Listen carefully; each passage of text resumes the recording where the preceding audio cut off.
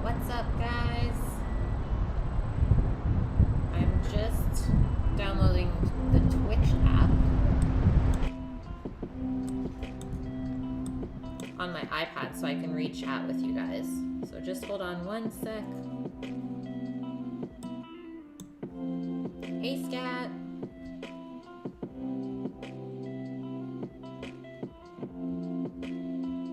Monastache, what's going on?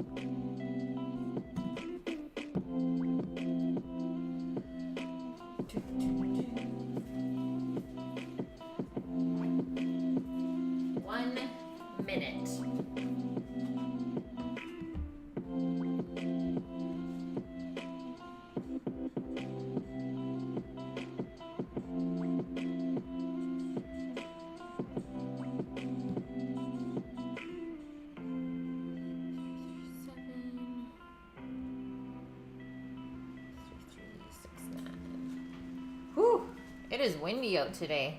We might get blown away. Okay, we're almost there.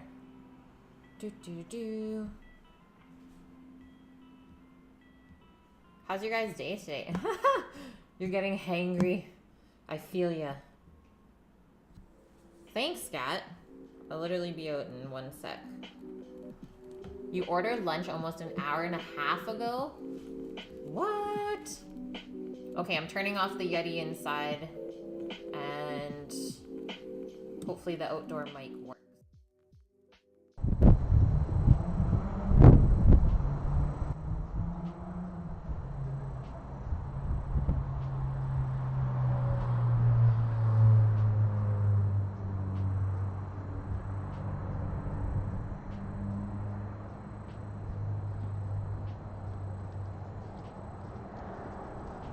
Okay, guys,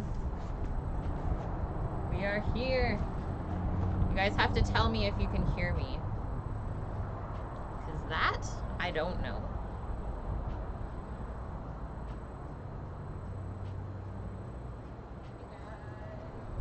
Okay, sounds good. Sweet. Okay, so I have my little setup here.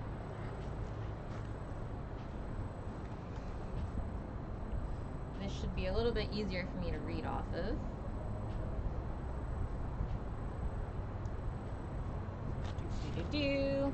Sweet.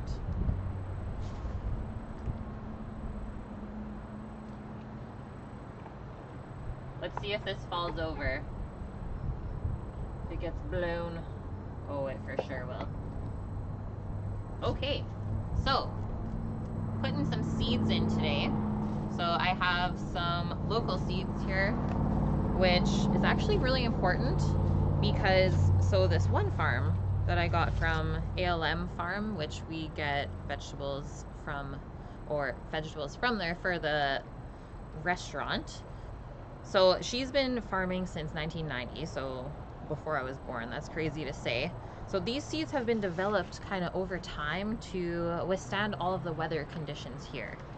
So we know that if we get seeds from local farms, you'll have a better chance of growing plentiful of vegetables rather than kind of struggling with trying to grow them all season. And then this other farm that we get from They do West Coast seeds, which I have all of these seeds, the West Coast seeds, planted in that garden bed from October.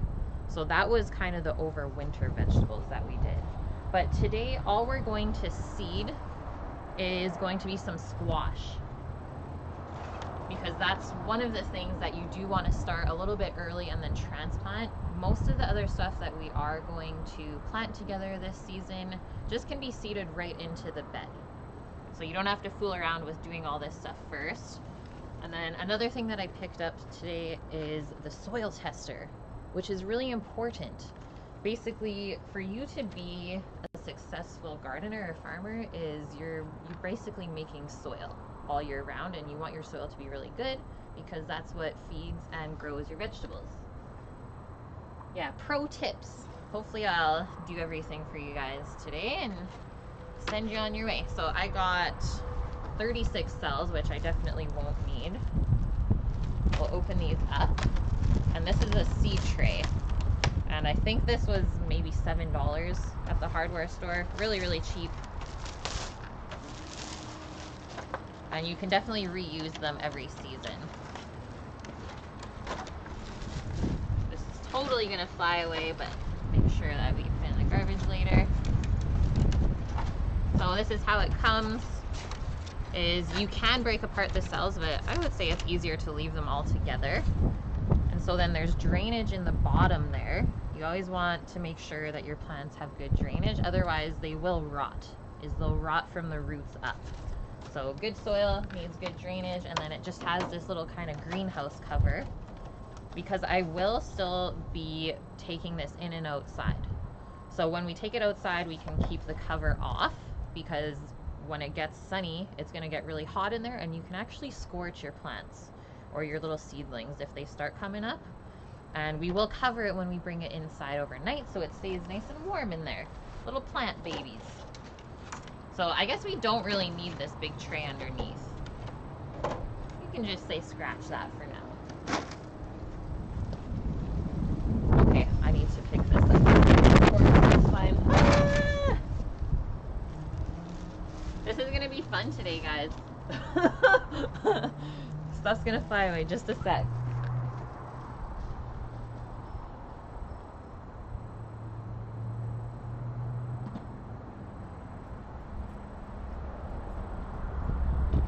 Grab some gloves and a little spade so that we can start to fill our seed tray with soil.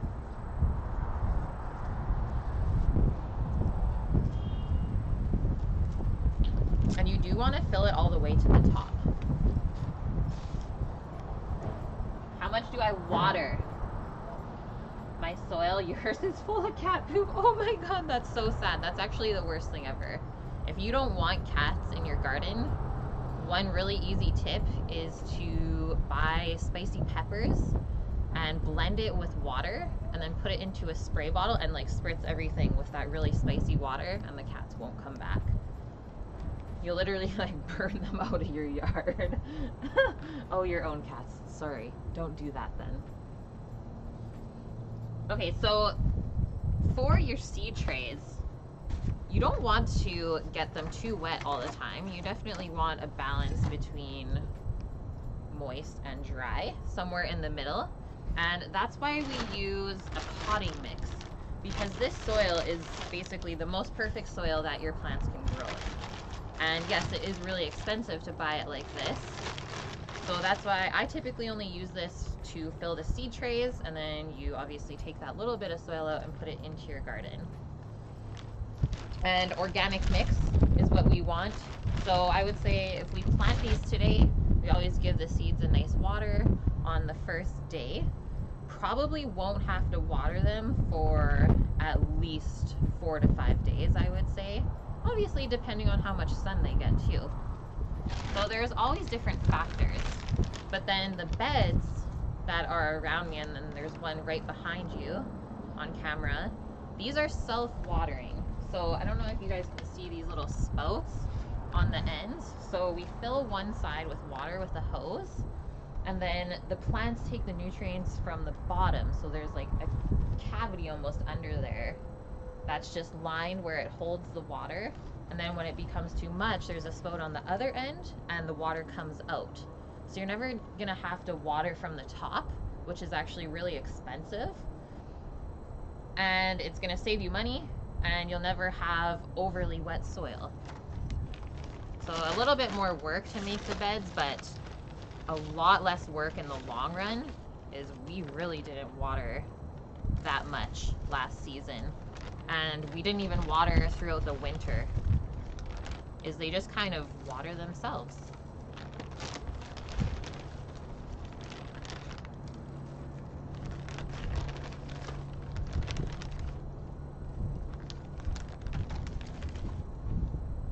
You're gonna try runner beans. Yes, yeah, we did ours in a pot last year. This guy right back here, I don't know if you can see it on camera or not, and it kind of like climbed on to the honeysuckle. Those are my favorite beans. It's pretty high tech, it is, but it's well worth it. My dad's a pretty handy guy. He's a handyman by trade, so he didn't really have too much of a problem building these for us. And plus he knew that it would save money in the long run, so it's definitely worth it. And there's all sorts of like guides online for free to kind of teach you how to make self-irrigated beds. So you can kind of see how this mix is nice and light. It's not super heavy, which is what you want. You don't want really heavy soil when you're planting seeds, because then it's going to be hard for them to kind of push up through that.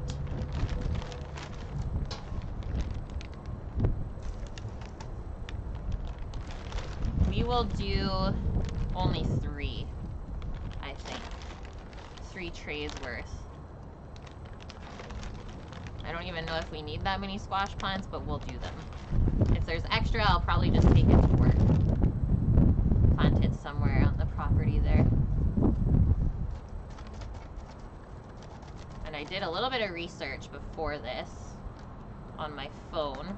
I'm just gonna have to check my notes on exactly what we're starting today. So I'll see how that's nice, evenly filled. Then all we're gonna do is just poke our fingers in about 1 inch down. You don't have to go all the way to the bottom, and then we drop our seed in, cover it back up, give it a water, and we wait. You should try gardening again, yeah. Oh yeah, you covered the seed tray the whole time and then you scorched it. Yeah, that happened to me once, and then I learned, I was like, oh, not gonna do that again.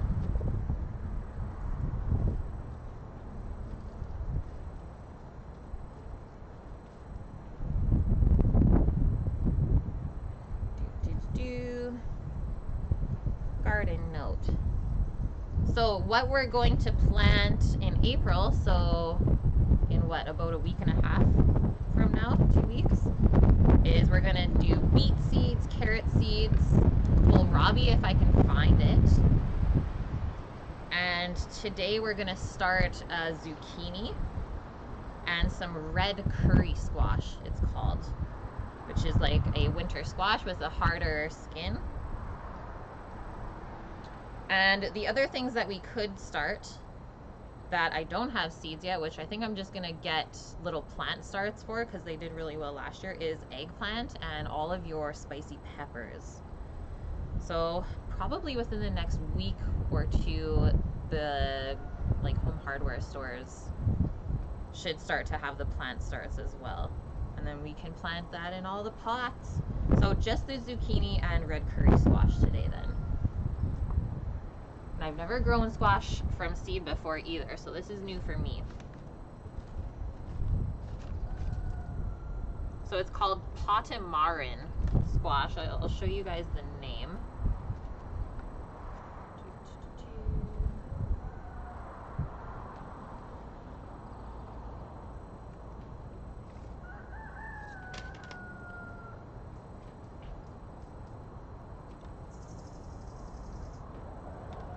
You know what? We'll actually do celery root as well today. That'll be really good. So we'll do a tray of each thing. Yeah. So here are the seeds that we're using today. So potamaran is our little red squash, which it's like pretty round with a little bit of a long neck. I wouldn't say it looks like a kabocha because it definitely doesn't. So look that guy up. And then this awesome zucchini that is kind of bi-colored and it has like really nice ridges in it. I believe it's an Italian variety. And they're pretty small too. They're like the baby zucchinis. And then just some celeriac / celery root, which I've also never grown from seed before. Sweet. Daydreamer, you could see me with my own show on Food Network. I don't know if I'd like that. Maybe if Food Network did live stuff. I am planning to plant monostache. Ugh, when your phone doesn't work with garden gloves. Who does this? Come on now. So we want to do jalapeno, habanero, cherry bomb, and Thai reds.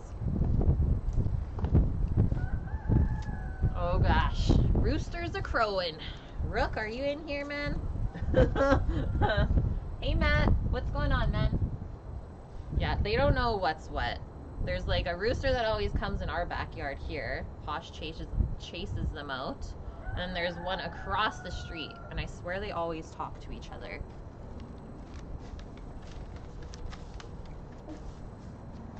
Okay, so first step, just poking our little holes. Screw the gloves. I feel like it'll be easier with just my finger. Just poke little holes about 1 inch down in the center of the tray. Rooster says yes.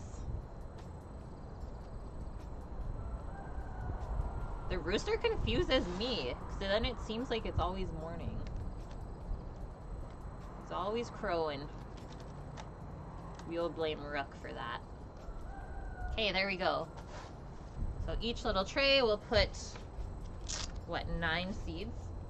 Definitely don't want gloves for this, because most seeds are pretty small.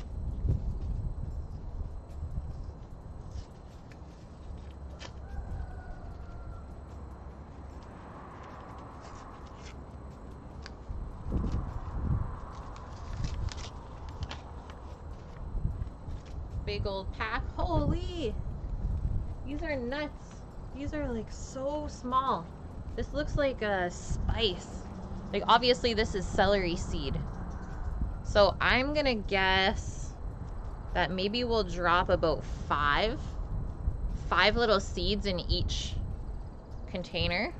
So that'll be about 45 seeds that we use. I think that'll be a good amount, and that way if like 4 of the seeds don't work, at least 1 of them will. And I don't know how many seeds are in here either, but it's probably a couple hundred at least.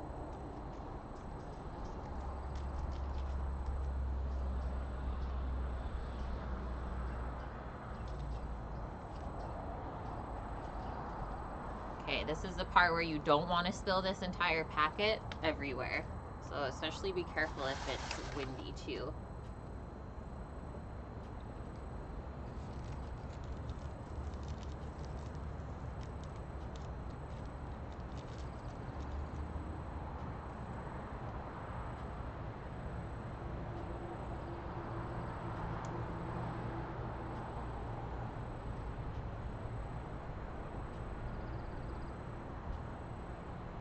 Five-ish per tray should be good to go. I love celeriac, so this is going to be awesome. And even if like all 5 of the seeds do work and come out in like the same little tray, you can totally separate them when they're small and transplant them that way. So like we could have 45 celery root plants if all of the seeds work.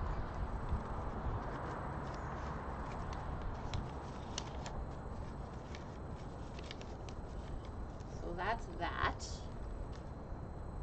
I'm gonna go grab actually maybe just a tape so I can label what each one is. I'll be right back, guys.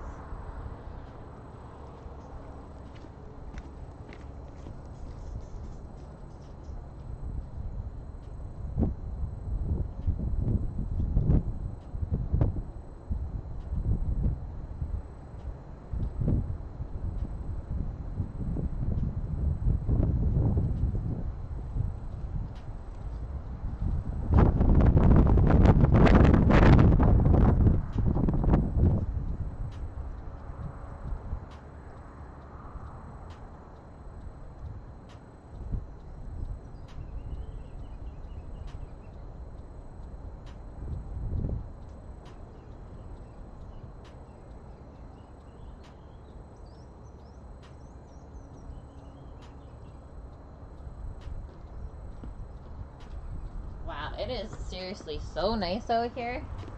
I don't even want to cook inside today. Matt, what's going on, dude? So, celeriac.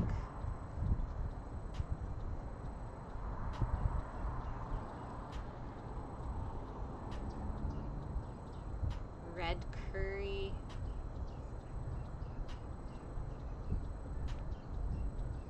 And zucchini. A zucchini. I don't know why, but it's always more fun to say it with an Italian accent.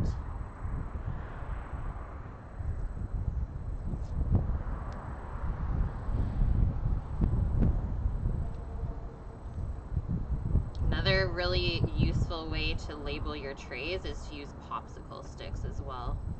I do not have those here. So this is what we get to do.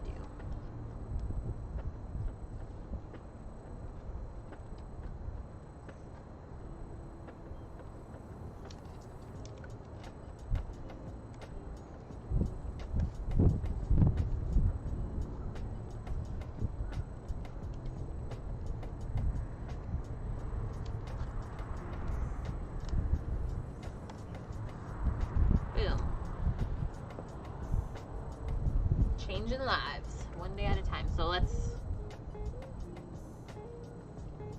kind of cover up the seeds just in case it does get like super windy.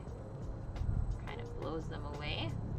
And we're gonna add a little bit more soil on top as well before we even water to make sure it's really nice and full. So our red squash. Next up.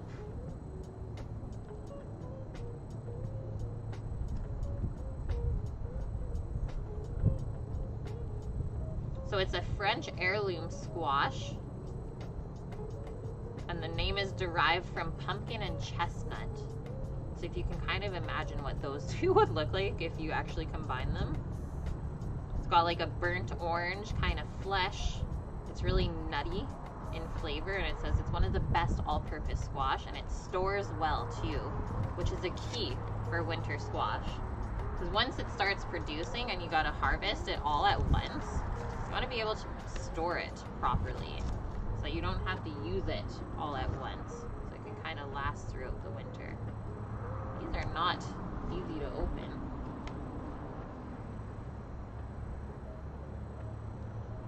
Get in here.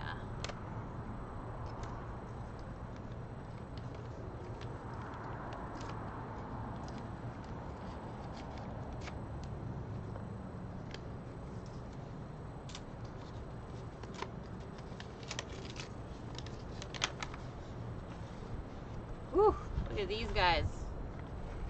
So squash seeds, a lot bigger, which means every single one should sprout. So one seed per container. And then maybe we'll get 9 squash plants. That'd be unreal. I don't know where I'll put them all, but we'll have 9 plants.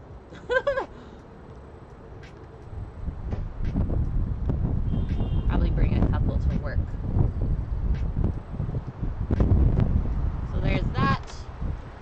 I'm going to make sure we close this one up because they're not in a sealed packet. We'll just spread the dirt back over top.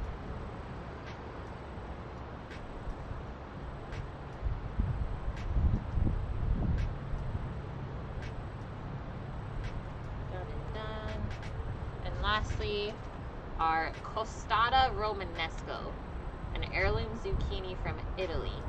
Tender and buttery, even when 12 inches long. Holy. A favorite with chefs, it says.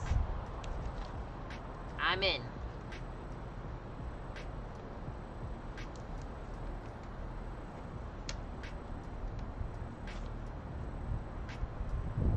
Hardest part of gardening, getting into the seed packet.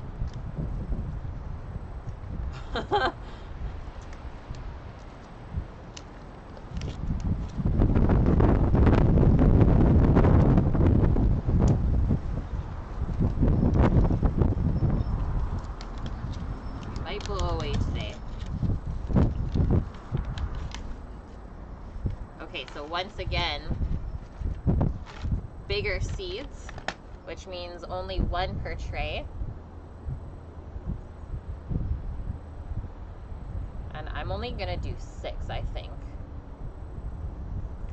That'll be lots for us. You don't want to waste your seeds and not be able to plant the starter somewhere, because then you're just wasting your own time and money.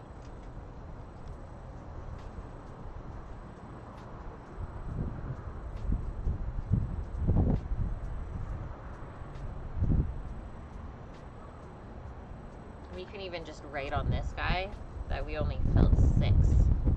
This 9 and 9. Okay, so now cover up with the rest of the soil.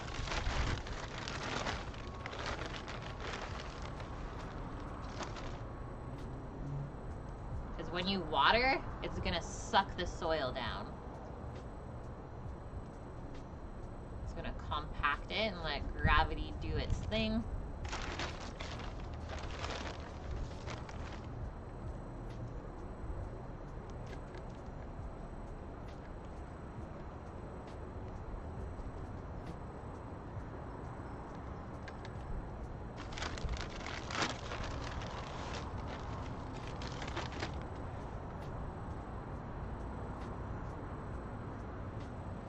More. Should be good.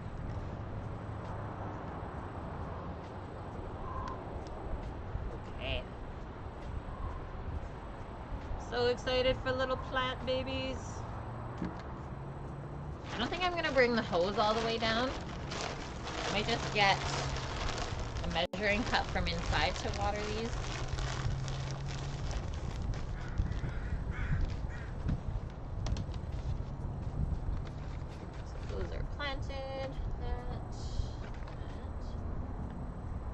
It up. How easy was that though, guys? Like, that's literally how easy gardening is.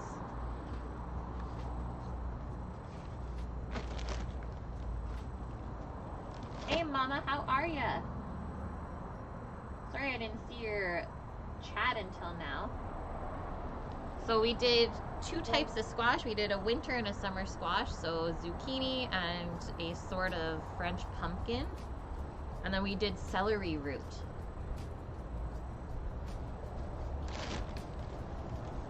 Bring this stuff away for a sec.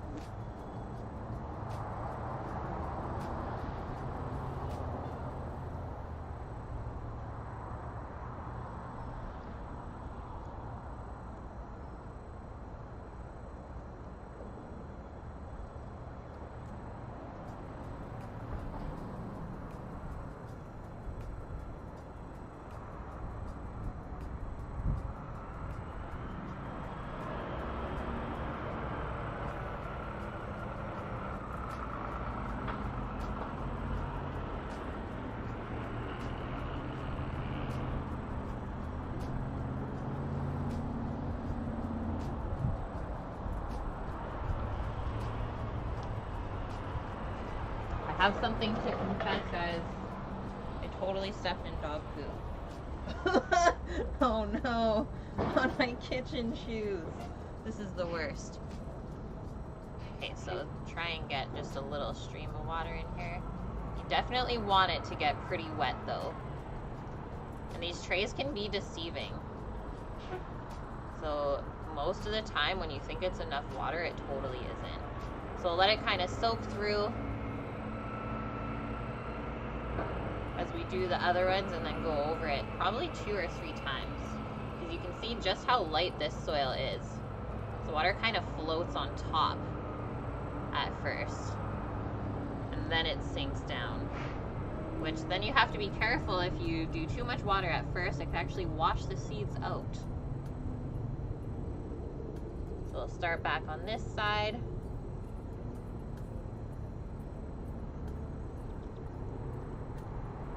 And obviously, if you don't have enough water, your seeds are not going to sprout at all.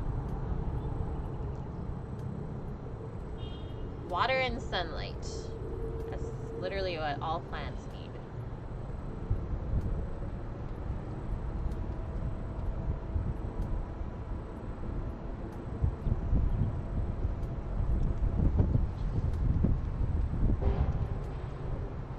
That's good to hear, Mama. Happy to see you in here. We'll be going inside in a couple minutes. Sorry for the construction sounds as well, guys. They're going nuts over here trying to get this new property developed.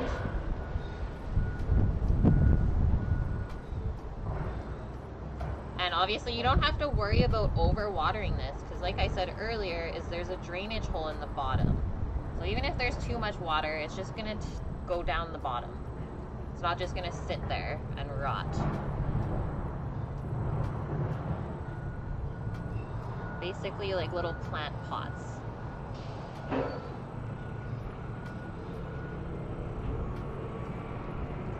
Tell this celery root one definitely needs more water.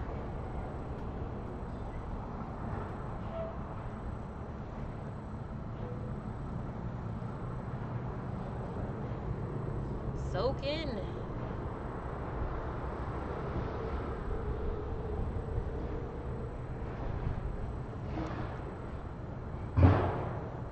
Oh, let's hope we didn't wash any seeds away.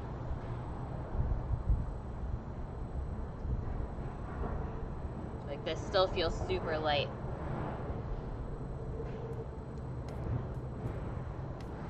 I think we're getting there though.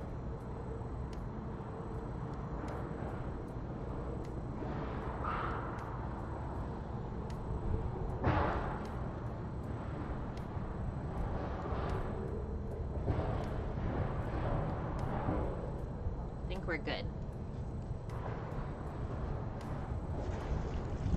Rest over there. Okay, so now we can just cover this little guy up just to get it started. I'm not going to leave this little table here, but we can totally leave this here, I think, and I'm even going to move it to this nice sunny spot just to give it like a nice blast of heat. And now we're gonna go around and test our soil in the beds. So this was already our first season. Oh, you know, stuff's gonna drop. I don't think you can break this easily. And what I read up, if I can sit here with you guys, that's all right. So when I was reading up about soil, I did post this in our Discord channel as well, is most vegetables like to grow at a pH around 6.5. So kind of right in the middle between acid and alkaline, or just like a little bit more basic. So it's always a good idea after a season of gardening to retest your soil in the spring, because a lot of different plants need different nutrients in the soil. So like some things will need more nitrogen, some things will need more acidic soil. And like I said earlier, is if you want to be kind of a good farmer or a good gardener, is you need to start with the health of your soil first and foremost, and then plant.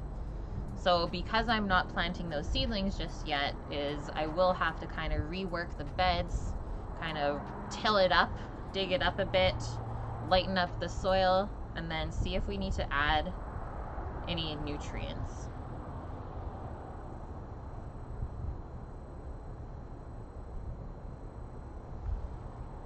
So let's see what each bed is. I'm gonna start with the one back here. so you guys won't see me. You don't want your soil too wet or too dry, so somewhere in the middle. And you always want to test that around the same depth as well. So this little guy looks like it's more around 7. So it's more basic. It's like 6 3/4, so that's actually really good. And I don't expect the soil to need many nutrients after only one growing season.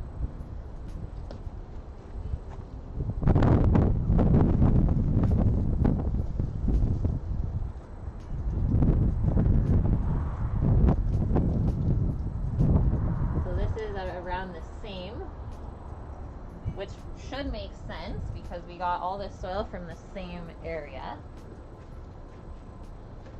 I thought maybe it would change a little bit with just the different things that we planted last year, but so far so good. Yeah, basic bish. Soil gravity check, chickadee check. So this shallower bed is actually a little bit more basic or alkaline. So we might have to add something to that to make it more acidic. Let's see this article. So the most common factors that affect your soil pH are the climate and the weather, plants that are surrounding it. So like last year I planted eggplant and Brussels sprouts beside each other, which you actually weren't supposed to do. I didn't know that until after I planted it. Beginner's mistake, but they did grow well together, and it doesn't seem like they kind of messed up the soil at all growing together. If you're using irrigation water from somewhere, that will also affect the nutrients in your soil and also your type of soil.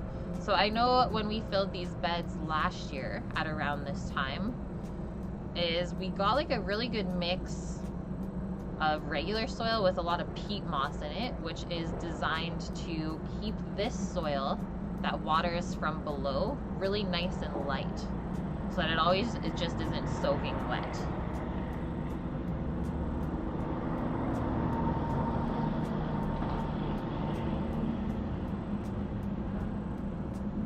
And then it says potatoes like to be at a more acidic pH at around 4.5. So we're at around 7 or 6.75 in all of these beds. So if we were to try and plant potatoes in here, they wouldn't grow that well, just because of the soil.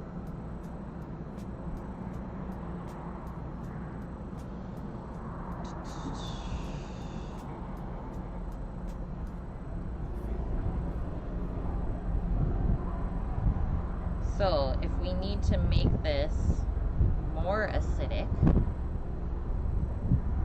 what do we have to do? Let's troubleshoot, guys. Matt, you're working your butt off. Yes, dude. Do it up. How to make soil more acidic.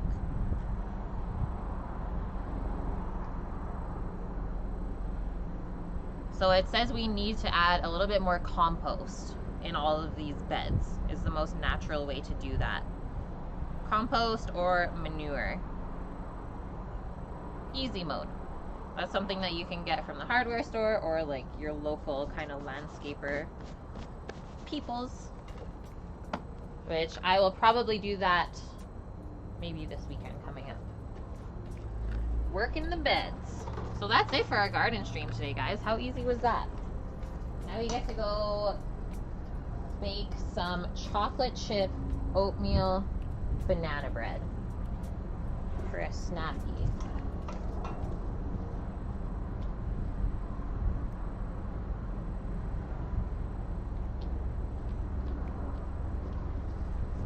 Just gonna move this back to where it was.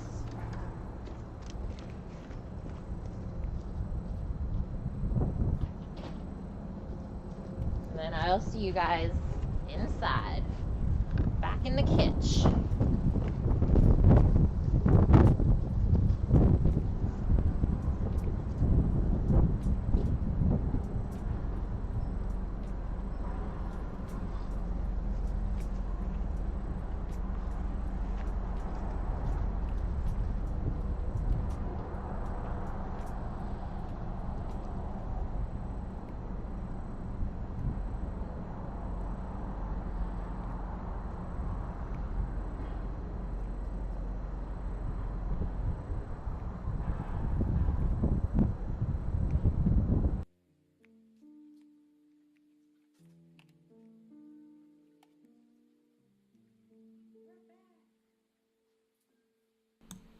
We're back. Okay, just gonna bring that tripod inside. I don't want it to blow over or anything.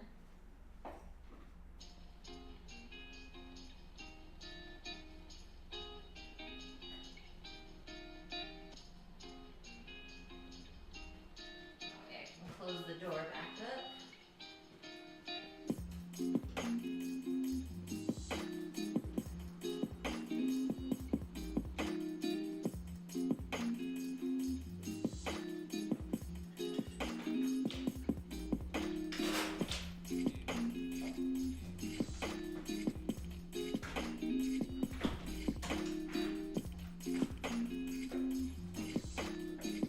Leave the poopy shoes outside.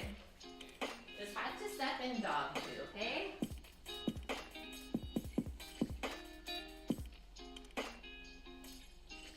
$30 guys.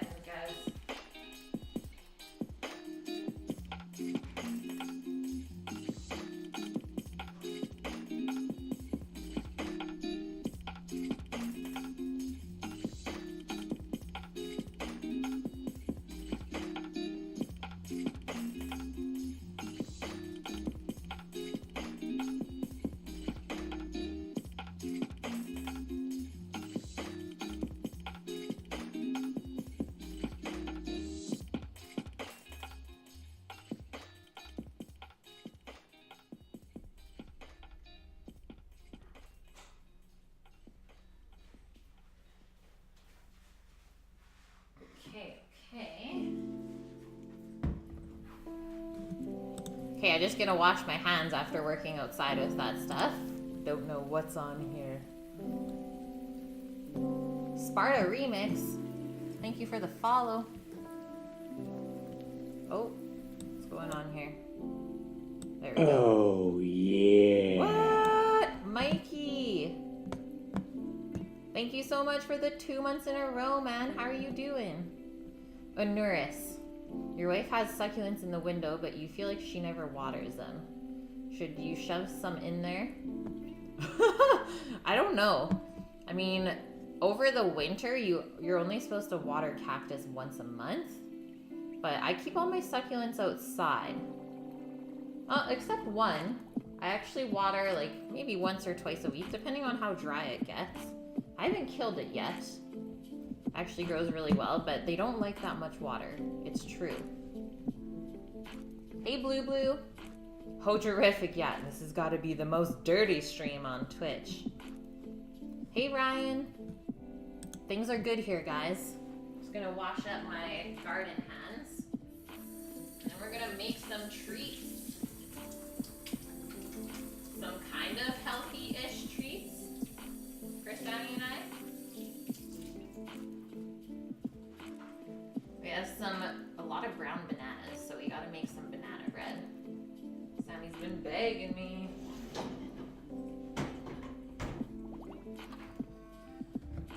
Okay. And then we're gonna be doing some cookbook cookery later for dinner. The Thomas Keller cookbook, which I've never actually cooked out of yet. So I'm excited for it.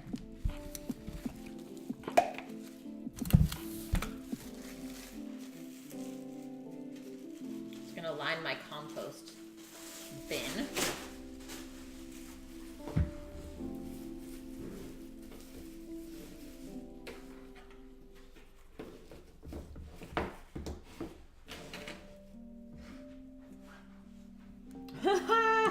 Jose, who's the better baker, Sammy or Kate? I would say I am. Sammy actually does not like to bake at all. I know, the window lighting, right, Indog? We're finally there. It only took all winter to get back to this perfect lighting. Yeah, Sammy doesn't like to bake. At least he says he doesn't. But like some of his late night baking creations have been so good. I just let him bake when he wants to bake though. And that's how I get treats. I can't question it. When he's like, I want to make this. And it's like, okay, you make that. And then sometimes I make it better than him. day has been really good so far. Went to the hardware store, picked up that gardening stuff this morning. Did some cleaning around the house. Did a little bit of like paperwork, computer work, and now we're here. Our chicken life, what's that, Matt? Let's see. Oh my god, that's unreal. I'm giving them a follow for sure. I can't believe there's 54 people watching that. That is epic. Thank you for that, Matt. Yeah, I straightened my hair yesterday, aka I didn't have a shower. Because I actually did my hair for once in my life.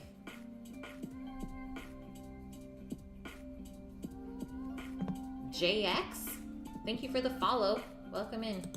You can feed them too? This is the greatest. Matt, you have changed my life. You have changed my life, man. Nice, Mikey. A little redo of the chicken dinner. So good on Sundays. My mom used to do that a lot when I was younger. Is like just make a nice roast chicken for dinner.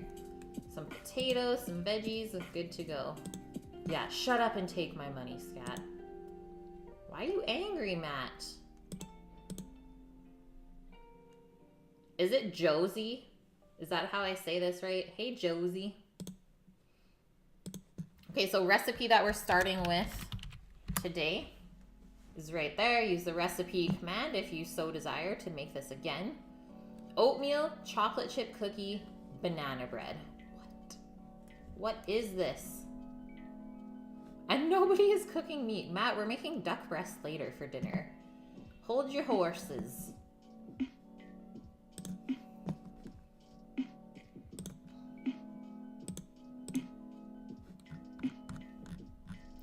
Okay, so it says prep time 10 minutes, cook time 55 minutes, which will probably be about 45 minutes in my oven because it's hotter.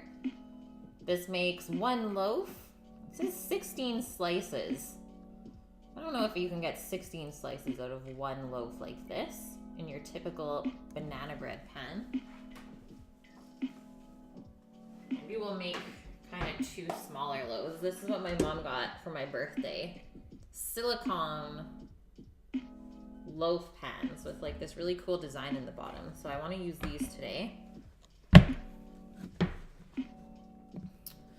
So it says make the bread, preheat your oven to 350 Fahrenheit.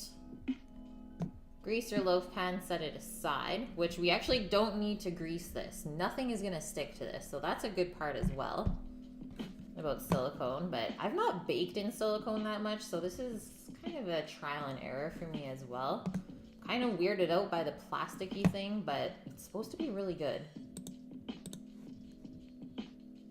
Thanks, Josie. Let's freaking go, Matt. Thanks so much, Josie. Yeah, it's definitely a spacious kitchen. We make it work. So we don't need a mixer for this, which is like my favorite part of banana bread is it's called a quick bread. So usually you just have your dry ingredients and wet ingredients separate and mix them together. But then the only thing is you have to be careful that you don't over mix because then you will get like a tough and kind of crumbly bread. So as long as you don't over mix your quick bread like a banana bread or a muffin mix, you'll get a really nice fluffy loaf.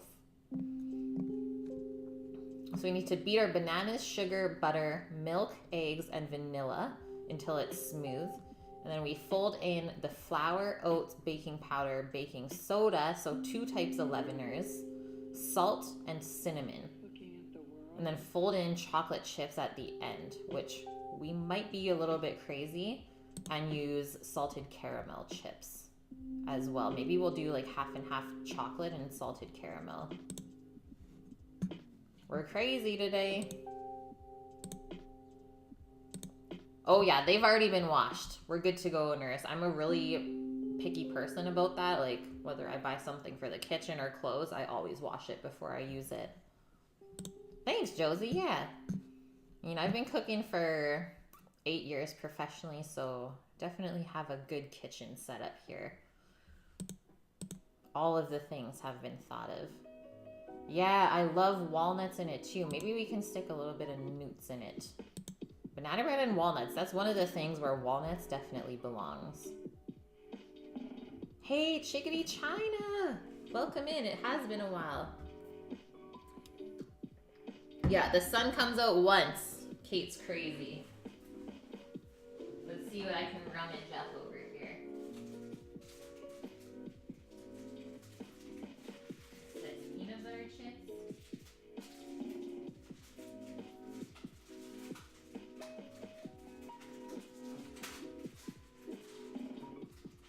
Butterscotch. Salted caramel. And milk chocolate. Trio chips. That's where we're going today. Trio chip land. I'm in. Okay, let's get out 2 bowls. One of the bowls is going to be bigger than the other, so our wet ingredients will go in the bigger bowl, dry ingredients in the smaller bowl. Did he steal ducks from the duck hut? No, because the ducks aren't actually at the hut. Just the chicken and duck eggs are in the hut. We've never actually seen the ducks. But I really actually do want to message the lady and see if we can do like a duck hut stream. I don't know how it would work, but we could make this happen. I feel like that'd be so much fun. And if not, I have another lady who has a place called Cluckington Palace, who is so nice. She brings in the eggs at work. I feel like that would be a really fun stream. Every time she comes in and brings us our chicken eggs, she brings in like chocolates, like Lindor chocolates, not even like shite chocolate. It's like premium chocolates. And is like, here you go, my darlings. How are you guys today? It's so cute. She's the greatest.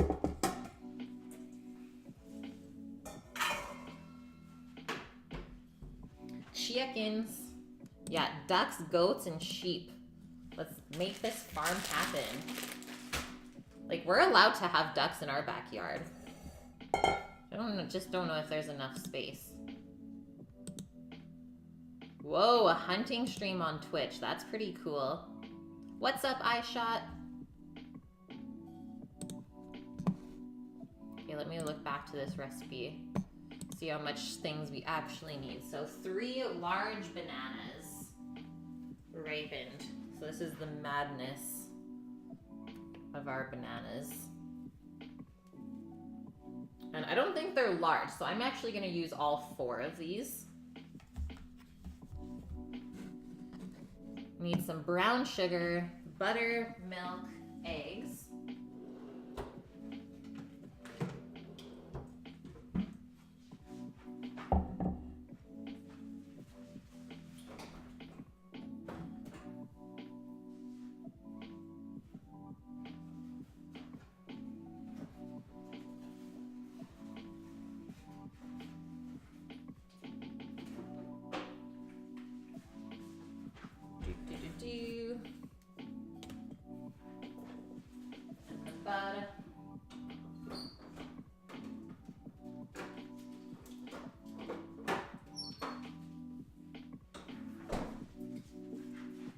We'll have to melt the butter as well. You think I'm buff? Oh my gosh. Yeah, give it time. The neighbors will move. Take over the land. Flex? You guys want me to flex on ya? I don't know. It's been so long. Yes! Okay. When you have the right to bear arms, you bear them. Yes! It's gonna happen. Ready?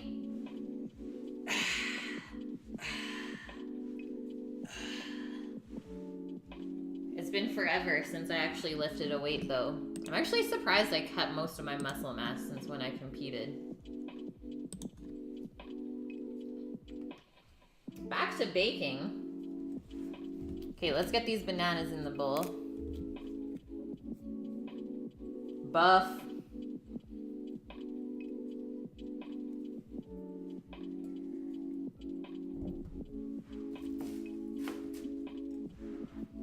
Bananas.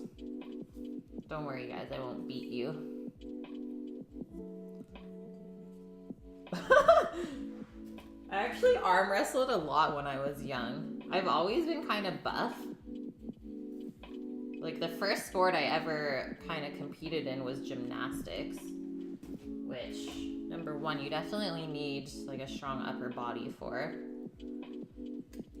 And then I switched to soccer.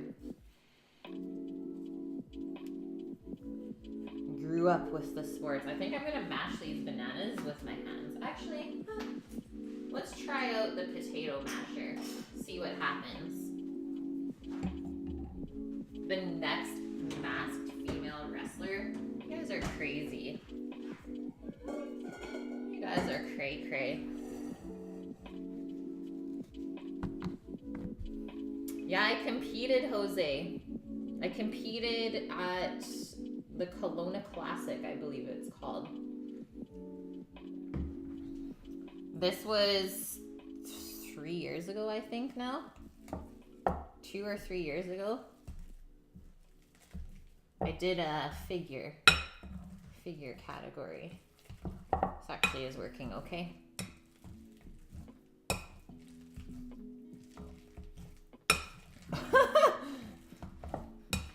Indok, I don't know. Sammy's a big boy. Yeah, Sammy still has me beat for sure. I don't mess with him.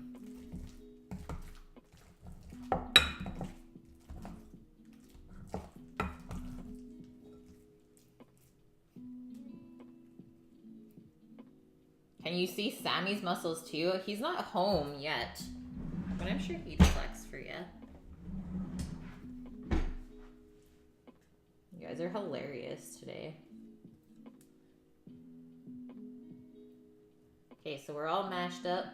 You actually want to work pretty quick here, even though the bananas are going to oxidize anyways. You know, I don't like when the banana bread is like super, super dark. Bananas go all brown. Let's kind of go quick. Flex off.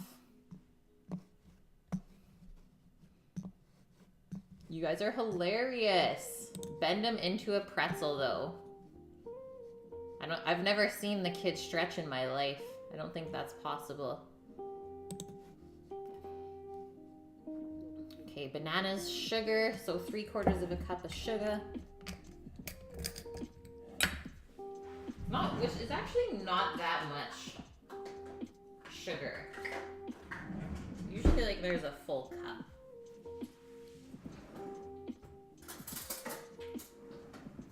I might only put the half cup. Since we put an extra banana, that's gonna add extra sweetness.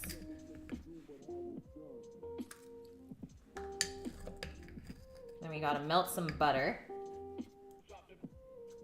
Put our eggs into there. And then quickly measure out all of our dry stuff. And then I think by that time we should be able to preheat the oven as well. But it doesn't take it very long to get to 350.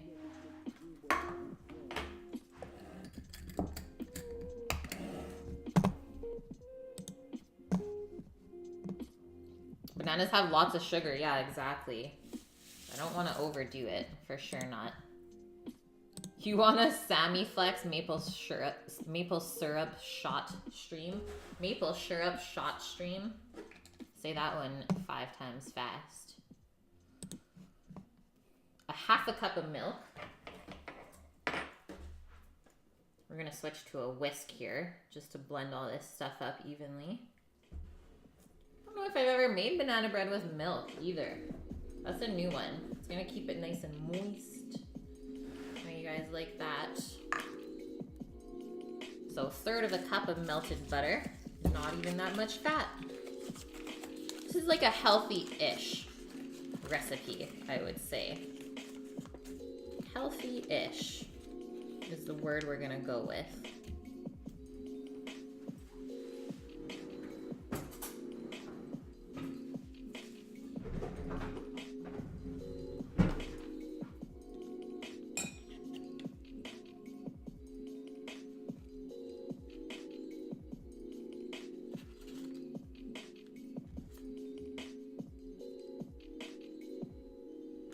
that. And then 2 large eggs. You bought sprayable maple syrup today. Whoa, Rolo. Ah! Hair's attacking the butter. What are you gonna use that in? Definitely don't want any foil in our butter. Foil-free butter, please, guys. Nothing's more Canadian than a maple syrup tattoo. I don't think I would do that. The pizza tattoo is the next one on the list, guys. It's been too many years since I had something done. But the tattoo ideas always go out the window when I don't have that much money to spend. Tattooing has been put on hiatus. Molasses or date sugar. Or it said coconut sugar, which I actually really like as well, distractions. Okay, let's do a quick 30 seconds over here. Put these couple of things away.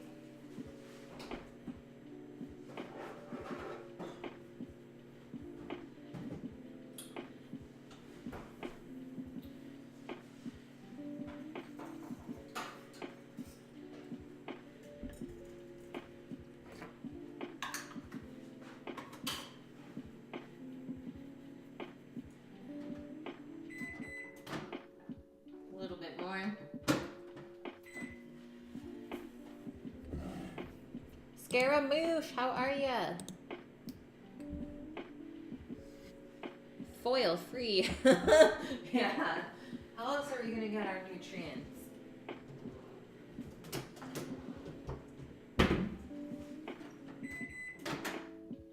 Doop doop. Okay, 1/3 of a cup of butter, melted.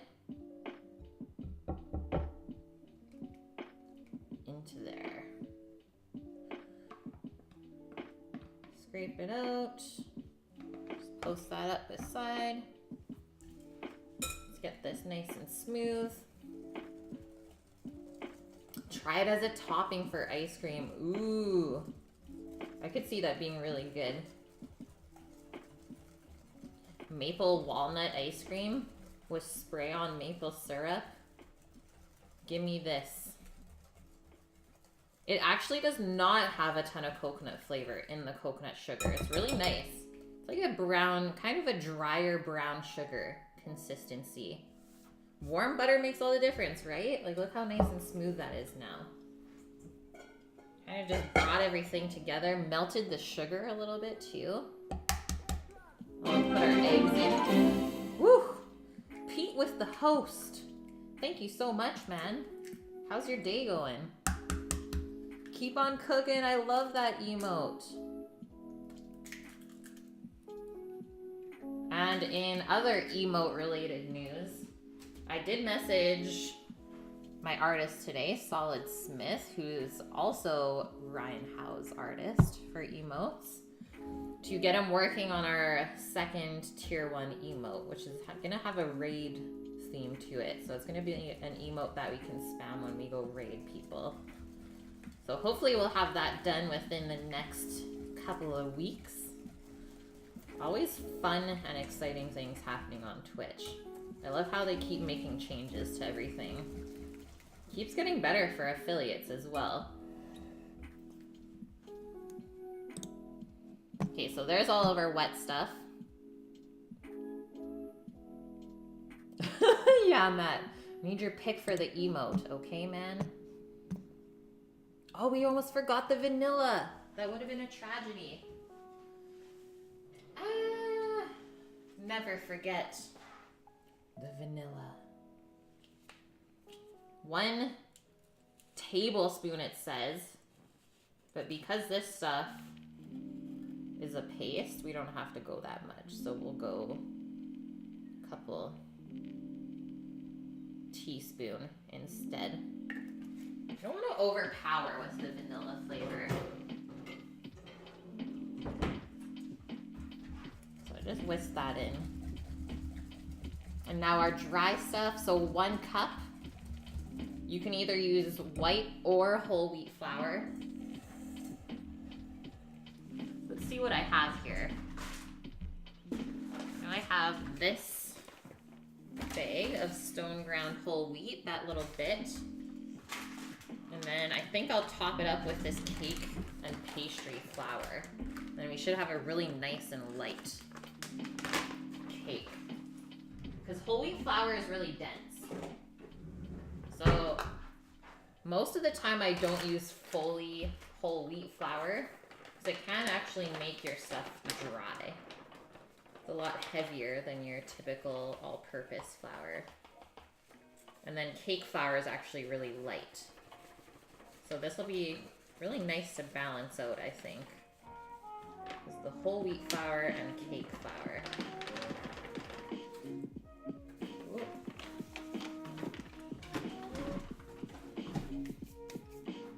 And then at some point we will use our new flour mill on stream. We'll make our own flour. Probably for pizza dough, I think. Would be so good. So that looks like about half a cup of whole wheat flour there.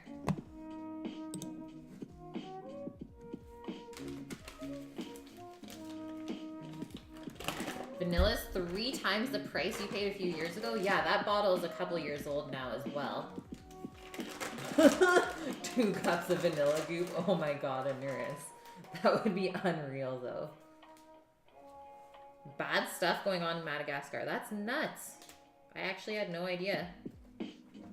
I'm glad I bought that bottle when I did then. Because that bottle was about 120 bucks, I think. But it's lasted me a long time already. There's almond flour. You might be able to cut with almond flour, but once again, that's going to make your cake really, really heavy. And also, there's no gluten in there. So it probably won't rise the same either.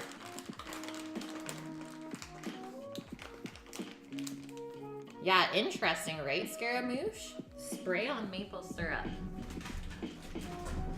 Rolo is the one who got that for their ice cream shop. Blowtorch it. That would be interesting. So dry stuff into this bowl. You can even see the difference of the color of the whole wheat compared to the white flour.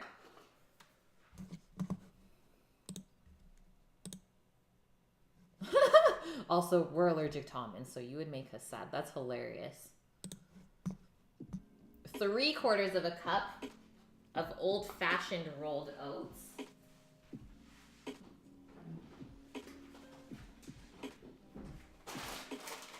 But we're gonna use quick oats. Either one. I don't think it matters too much here, as long as you get something oaty in here. Quick oats are just a little bit smaller flakes compared to rolled oats. And the rolled oats are a little bit more dense as well. It looks good. Boom. There's actually quite a bit of oats in there. And then our leaveners, baking powder, baking soda. Get all the air out of there. Some salt as well.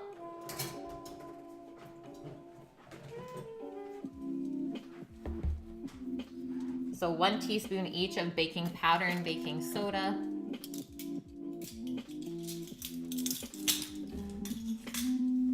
And this is the point where I'm gonna get the oven preheating as well. So it says 350. I'm gonna go 340 because I know my oven's hot. So just 10 degrees lower than it says is what I've kind of figured out with my oven and how it bakes. So 1 teaspoon of baking soda.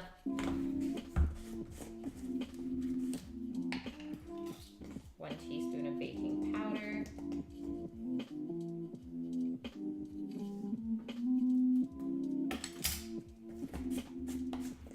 1/4 teaspoon of salt.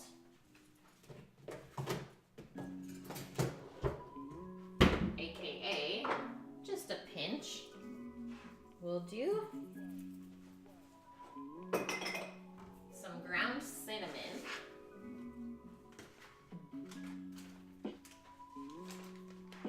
1 teaspoon of that, which I don't think I'm gonna put that full amount. That's quite a bit of cinnamon. I'm gonna go maybe half a teaspoon. Because I still wanna be able to taste the chocolate and the salted caramel chips. But I do like the little addition of cinnamon with the bananas. It's really nice.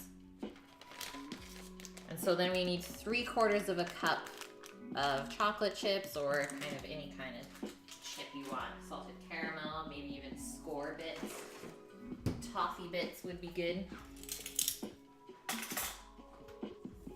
We're gonna do, what did I say? Half and half, I think. So here's some butterscotch.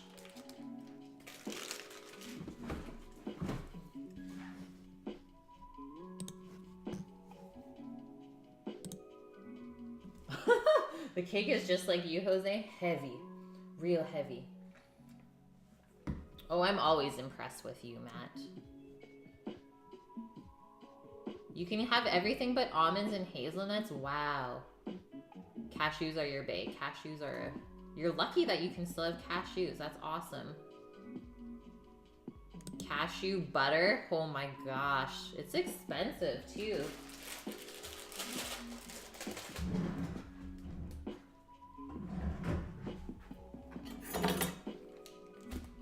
You have other wackadoodle allergies like watermelon? What? That is wacky. That's so weird.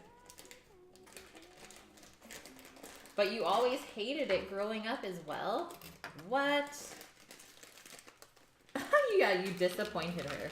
I'm sorry, but you're actually allergic to watermelon. Yes! I don't have to eat it anymore. She's like, what?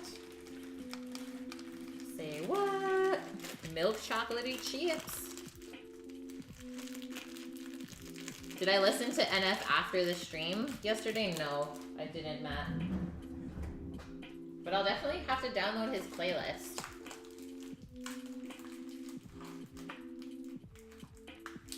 I'm gonna say it's fake cinnamon distractions. I'm gonna go with the fake cinnamon for sure. Sad to say.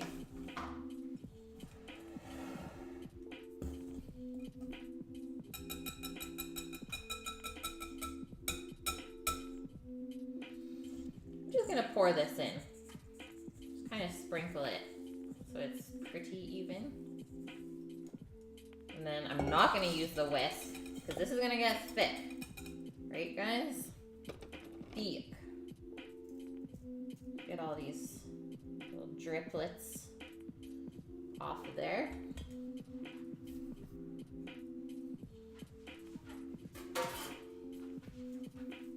Don't need that.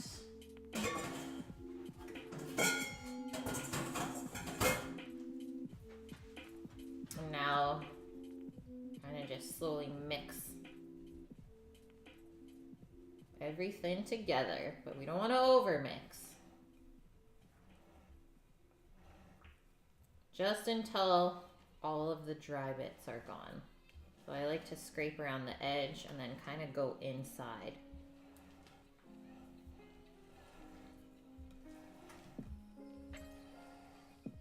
The cinnamon smells really good, actually. And remember, we haven't added our chips yet. So now, before we mix it all the way, I'm gonna add our chocolate and butterscotch chips.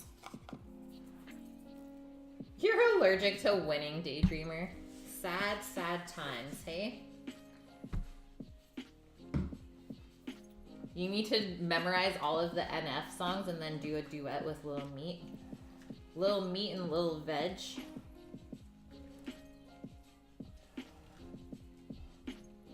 This is actually a really wet batter.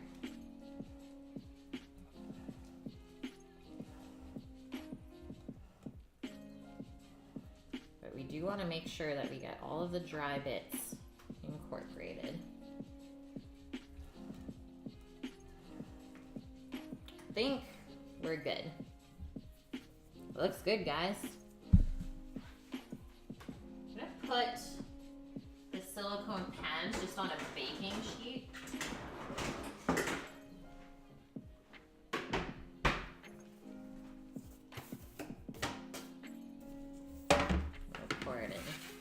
these flavors, right?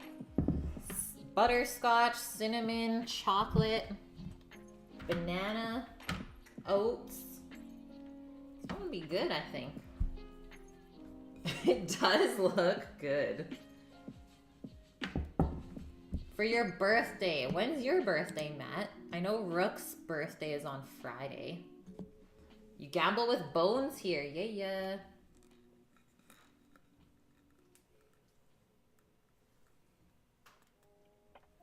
Try and evenly fill these containers. So it's not going to be like a really tall banana bread.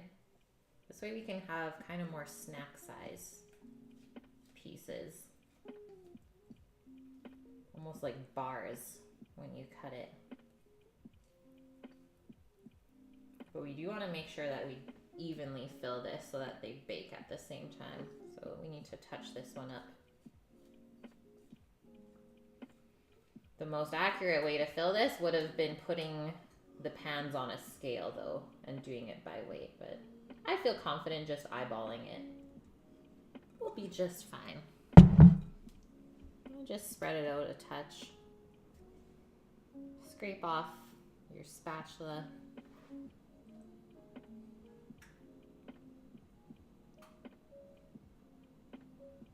Peanut butter chips would be really good in here as well. Mike, you're going to bed. Sounds good. Thanks for popping by. Hope you have a wonderful day tomorrow. It's great to see you. And I'll be streaming again on Sunday with ya. Take care, Mikey.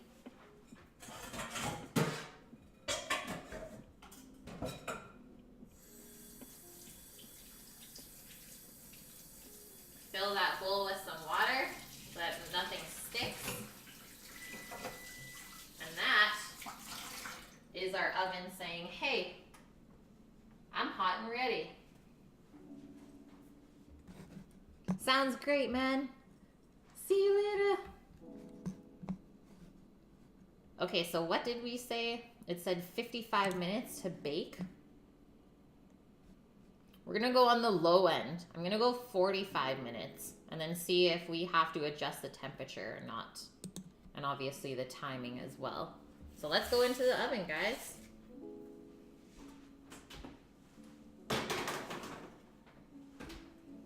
And because there's two pans, I'm actually gonna want to rotate this halfway through.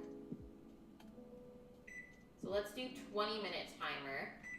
Rotate another 25 minutes and then we'll check it at that time. Whoop whoop. Oatmeal chocolate chip cookie banana bread. Madness, I tell ya. Madness. And here's the recipe one more time. Cocoa nibs, yeah, I actually do have those. Maybe next time we'll try and make a really healthy version. Do a couple of substitutions for the sugar and maybe the chocolate chips. I'm trying to cook a little bit more healthy lately. I'm gonna put a couple things away.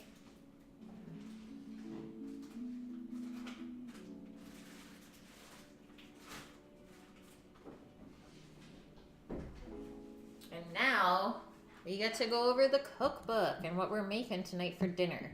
So I don't have recipes online for stuff that we're making today because it is from a cookbook, which I've had for a few years, let's say.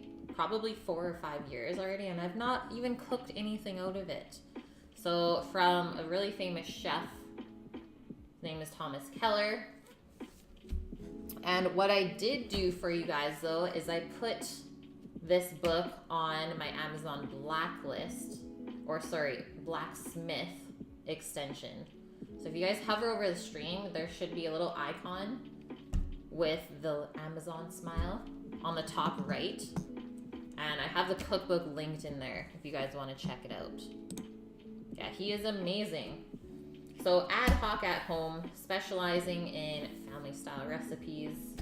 We're gonna go over kind of the intro of the book which in my mind is one of the most important things of any cookbook, as well as kind of what the book is going to do for us today is also important. Because then you can kind of get it set in your mind how you're going to be cooking from this book and what you're going to be cooking. Matt, you know what you're getting me? What? Who is Sarah? I don't know who Sarah is. And I don't know if you guys saw the new donation goal that I posted as well, but the pizza porta, I'm going to put the link in chat right now. Sammy found this last night. And basically what it is an insert that you put into the grill. And it's a wood-fired pizza oven. So we tried to make a wood-fired pizza a couple of years ago on the grill, and we actually split our pizza stone because it got so hot. So it wasn't able to withstand the heat. But someone's made this like little port that you put into your grill to make it like a wood-fired pizza oven. It's supposed to be awesome. Oh, Josie, who's Sarah? I don't know who Sarah is. I just found that recipe online. And I was like, this looks really good.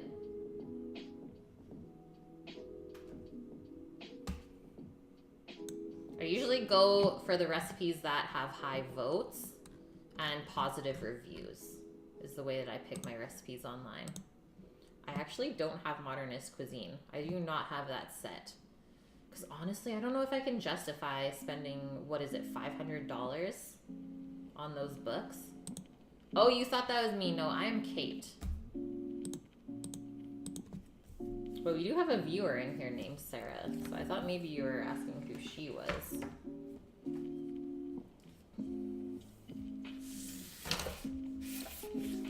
TK, guys. TK. The secret equation. Great product, great execution, equals some great cooking. It's Scara, not Sarah. Yeah, that man looks familiar. So good. So he says, it delights me to offer here a big collection of family meals and everyday staples. Delicious, approachable food, recipes that are doable at home, which is really important. I mean, I know some streams we cook for about 4 hours, but it doesn't actually take that long. The only thing is taking that long because I'm explaining every single step for you guys. So there's no immersion circulator required, which is that little guy right there. Boop, the ANOVA. So we don't need that today at all. No complicated garnish is either. So here is food meant to be served from big bowls and platters, passed hand to hand at the table. So that's what family style is. And I actually cook that style of food quite often on here. Some of you guys probably have noticed that already. Matt, I do want to make a cookbook. I have all these crazy goals and dreams, but that is definitely one of them. And I did start writing an introduction for one. It's just so hard to work on all of the things that are going on in my life. But there will be a Cook with Kate cookbook at some point. What's stopping me? I think having to like work full time. Oh, yeah. Cheese pizza. What's going on? Good to see you. No time off. 7 months. With the Twitch Prime sub. Thank you so much, No Time Off.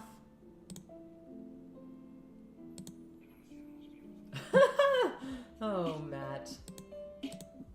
Thanks, Cheese Pizza. Yeah, we love Pizza Cat. Pizza Space Cat. Yeah, that's the list. Matt is stopping me.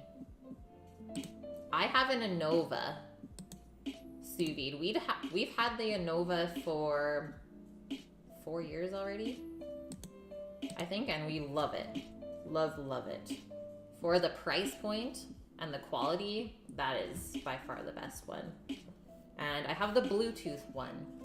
So you can like stop and start it off your phone and set the temperatures and stuff and use the recipes on the app.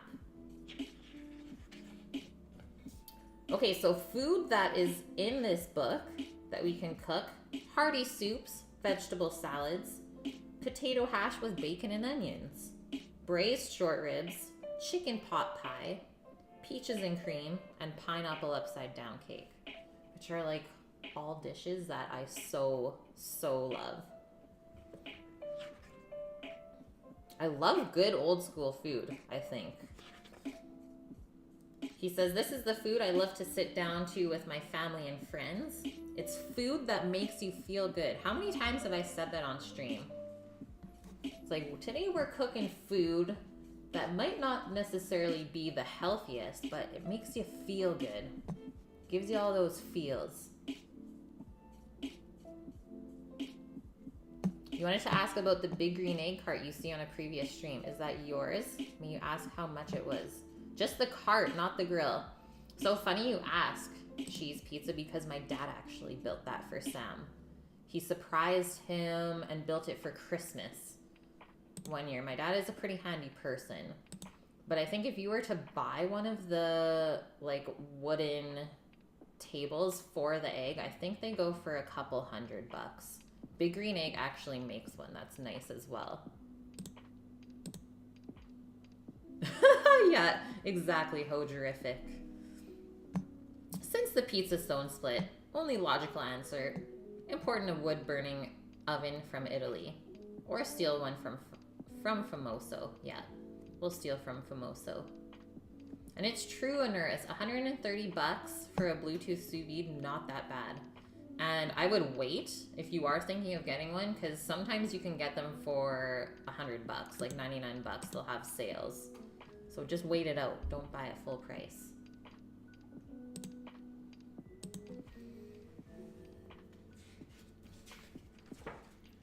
Okay. So I do want to read this little excerpt from the beginning of the book, where it's all about becoming a better cook. I think that's something important that we should read together, because that's what I really try to do for you guys on stream, is to go through all the steps so that you're not reading a recipe and being like, what do I do next? Like, they missed something. Something's gonna go wrong, or at least you'll be able to fix your mistake if you do make it, which you will make mistakes. But as long as you learn from it, it's all that matters. You'd have to sell your wife on the gray meat, or make sure she doesn't see it pre-sear. Yeah. Well, the best part about this circulator, though, is that you don't get the gray meat at all.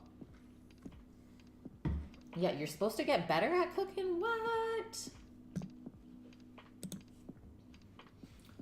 So TK says, I take pleasure in precision, making my knife cuts uniform, in peeling asparagus cleanly, taking off just enough of its outer layer to make it tender while keeping its shape.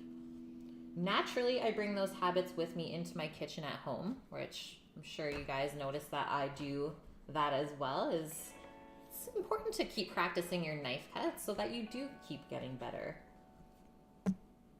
A home cook must strive for the precision we do in restaurants as well. Although when we're cooking at home, we can be a little bit more relaxed, and we should be more relaxed. The pressure should not be there. I mean, a lot of people always are rushing to cook their meal to have it ready for 6 p.m. And it's like, who cares if the meal takes an extra 15 minutes if you made it properly? Because when you rush is when you're going to make those mistakes. Does every piece of diced potato need to be identical? Of course not. Should you throw away half of the carrot in order to achieve 6 perfect batons? No, we don't want to be wasteful. I'm not saying that you should throw precision out the window. We still need to be precise about time and temperature, as always. When you're sauteing a piece of meat, the pan has got to be hot, and you need to cook the meat for the correct amount of time and bring it to the right temperature So it's always this kind of play between time and temperature. Can you open a restaurant with a bunch of stolen recipes? I'm pretty sure most recipes these days are stolen. And literally all you have to do is tweak one ingredient and then it's your own. That's the world these days. Is most recipes and restaurants that create menus are based off of another recipe that they've seen before. You start getting the angry eyes at 9 p.m. Chopping is meditation, totally. So you must be precise about time and temperature when cooking vegetables as well, whether you're roasting them in the hot oven or blanching them in salted boiling water. Sometimes cutting vegetables precisely does matter. If your sliced carrots are different sizes, the small pieces will be overcooked before the big pieces are tender, which is something I remind you guys of all the time on here. If you're making a one-pot meal, Matt, such as roast chicken with roasted root vegetables, you don't need to worry about the tips, which will get overcooked. You may even want that caramelized flavor. The bottom line is this. In order to be a good cook, you have to be aware of everything around you. It's an ongoing process, one you should take pleasure in. The more pleasure you take from cooking, the more fun you'll have in the kitchen and the better your food will be. So a lot of times I've gone out for dinner, which is actually a rare thing. Yes, we did go out for dinner yesterday on stream and it was great. But most of the time, I forget what I was going to go for there, is you can't taste the love in the food. There we go. There's my train of thought. It's like a lot of times I'll go out for dinner and it's like, yeah, this meal was good, but you know that they didn't take those couple of extra steps and like use their love to prepare that food. Sad to say, a lot of people employed in kitchens don't actually love their job. They're just there for a paycheck. So you will go through different restaurants and go eat at them, and some food, even if it's the same dish, will taste better than others. And I think it's very important that whoever's cooking your food is enjoying that process, because that does translate through the flavor. You're not worried about making the sweet potatoes you have? You always botch it up and undercook them. Oh gosh. Are you like making a mash or something?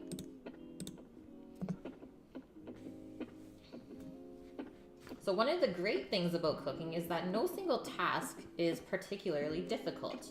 But cooking can seem difficult when you try to do too much at once. So there is a thing about multitasking there for sure. When you attempt several unfamiliar techniques at the same time, instead try one new technique in combination with ones that you're familiar with. So that's actually something I do quite often. When I am thinking about creating my menu or thinking about different dishes and how they'll pair together, even on stream, is I do quite a few things for the first time with you guys, but then I don't want to overwhelm myself and by doing too many new things all at the same time. So yes, if I'm gonna cook a protein a new way, the sides that I'll pair with the protein are gonna be sides that I've made before, so that I can just focus on the protein and easily prepare the other dishes with it. Another way to make cooking more satisfying is to cook the same meal over and over. I know, shocking to say, right? But practice does make you better, and it makes you more efficient in your actions. Many home cooks will try a new recipe once, and then move on to the next one. But the fact is, you really only begin to learn the second time you prepare the dish. That is so, so true. 45 minutes at 400 Fahrenheit seems too long. Are you just cooking them whole, Inuris? If you're cooking them whole, that can actually be a precise temp and timing. Maybe go down to 375 Fahrenheit. But it also depends on the size of your sweet potato too.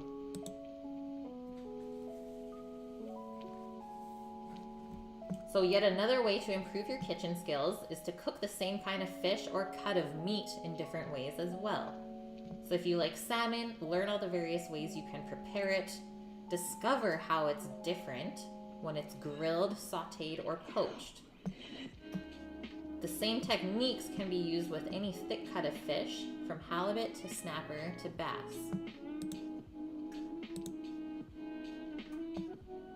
You told him to raise it? Oh my gosh, Matt. He is understanding for sure. Matt's a good guy to have on your side. The Mad King. That is Matt. So learning to judge by touch when a piece of meat or fish is done. Paying attention to how it feels when it's rare or when it's cooked all the way through. Obviously, the rarer the meat is, the softer it will feel. If the meat is fully cooked, doesn't matter what type of protein it is, it's going to be really firm. And this is only something you can learn by cooking and touching and remembering. So creating those food memories is what I call them. If you're a novice or if you simply want to become a better cook, I recommend learning the handful of tasks professional cooks do over and over and naturally get better at it over time through simple repetition. That's literally all it is. If you guys want to become a chef or a really good cook, just do the same thing over and over and over.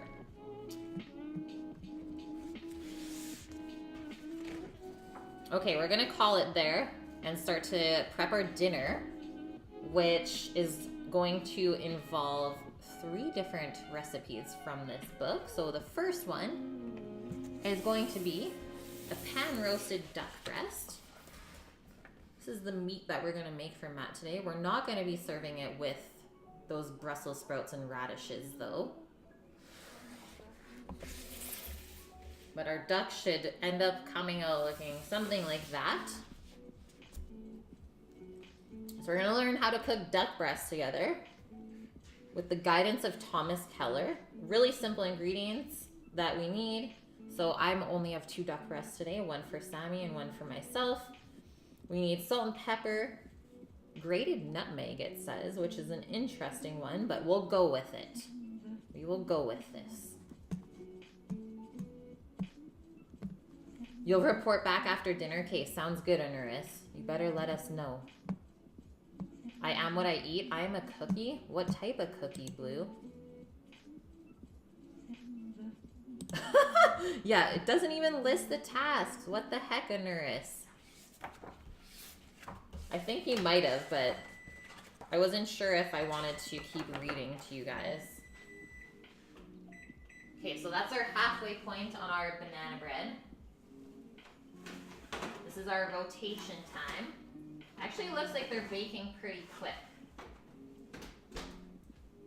So I'm going to do another 15 minutes, I think, only. And we'll check it at that point. Okay, so he does go into the steps here. So real quick, this is for you, Honoris. Learning how to use salt properly. What's up, Need Coffee? How are you doing? So learning how to use salt and also vinegar as seasoning devices. Learning how to roast a whole chicken. Learning how to saute, pan roast, and braise. So 3 different cooking techniques. How to just roast, so straight in the oven. And how to poach, which is cooking in liquid. Learning the big pot blanching technique, so quick cooking in boiling salted water. Learn how to make one really good soup. Learning how to cook eggs. And how to make pie crust. So those are the basics. Yeah, I am assaulting you, Rolo. And then he does go through some important tools as well. So knives, cutting board, pots and pans, and a couple of appliances as well. And then just a little bit on organization. So all in all, I think this book is really good for people that want to become better cooks in the kitchen is I don't think he misses anything in this, and I wouldn't expect Thomas Keller to miss anything. And I have eaten at one of his restaurants when Sam and I were in Vegas. We went and ate at Bouchon for brunch. The best brunch meal I've ever had in my life, and that's saying something. Blake, thank you for the follow. Welcome in. I am a chocolate chip cookie baked by the sun with golden castor sugar. That's me. Nutmeg is in almost every recipe from 100 years ago. Wonder if the understood its mind-altering properties. Yeah, hey. I mean, you have to have a lot of nutmeg, though, for it to do something to you. Okay, so back to ingredients for our duck breast. We need our duck breast, salt and pepper, very important, nutmeg, an orange, some balsamic vinegar. I actually don't have really any thyme. It hasn't sprouted up yet in the spring, but I do have some bay leaves. And then we just need some canola oil or grapeseed oil for the pan. So that's what we need for our duck breasts. On to our caramelized fennel. So here's our menu today. If you guys are wondering, well, what are we cooking from this book? Yeah, oh, look at the time. Ain't nobody got time for that. So caramelized fennel. Fennel bulb, salt and pepper, oil. That's it. Very simple ingredients once again. And then our puree of garlic potatoes, which I think is going to be so, so good. So we need some Yukon Gold potatoes, which I have to go grab from storage. Some salt, heavy cream, butter. We need to make some garlic confit, which is cooking garlic in oil slowly, which I think we're just going to do it the cheater way, and we'll do it on the stovetop. I'll teach you guys how to do that. And then some black pepper and just some finely chopped chives for garnish. Are we using fresh bananas? Yeah, we already mixed it up, Blue. The banana bread is in the oven. We're about halfway through the bake already. Oh, right.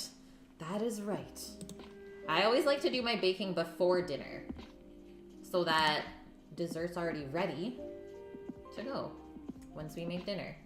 We missed the bananas. Dang, yeah, I used like 4 smaller, really ripe bananas.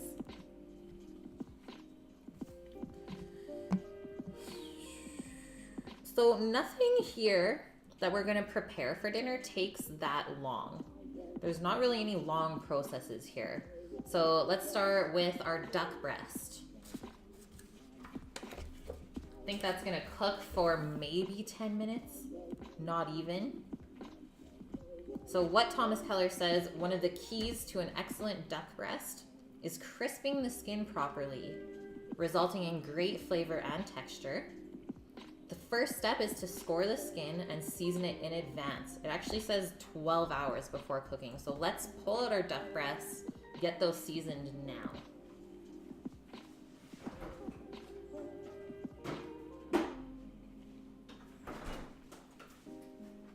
There we go. 2 little duck breasts.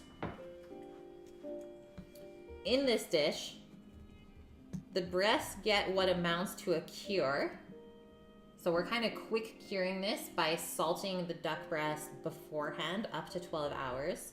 Rich with spices, aromatics, and citrus. Okay, so I thought that maybe the orange and the thyme and the bay leaf would go into the pan when we baste the duck breast at the end, but obviously it goes into the seasoning so that you kind of impart that flavor into the duck first.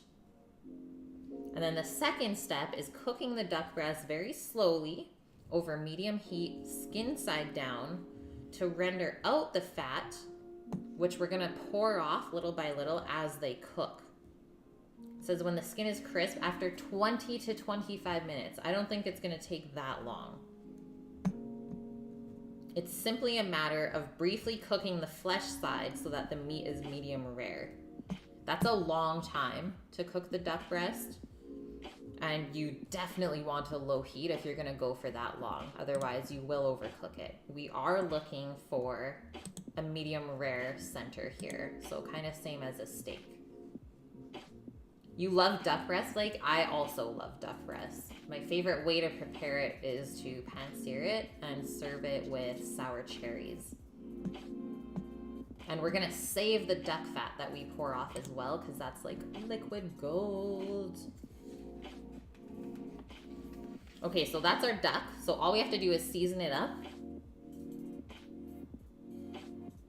And we'll score it first.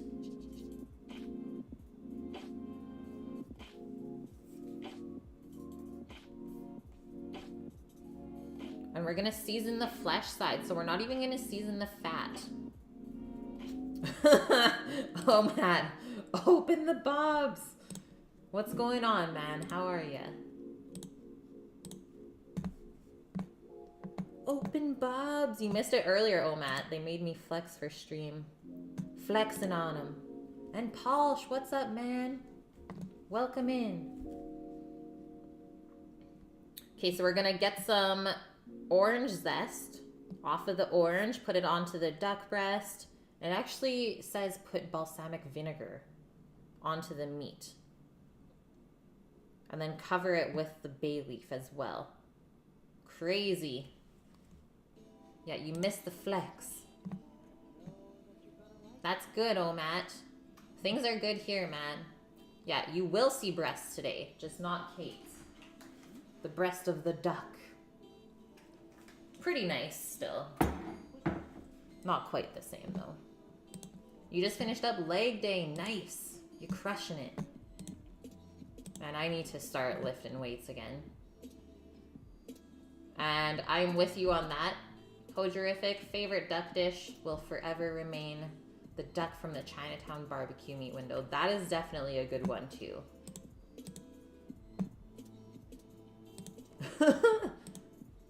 I used to lift weights a couple of years ago. Somehow kept the muscle on. But my job is pretty physical, for sure. I mean, we get in, what, 50-pound boxes of potatoes, 50-pound bags of onions, carrots. I do some lifting still. Keeps me good.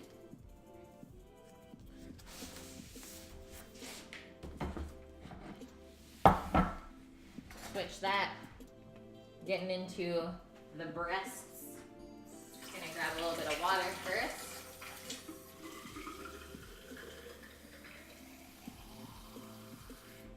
And then I think after this, we're gonna prep up our potatoes, our confit garlic, and then move into the vegetables.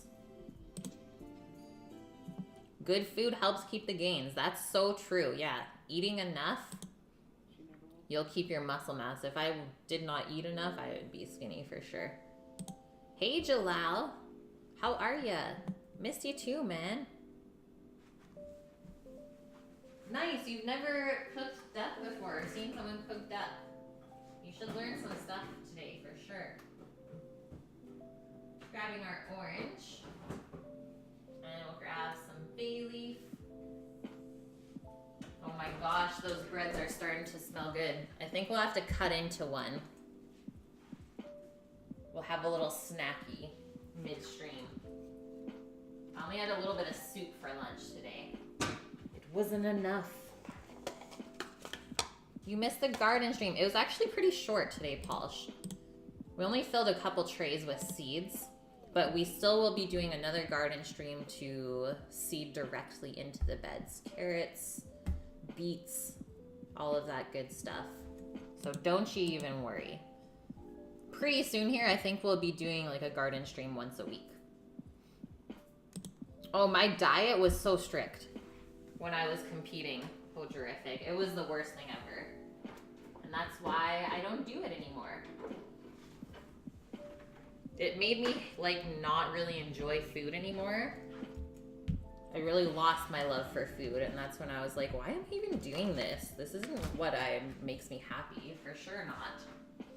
Actually, what I'm gonna do, just put paper towel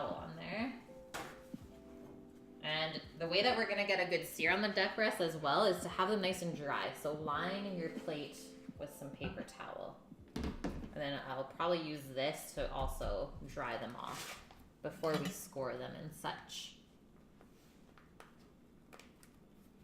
Yeah, we have our little food saver. So like I got a whole duck in, confit the legs with you guys on stream, and then save the duck breast for something. So now we're finally using it.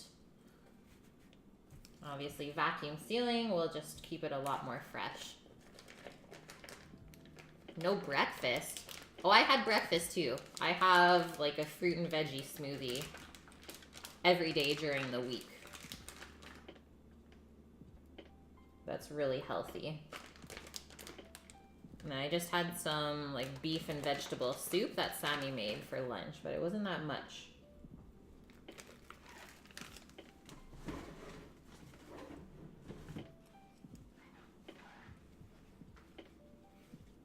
Food is a chore with bodybuilding, totally. It is not that fun either. Like you don't really get to use any fat or seasonings when you cook. Everything's really, really basic, which you guys know me is not a thing around here. I love seasonings and different flavors. Took all the love out. Okay, so scoring our duck breasts. That's the first thing we need to do, which means we're gonna make a crosshatch. So really thin little slices. We're gonna go this way first and then go opposite way the next side, so we get these nice little squares. And that's gonna open up the duck skin and allow all of that fat to render out as we're searing it. And it's gonna help make the skin really nice and crispy. They are not already scored. No, that's just kind of the pattern on the skin, I guess, is what I'll say. But you can totally follow that pattern as well, which is like a good way to almost do it. Is to follow those natural lines. How cool is that? You couldn't get into smoothies. Not that you didn't enjoy them. You'd just rather food. See, to me, making a smoothie quickly and then having that to drink while working is way easier than like stopping and having to actually eat a meal. So my first meal of the day is in liquid form because I just don't have that much time to eat. Okay, so you do want a very sharp knife for this, and you don't want to go that deep that you hit the duck meat. You just want to go through the skin.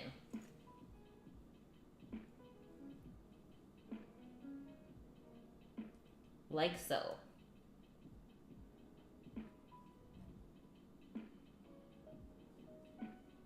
So slow and steady here, I think, is going to be your best option for sure. Because if you go through all the way to the meat, that part of the meat is going to get dry. You totally don't want that. Woo! Okay. Mid-scoring banana bread check. Gonna wash my hands. Give them a little jiggle. See how they're cooking. They smell like they're done. And usually when you smell something baking in the oven, that means it's close to being done. Hey, Rook, how are you, man? Good to see you in here. Oh, that gold knife looks good. Yeah, just like my soil. You're hilarious. Ooh, okay, those look good. Check that out. Look how good those look.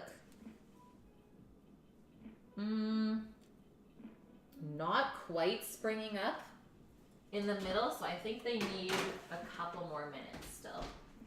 I'm gonna up the oven temp to 375 because I like when the top gets a little bit crunchy. So I'll do 3 minutes more at that temp. Yeah, we're gonna make a little salt kind of cure mat with bay leaf and orange and salt and pepper. And then we'll let that sit until we go to sear it later. So probably sit for 2 hours, I would say.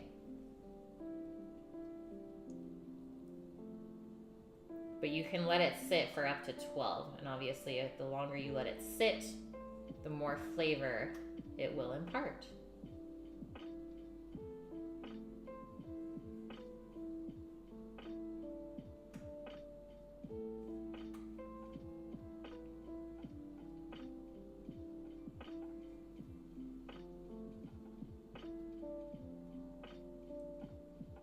And you do want to make sure that you get through that first layer of duck skin when you're scoring it.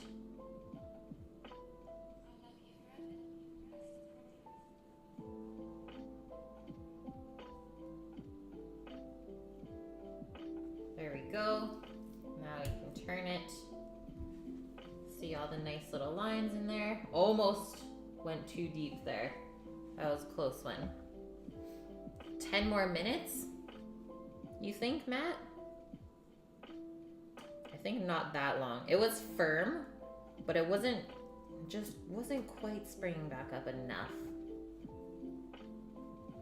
Definitely don't want it undercooked.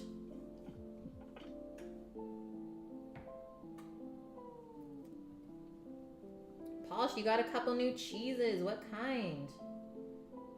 We love cheese here.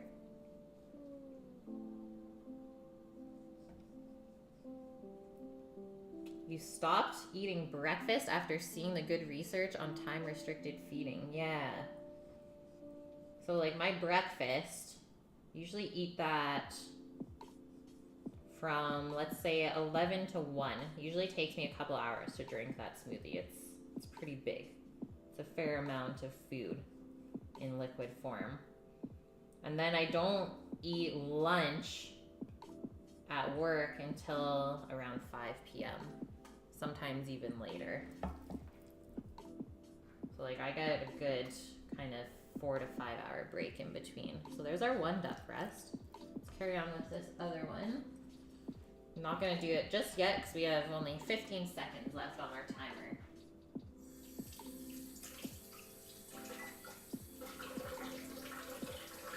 Shut that off before it goes beep. Beep, beep.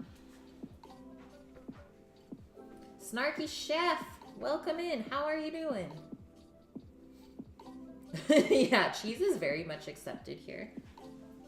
We love cheese. Just gonna turn this off. And one really easy way to check if your banana bread is done is to temp it. So I'm gonna use a digital thermometer. And if it's somewhere around 185 Fahrenheit, it's fully cooked or fully baked. I'm gonna go right in the center.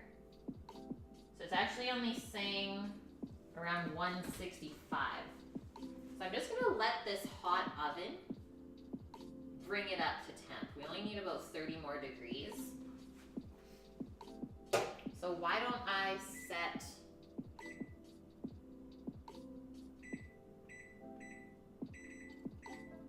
we'll do 10 minutes, Matt.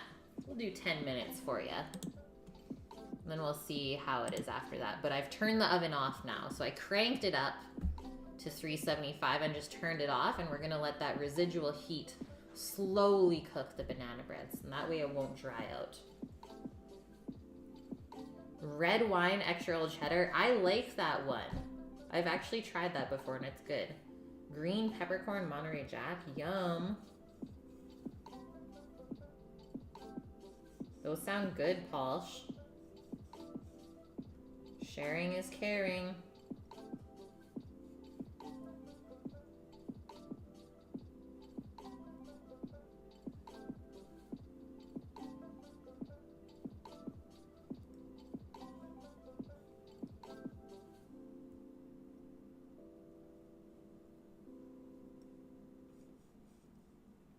You got 3 chunks of cheese for free? What is this?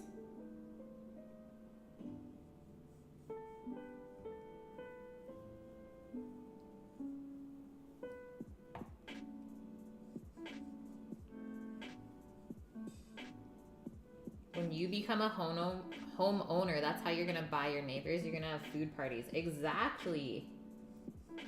Man, when I was younger, I grew up like in a cul-de-sac, and we used to have parties all the time with the neighbors. It was the greatest thing ever. People don't really do that anymore because they just don't have time. Block parties, that's what we call them. It's like everyone on the block gets together.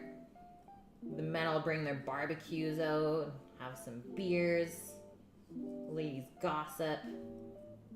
Kids just do whatever they want. It's the greatest. Okay, there's our cross hatches on our duck breasts. Done and done. Make sure I wash my knife after. So we're going to put these skin side down. We're just going to season the flesh.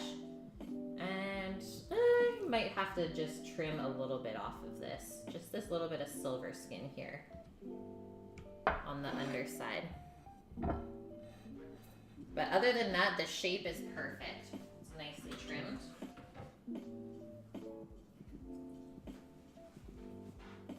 So just this little bit of connective tissue right here is what we're going to take off.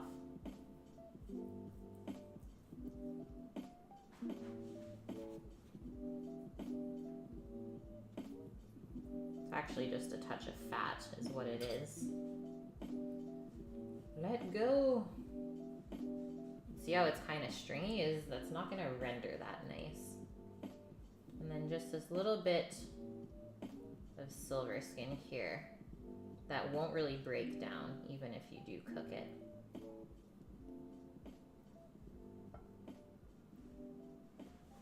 Same thing on the other side.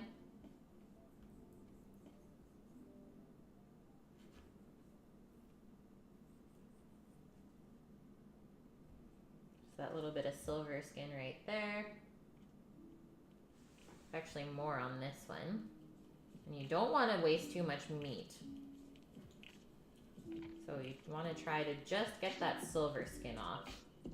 Don't want to dig too far into the meat. You want that to stay really nice and smooth. Just take this little bit off that's down here.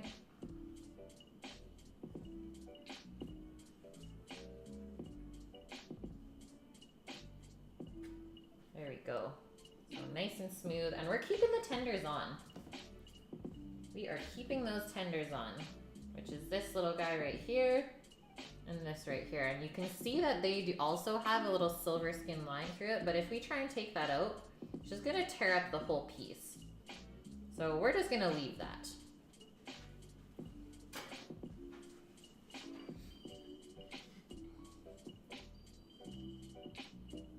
Oh, that's awesome, Paul. So you just emailed them saying you love their cheese? Got a reply a couple months later and they send you some freebies? Heck yeah, man.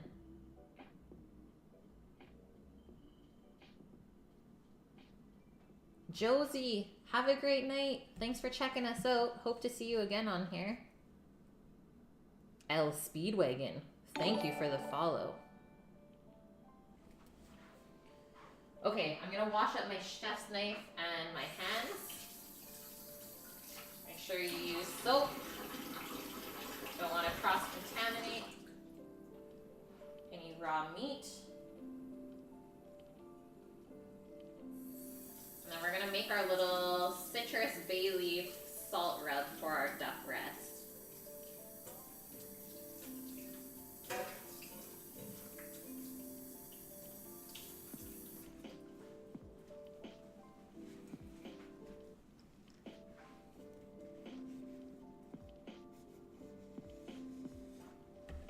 Whoa, Big Geechee. What is OMAD? Is that like intermittent fasting? Is what you guys are still on the topic of? You lost 160 pounds? That's nutso. One meal a day. Wow. Okay, I'm gonna get just a little container to kind of mix everything up in. Let's move these over for a sec. Grab our zester, the microplane. Because there's only 2 duck breasts here, we're not going to need a ton. of the orange zest because it is a strong flavor. You don't want to overpower. I think that's probably more than enough. It's about, let's say, a third of the orange zested.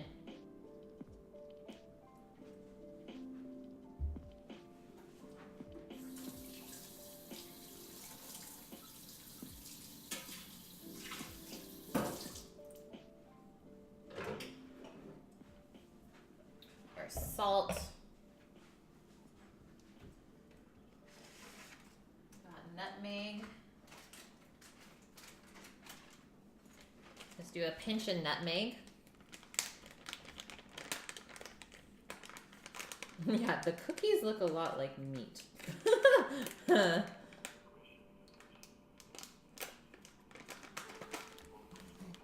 Actually, I should change my title.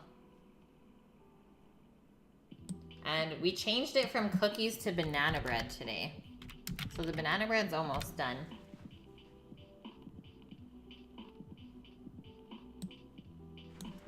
Just gonna quickly change my title.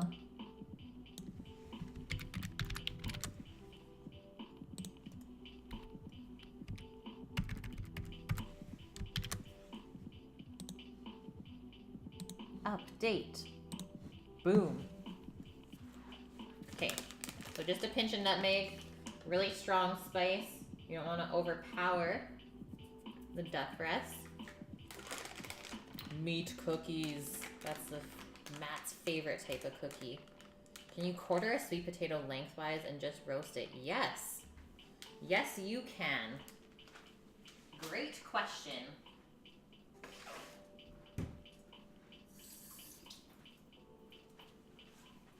It's actually really nice like that. I like the way that it browns up when you quarter it. And now I'm gonna say, I'm gonna touch more salt. A couple teaspoons of salt, for sure.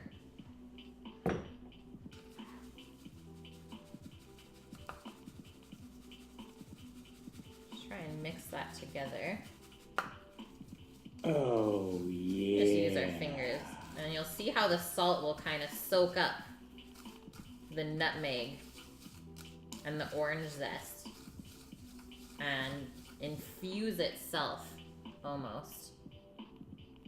Just like that. Snarky Chef with the Twitch Prime sub. Thank you so much, Snarky. Welcome to the Onion Squad. Whoop whoop. You need more rub. I think this will be good because we're just seasoning this side. And then we'll do the bay leaves afterwards. So sprinkle with salt, nutmeg, orange zest. Just one nice even layer.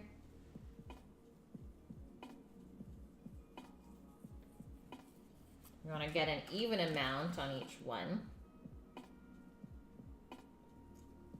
These duck breasts aren't that thick, so I don't think we need a mass amount of salt either. That's our 10 minutes for our banana bread. I'm feeling good about it. Oh yeah, that feels perfect. Dang, look how good these look. Like, those look so good. They're definitely cooked now. I love the way that the top crackled. So we're gonna let those cool off and then we'll have a little tasty taste.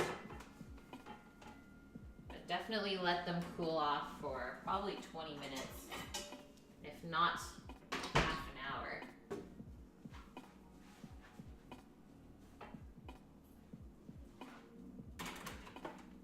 Nom.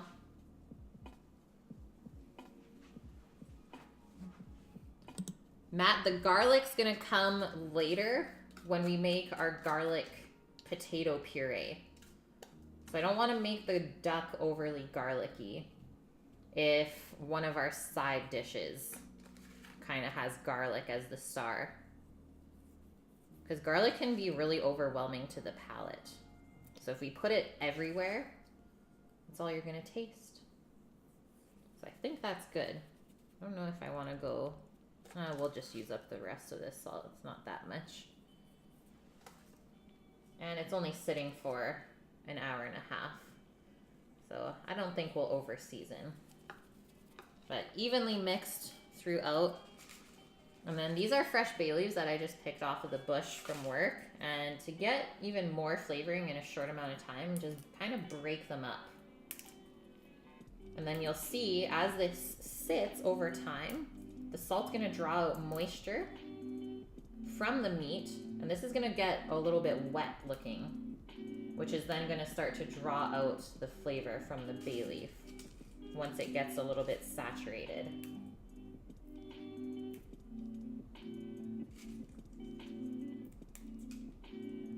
Polish, you got to take off. Sounds good, man. You'll be lurking. Perfect.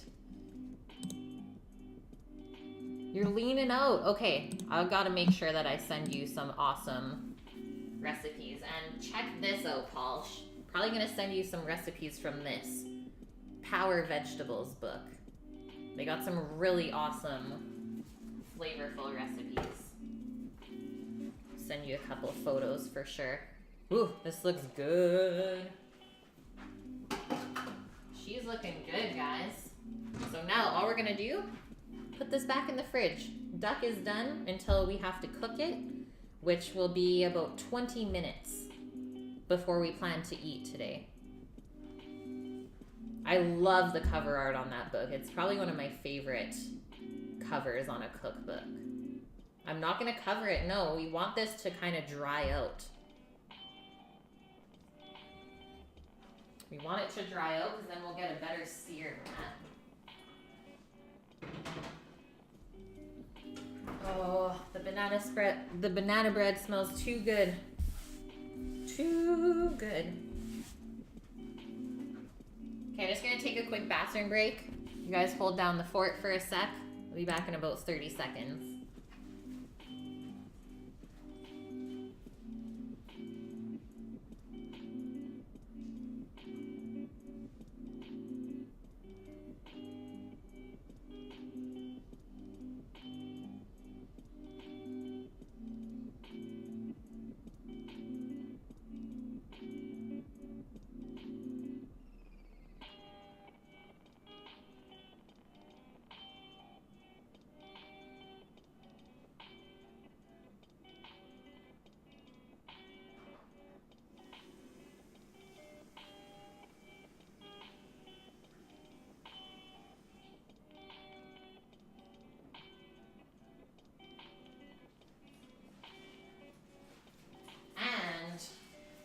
And I'm gonna go feed Doggo real quick. Otherwise, she'll starve to death. It's 13 minutes past her dinner time. I'm surprised that she's not down here bugging me. Okay, back in a minute.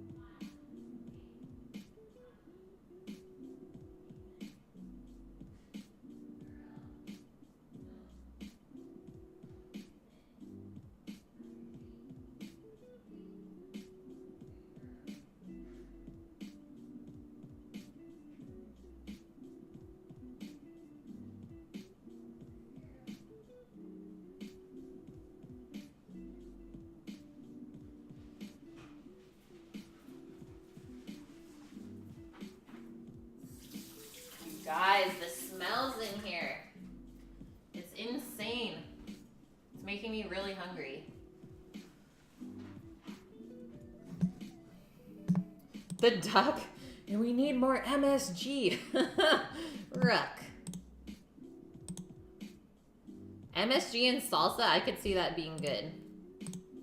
We did order MSG at one point when we were in the restaurant because we had access to it. It's insane how it does change the flavor on your palate. is it just completely intensifies any flavor. But I prefer to not use it. I mean, I have pretty fresh stuff to cook with, so I don't think I need the MSG. You're not allowed to serve MSG. I mean, I don't think most people are. Okay, so duck breasts are good. Whew. Those pages on the book just gave me a paper cut. So for our fennel, it says fennel's a great all-purpose vegetable that can be served shaved, raw, or braised, roasted, or sauteed. This preparation is good to do ahead of time. It goes well with roasted meats. First, we blanch the wedges of fennel, then remove them from the water and allow them to cool. And then they're held until you're ready to reheat.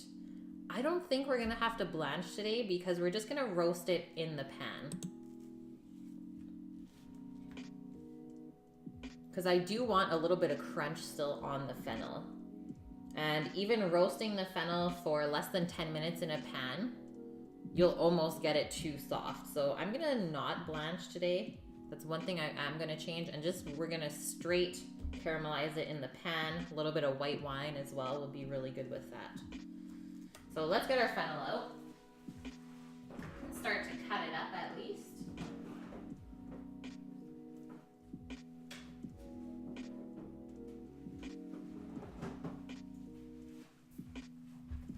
There's that. And then we're also using some kale and cabbage to saute as well. Red cabbage is really good with duck.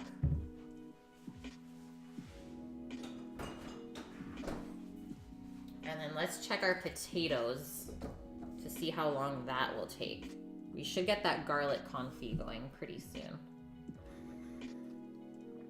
Why are we burning the book, Matt? You just got a shun cut last night. Ah! Yeah, you shouldn't have been cooking at 4 a.m. when you stopped working. Nope, nope, nope, Brooke. Be careful.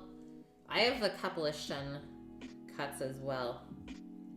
Accidental ones after my knife was sharpened. It's like, oh, that's sharp. Oh yeah, burn it because it gave me a paper cut. That's right. No, we'll forgive it. Okay, puree of garlic potatoes. Siri, not you. These are our basic potatoes, simmered, passed through a ricer or a food mill. What we have to use today should be the spatzel press. And I don't know where Sam put it actually. We have lost the spatzel press. Where are you at, spatzel press? Spätzle. Before I get in shit from you guys. The Spätzle press. Usually it's on the shelf.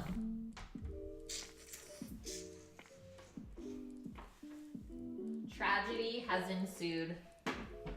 I don't know what Sammy did with it. Okay, anyways, we're gonna pass it so that the potatoes get ground almost really thin. It's important to cook the potatoes really gently, just as at a simmer, so the outer layer doesn't disintegrate, okay? They get mixed with butter and garlic confit, as well as some cream. So it says, put the potatoes in a pot covered by 2 inches of cold water. Season with about 1/4 cup of salt.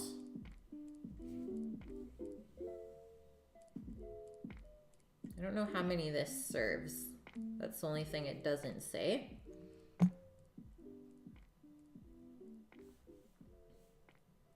And then we're gonna bring the potatoes to a simmer. Very, very gentle simmer. Cook for about 20 minutes. We might actually do this in the blender. I don't know how you guys feel about that, but that would be a really easy way to do this. Yeah, disintegrating potatoes.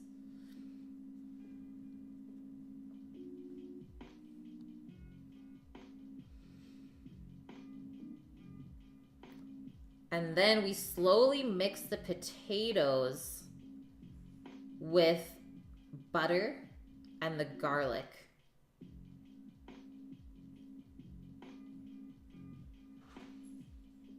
And then we whip warm cream. So we're gonna heat up a cup of cream. We're gonna whip that into the potato right before we serve.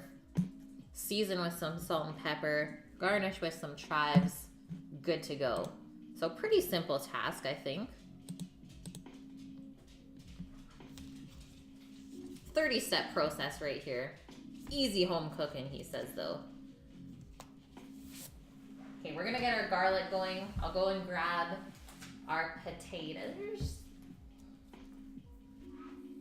And then we'll start the rest of our dinner prep. Maybe have a slice of cake. Gotta taste test it, right? Gotta make sure it's good.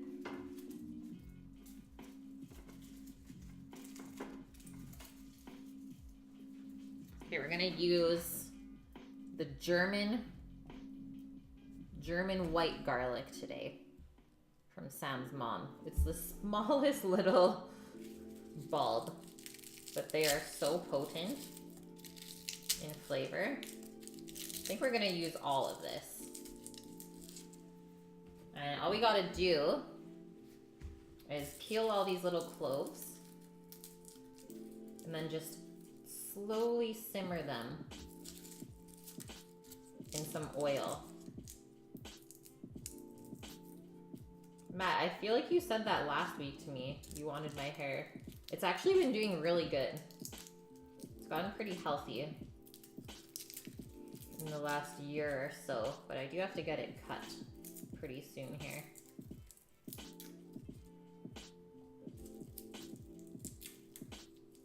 Yeah, maybe. It's highly possible. You definitely did.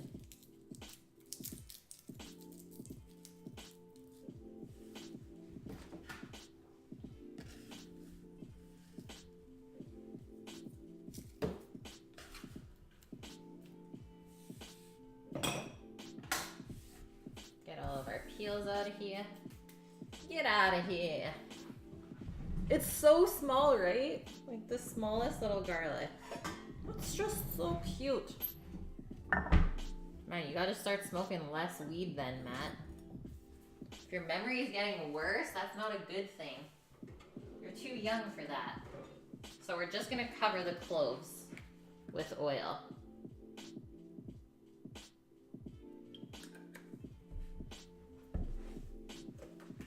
And we'll put that on a low heat. You've not been smoking that much. Maybe you need to smoke more. I don't know, man.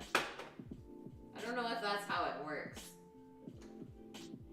Okay, low heat. We got our fan on. I'll go grab those potatoes.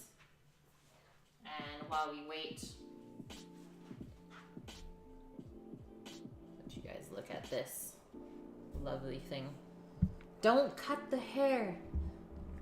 Well, I'm just gonna trim it up, Look, I'm not gonna cut it. I still wanna grow it more. And then when it's like overly long, then I'll cut it. You still think it's undercooked, but I split the recipe in 2 pans. So it's gonna be shorter and smaller. And that's also why it cooked quicker. See, be right back, grabbing those potatoes.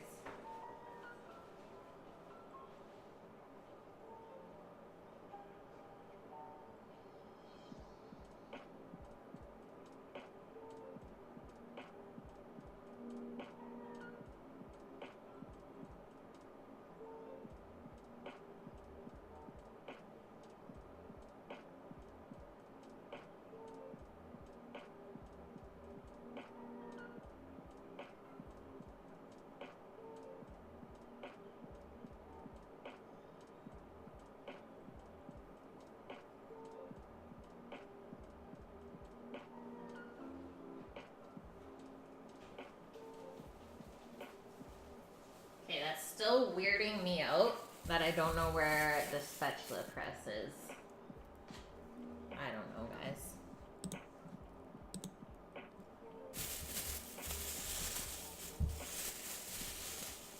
These are little potatoes. Yukon Gold potatoes. And does he peel them.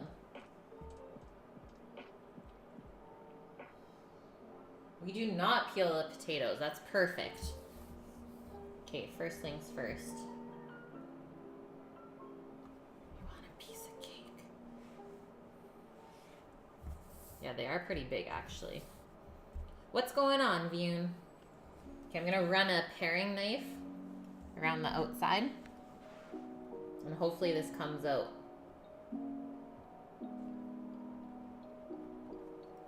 It's supposed to be non-stick. This is the true test.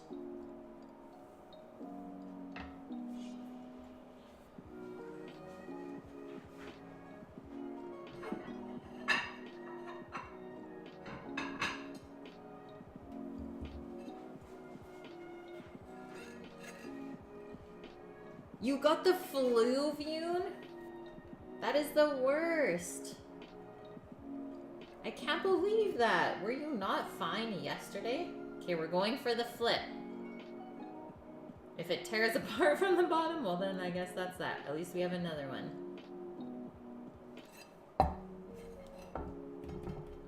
Give it a little pat. Oh, it still kind of sucks. So we'll just let gravity do its thing. At some point, though, we'll hear the cake hit the plate. That's when we know.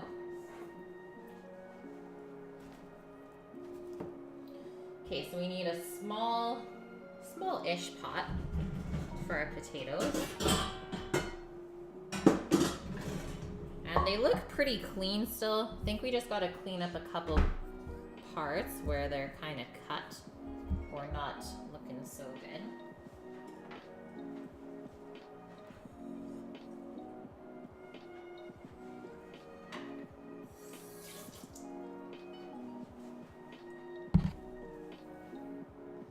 Sam's at Gmaz. What are you guys doing?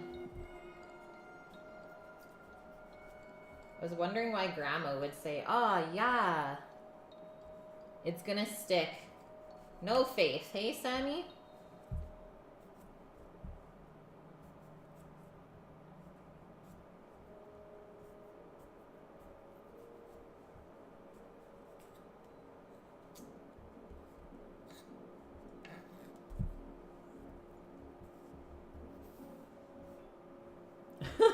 Wait, that is Sam. I don't know why he's there.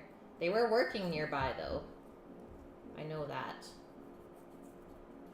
That's all I know. I know nothing, guys.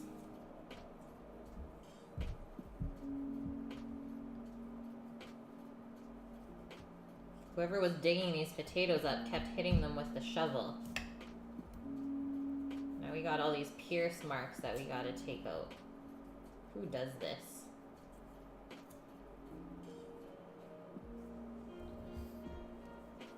Who's harvesting these potatoes?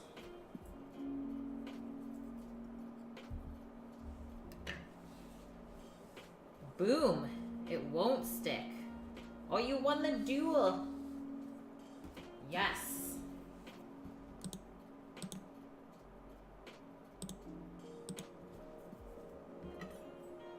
Are we making cheesy garlic potatoes? I mean, there's no cheese in the recipe, but there is a bunch of cream.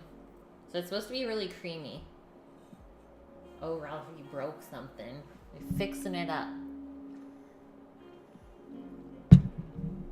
Okay, we're gonna cut these. Let's do 3 and then in half. And we're not peeling it, so all the nutrients are in the peel, so that's a good thing. And Yukon Gold potatoes have a really thin skin that breaks down nicely, so never really need to peel these. They're one of my faves.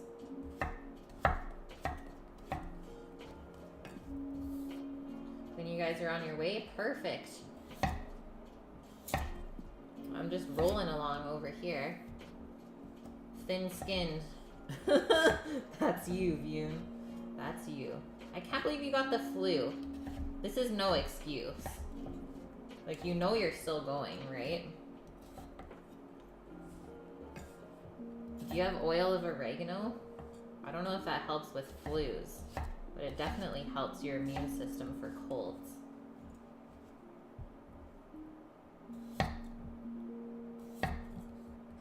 Yeah, you are so going.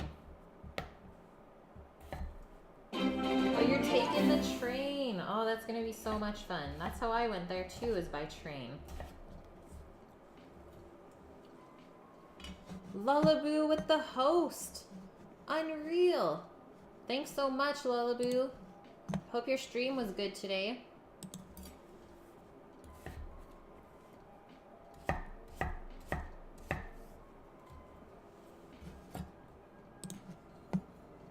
You had some coconut coffee today. Interesting. Sammy's doing some crazy stuff, guys. So put our potatoes in our pot.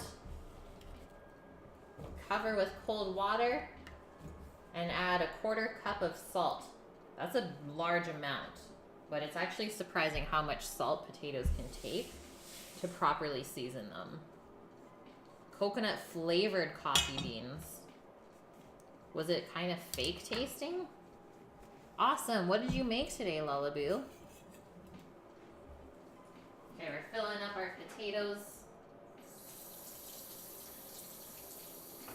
Nothing's going on yet with our garlic in the oil, so I'm going to turn up the heat a touch just to get that oil simmering.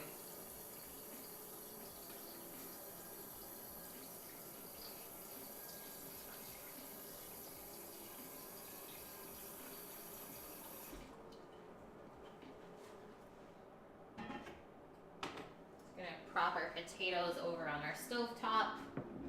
Put our salt in the pot. Country fried steak, biscuits, and gravy. Mmm.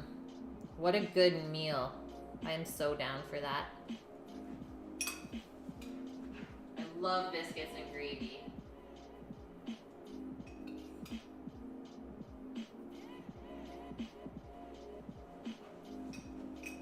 There we go. We'll cover up our potatoes as well. We're not going to cook them yet. Just having them ready to go.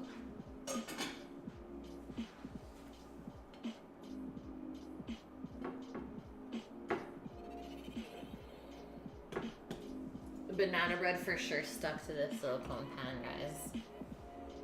Yeah, we are having duck. Our garlic confit is going. Let's go, I'll go snip our chives quickly right now while we're still working on this recipe.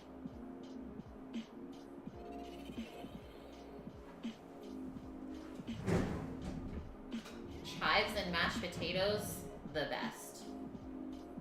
Yeah, we're doing a line of chives. Wild things today, Matt. Wild, wild things.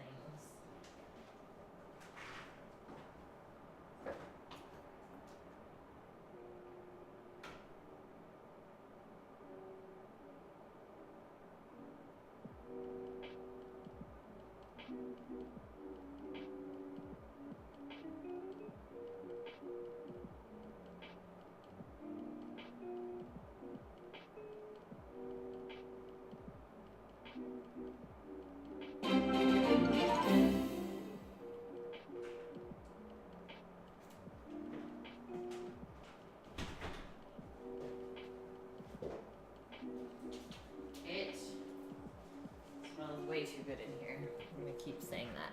Okay, there's a little bit of chives. We can probably just slice those up now. Get the garnish done. And then it's ready to go when we plate up later.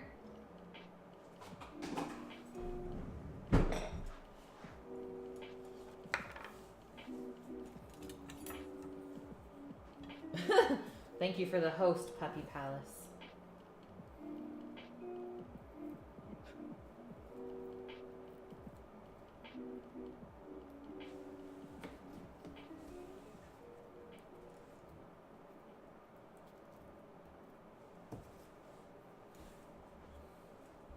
Doing a line of hot sauce. Wakey, wakey. Okay, so we'll try and slice these as thin as we can. Really nice and delicate garnish.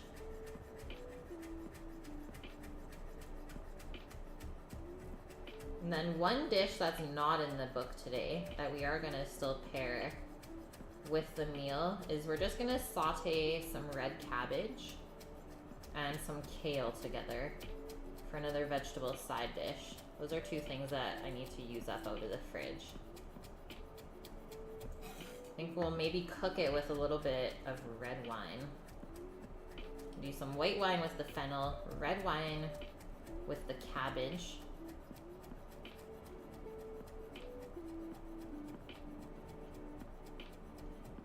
Oh, Onuris!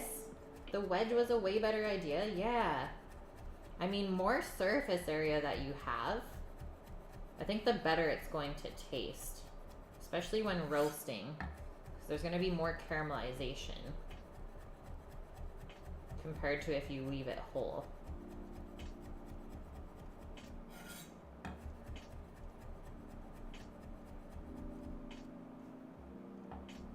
There we go. Sam. Still posting it, eh? Ring! Ring, ring. Yeah, since I got it back. Oh gosh, there's chives everywhere now. It feels right now, guys. Didn't help that they were mammoth size, so then you could even cut it smaller if you want. Or Nuris. Okay, a little bit of sizzling happening with this garlic now. I could hear it. I'm gonna just put these chives in the fridge. Keep them crisp and cool. We're gonna come back to this. Yeah, garlic with grapeseed or canola oil. Get out of the pan. Oh! It did drop. I just hope that it didn't completely just tear apart. Get off. It totally did. This is the saddest thing ever. I'm just gonna eat out of the bottom. We'll let the other one cool in the container, and then hopefully we'll be able to take it out. Wah. Spoon, good to go. The LED lights are on, but no other ones were on because it was really nice in here. Lights are on now, Sammy. Sammy the manager.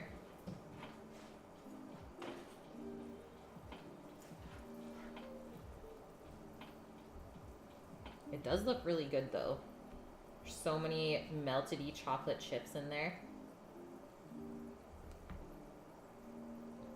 I didn't think I'd have to spray it. I shot, but I totally did. Mmm. I like the oats in here.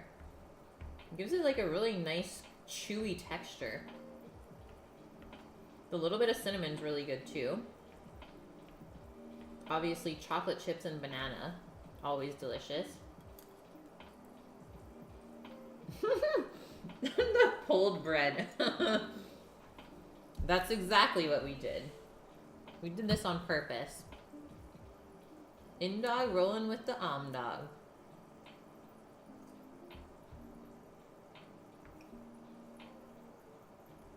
The oats totally make it taste healthier though.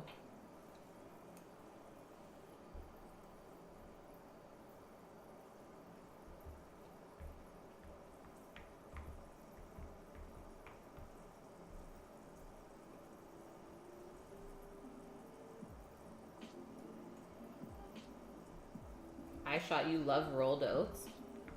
I actually really like oats. I don't use them that much though. You don't like raisins. A lot of people don't like raisins. Just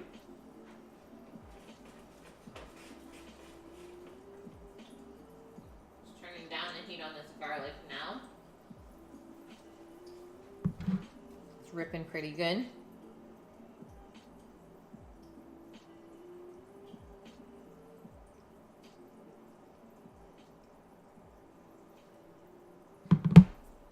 You can only eat raisins by themselves.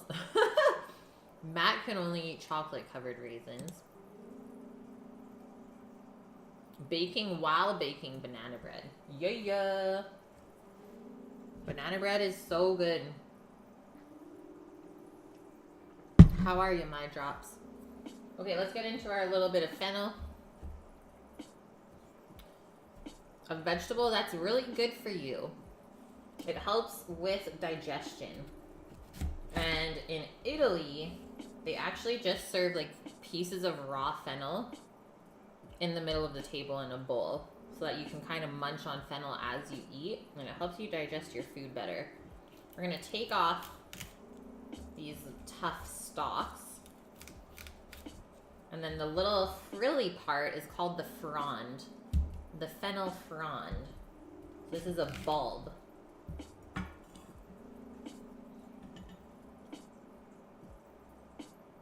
And we can use parts of the frond, the really nice, delicate parts, to actually garnish with.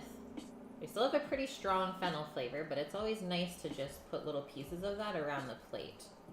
And the stalks you can use in like a vegetable stock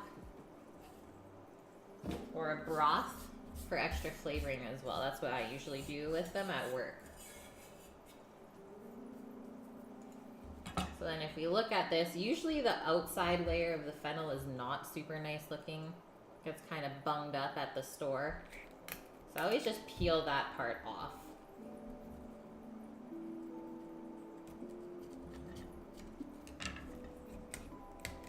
But I usually just wash it up and snack on it because it's always the biggest part as well. So I always feel bad throwing that out. But now we have a beautiful little bulb. I'm going to trim around this bottom part a little bit more. And then what we want to do is just make really nice slices. We're not going to cut the core out yet so that it holds the bulb together. So there's a core in the bottom here, kind of like a cabbage. That's really tough if you're going to eat it raw, but since we're cooking it, the core will cook and it will soften up for us. So we're not really losing too much here. Big Davy, how are you? Welcome in. Bye, Sammy.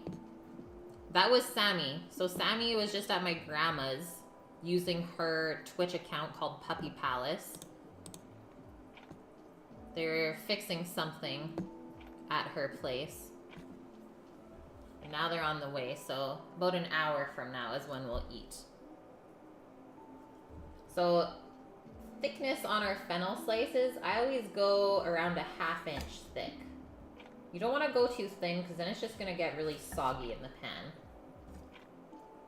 So you want it thick enough that you can get some color and caramelization on each side before it gets mushy.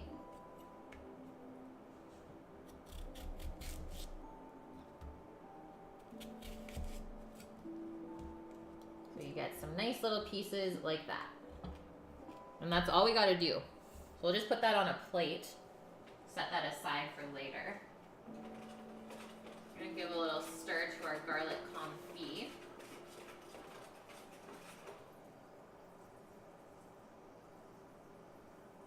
I'm just going to shut that off.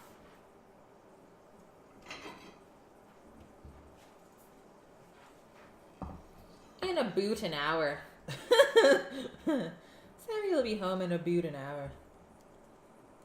You guys get me with that every time. And we'll also season this when we go to cook it later as well. Now she's gone Irish. Celebrate St. Patty's Day once. You lost her.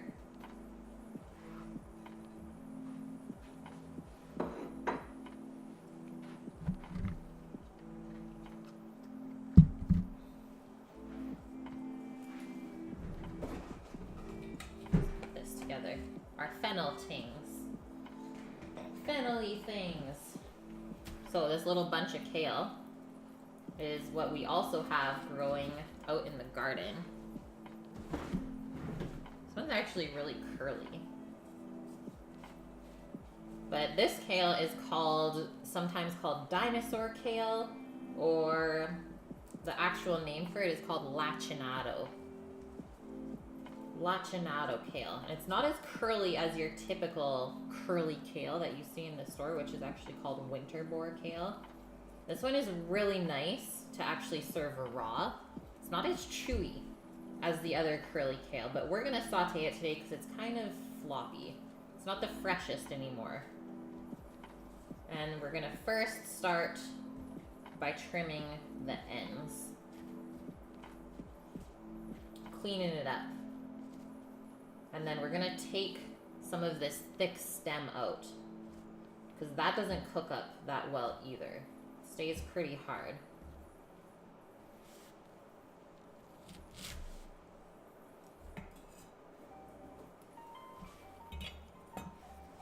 It's weird kale. It's really good.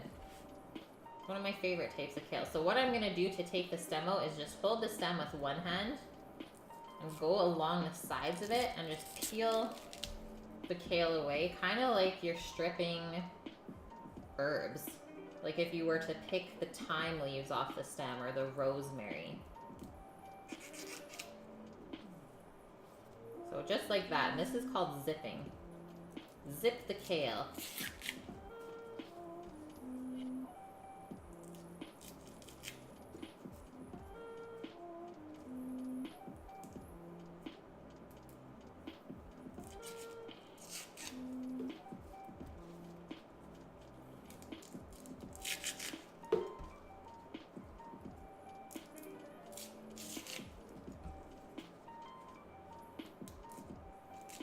Oh no, Daydreamer. You lost them all. Sad, sad times. Yeah. Those are real tears. Is Vune going to do it? Whoa. Walk away, Vune. Walk away. Holy Matt. You're 5th? And it's been awesome having you around the stream more often again. Work has unbanned you from the Twitch site. Okay, so now what we're gonna do is line up all of our kale pieces that we just stripped. Do nice little handfuls. We'll probably do it in two groupings.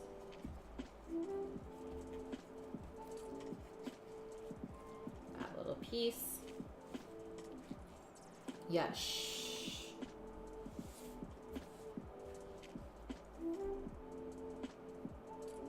Oh shit. Vune's just winning the duels. And now we're gonna cut this into strips. About 1/2 inch thick.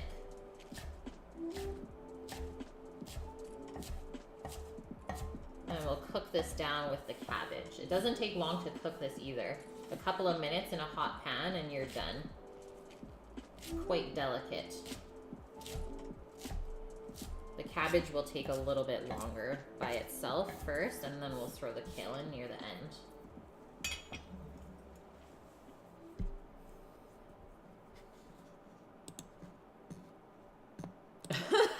View, nice. You have the same amount of bones. Wow. Yeah, dethroned. Matt, thanks for the 5 biddies. Let's get a bowl out. Put the kale in the bottom of the bowl and we'll stack the cabbage on top, since we're taking the cabbage out first. You thought it would give you points? Oh yeah. So what is up with bones? So it's like a little currency that Stream Elements has. I don't know if you use Stream Elements. But that's what they use. I don't know if this is a little bit sandy or what's going on here. There's weird things on my cutting board though.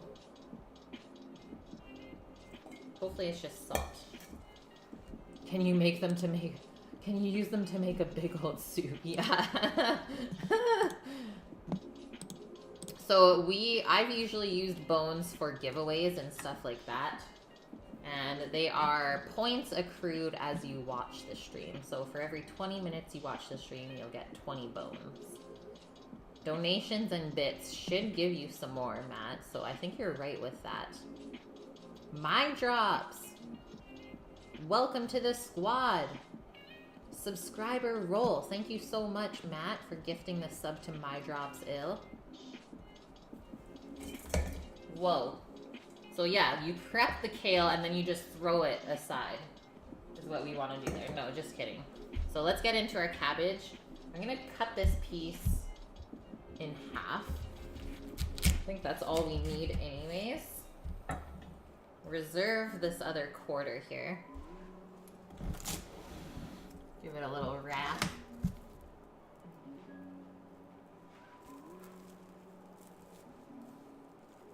Put that back in the fridge.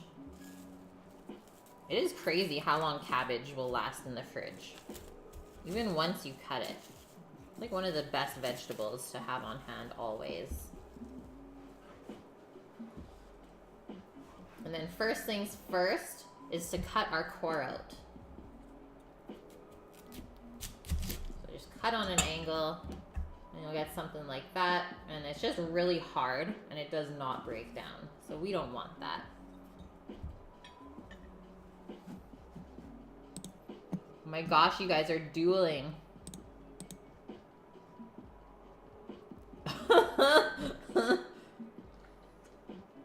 We're throwing cabbage at Matt now. You guys are nuts. And I usually like to cut the cabbage pieces in around 1 inch thick pieces. So I think I'll cut this in half and then go each of those pieces in half. And you see how I kept that angle as well? And now we can turn this. I'm actually gonna turn it this way. Start from this angled side and then cut nice little strips along the whole thing. You guys want another jerky giveaway? We totally should. That was a fun giveaway. I'm so down.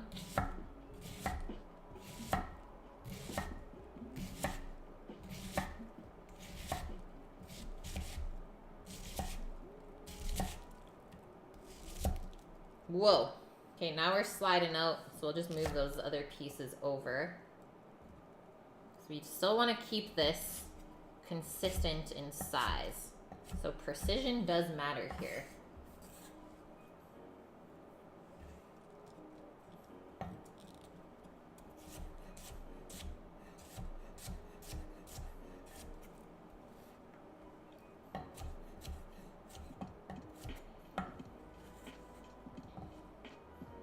Whoa, my drops.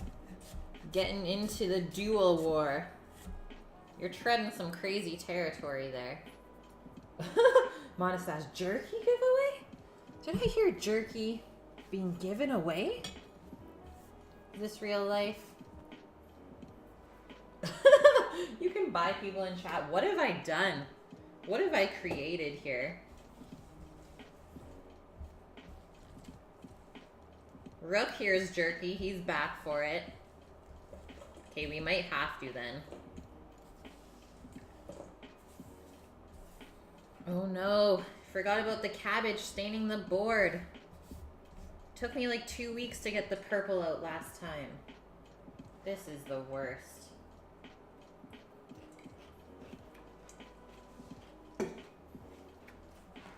See if I can quickly wipe it now. Yeah, literally creating monsters.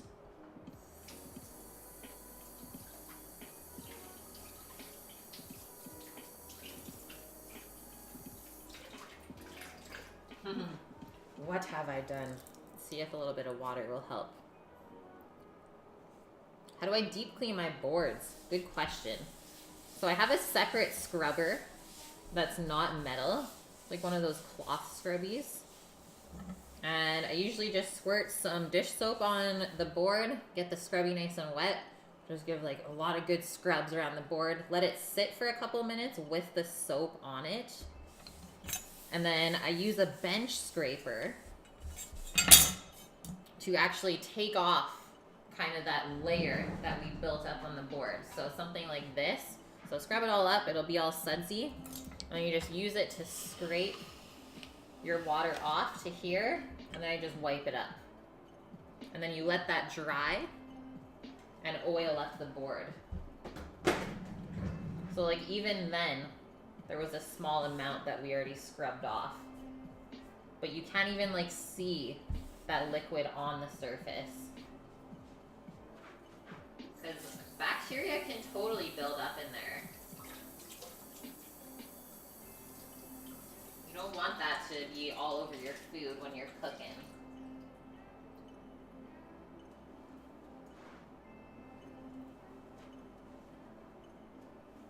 But that seemed like it worked pretty good to get some of that stain off.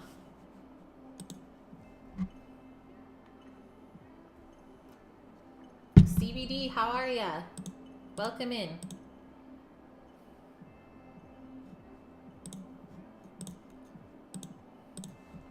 Okay. So all of our veg is prepped. And I guess we should start cooking our potatoes. First things first. So let's take a look at the stovetop. We have our garlic confit, which you can see it just got a little bit golden brown and infused the oil with garlic flavor. And we also have our potatoes in the pot here, which we have to boil. So let's get those going. So it's gonna cook for about 20 minutes. So we can get that on a medium-high heat to start. And then once it simmers, we'll turn it right down. Our big brazier pot here, pot or pan, whatever you wanna call it, is gonna be for our cabbage and kale saute. And maybe we'll sear off the fennel as well. Before we do our cabbage and kale, we'll sear the fennel in that pan. And then our red frying pan is gonna be to sear the duck breasts. So a lot of stovetop cooking today, which means there's gonna be a lot of things going on at once. So that's why the initial prep is so important. That way we're organized, ready to go, and everything should just kind of fall into place. You've been cleaning all day, CBD. Nice. I did a little bit of cleaning this morning as well. Oh, I don't care if you guys go off topic, Vune. I love it. Just because I'm not in your conversation doesn't mean I don't enjoy it. Sometimes I just like to let you guys talk as well. I have no problem with that.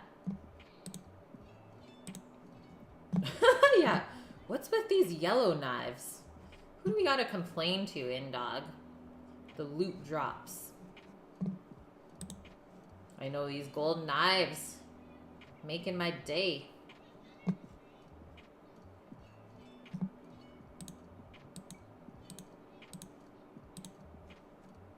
Yeah, it's your stream now. Mwahahaha. Can't believe this bread, guys. This is some stuff. Like, look how bad this looks. What if we do this? Just flip it over. No one will know. If we go from this angle, it looks perfect. Good to go. But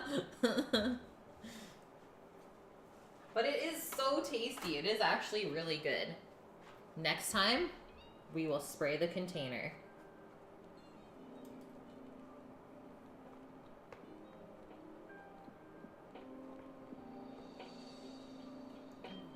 Rook. Is that a fruitcake from Christmas circa 1952? No, it was chocolate chip oatmeal banana bread that stuck to the silicone container, and now it looks like that.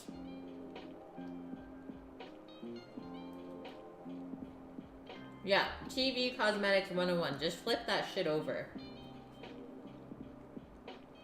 I've seen people do that at restaurants. They like sear something on two sides. Like let's say a pancake or a French toast or something like that. One side gets too dark. Oh, they just flip that side over and put it on the bottom so you don't see it when the server brings you the plate. I'm like, what are you doing? Cook a new piece. You'll still be able to taste that it's burnt. Oh, I know, Rook. I know you're joking. It's the greatest. Yeah, just throw some chocolate on that shit. It never happened.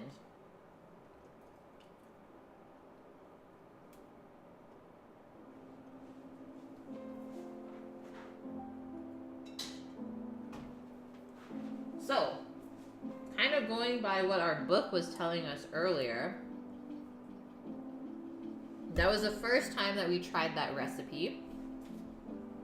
It was simple, for sure. And I said, oh, hey, we're using silicone molds. Probably don't have to grease the pans at all. It shouldn't stick. Shouldn't stick. Second time around, I'm obviously going to spray the mold so that it doesn't stick. So we definitely learned something today while we baked our banana bread. Rook! We aren't married yet. Sammy's the German.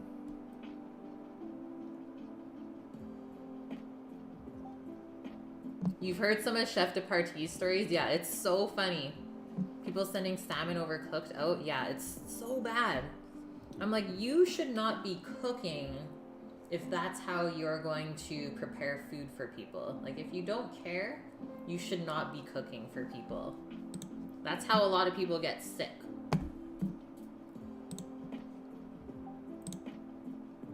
Canadian destroyer. We will get you. Okay, I'm gonna get a cup of cream out. Is what I think we'll need for our potatoes. And 2 ounces of butter, cubed up, small.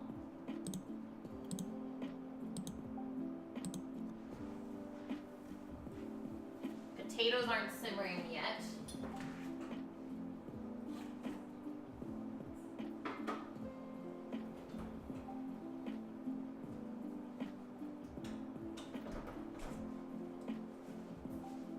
And I have a feeling these potatoes are gonna be so good.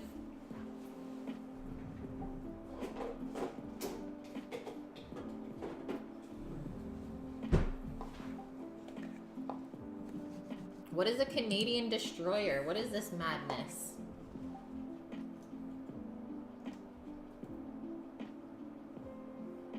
Sniff the cream, as always, just to be sure. 1 cup of heavy whipping cream, which is going to be heated up in a pot right before we plan to serve our potatoes. We need half a stick of butter, which is not really a thing here. We get pounds.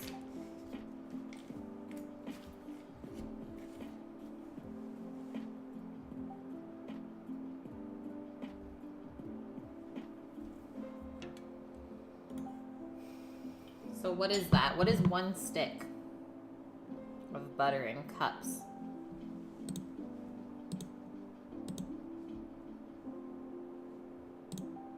Oh my god, Vune. Apologizes while plunging a scimitar in your heart? That's aggressive. Is a half cup? Yes. Thank you so much for that. Snarky chef. You the best. Okay, let's measure this out. Half a cup of butter. TK is not messing around. It's exactly like his brioche dough, which was literally half butter. Half a pound of butter in a loaf of brioche. Doesn't seem right. And we want this butter to be cold when we put it in the potatoes later. So we're just gonna cut it up into nice little cubes and have it ready to go so that when we're making our puree of potatoes later, it's a really quick process. Can you tell I've cut butter pieces before? Like, this is something, so we go through, on a busy night at work, 3 to 4 pounds of butter in 4 hours. It sounds disgusting. And then we cut it up into these little cubes, so it's always measured. So like some dishes that we cook get like 2 pieces of butter. Others get 4 or 5 pieces of butter. And that way we know we're kind of measuring the whole time we're using it.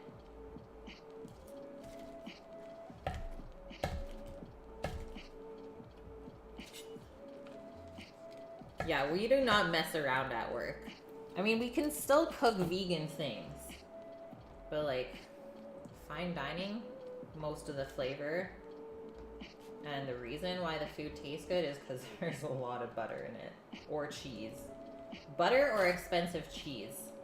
That's the trick to delicious food.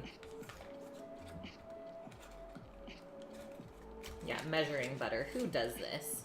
Well, we have to keep the costs down, right? Like, butter is pretty expensive still. So we still have to be aware of how much we're using. And maybe we'll just keep this out. Just in case we want it for our vegetables. Actually, no, because I'm going to use a little bit of our garlic oil that we infused for our veggies. There you go, Matt. Making it more garlicky. And I'm going to keep the cream out, put the butter in the fridge. Keep it cold, like I said.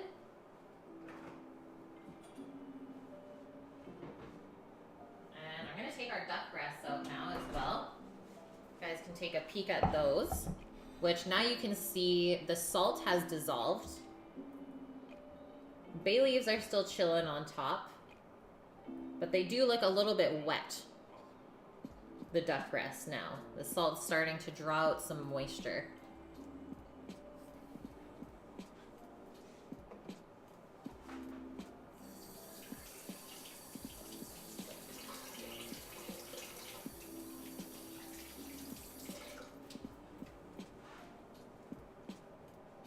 We might actually be able to just kind of caramelize the fennel a little bit early. And then maybe just reheat it in the oven. So we might do the fennel now, just to get it done. So that we don't have to watch the duck breast, sear the fennel, cook the veggies, make the potatoes all at the same time. Yeah, it looks like so red, like a steak, it's true. And duck is a really nice dark meat that you do cook like steak. So even though it's poultry, you don't have to cook it the same way. There's no risk of salmonella in there if you cook this medium rare. Avora Light, thank you for the follow. 1 more hour, Matt. You are correct, my dude. Maybe even less. Elvin, how are you? Needs more spray butter and spray maple. That would actually be good, Rook. We're cooking duck. Yeah, so what we did earlier with this duck is we scored the skin. So we made nice little slits in the skin, a little cross hatch. And then we just seasoned the flesh side. And this way the skin is staying nice and dry on our paper towel, and then we'll get a nice sear on it later on.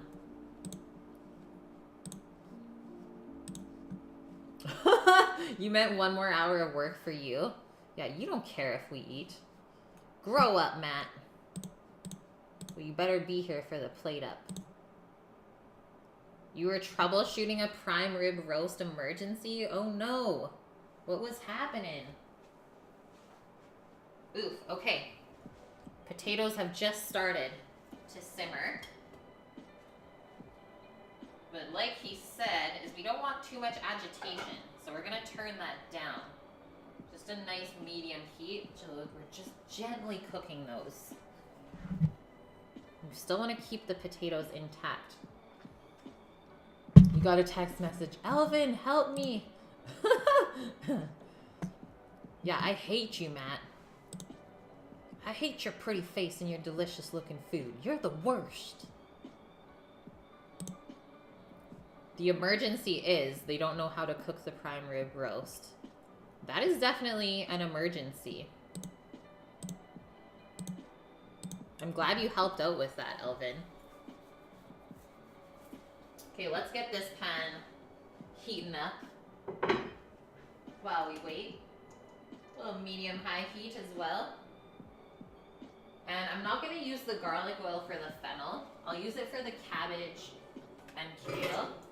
We're just going straight up grapeseed for this to start. Just enough to coat the pan. Nothing too crazy. Then let's get out our wine for tonight. White and red wine.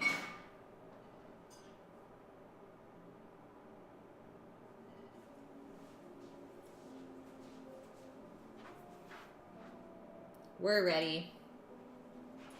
Ready to go. White wine's for the fennel, red wine's for the cabbage. You could get a T-bone steak, a pound for €9. You should go for it. You should do it. You're no Kate, but you nailed it. It came out perfectly. That's the best, Elvin. I'm so proud of you right now. Yeah, wine rook, to hell with work. We ain't working. Maybe I'll pour a glass of port or something. Some blackberry port with a duck. I think that would be good. Okay, so nice little simmer. Waiting for our pan. I think I might pull the tweezers out for this fennel. We're going for it.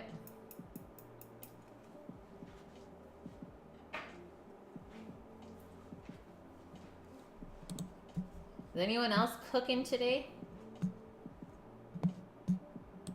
And if not, what have you been eating? Elvin, you have to check this out. I'm posting the pizza porta in chat. This is our new goal for the summer. Wood-fired pizzas on the Big Green Egg.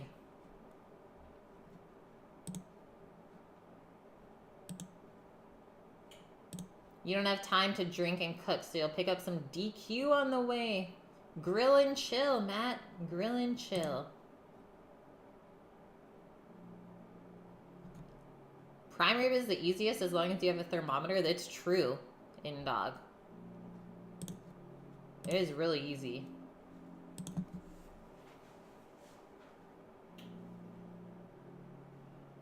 Spread our oil around. Give it a swirl. I think we're almost there. You streamed last night, so you'll probably stream again tonight. Holy! You're a working machine, Matt. Do you ever stop? They didn't have a thermometer. Oh gosh, that's the first mistake, Elvin. I guess this is a mod-only chat tonight. Yeah, first things first, we're ordering you a thermometer off of Amazon Prime. It'll be here tomorrow.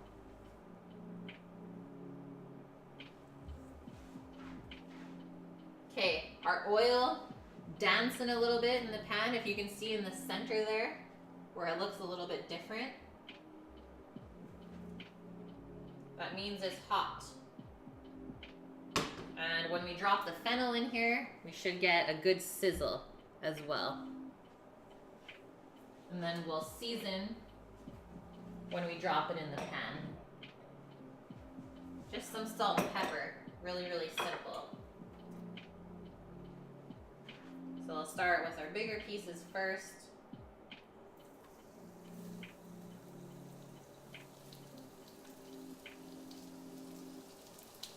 We're sizzling.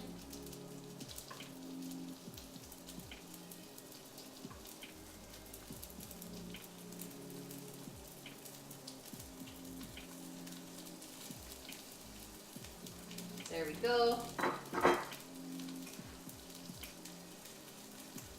Sprinkle some salt on each piece.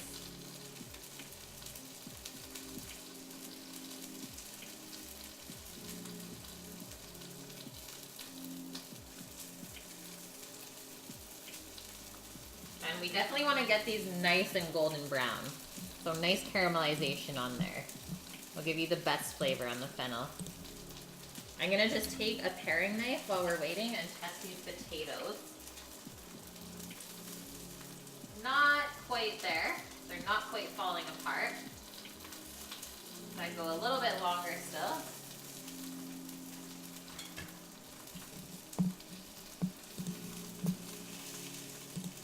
The friend is a good cook, raised by 2 generations of Italian cooking, but Nona didn't teach steaks. Ugh, Nona forgot. Well, now they know, Elvin. Courtesy of you. That's awesome. Okay, let's check this.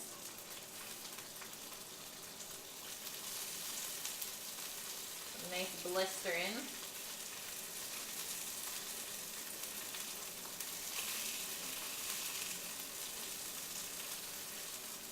Turn it down a touch. Go back to like a medium heat.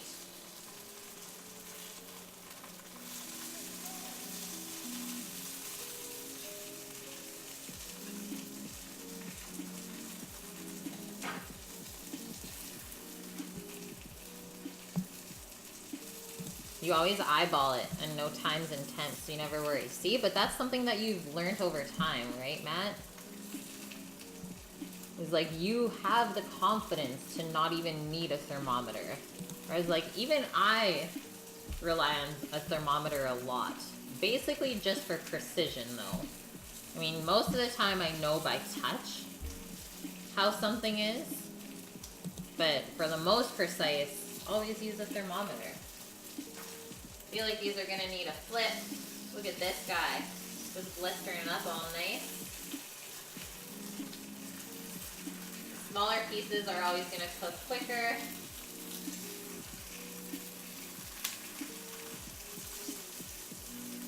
Give this one a flip.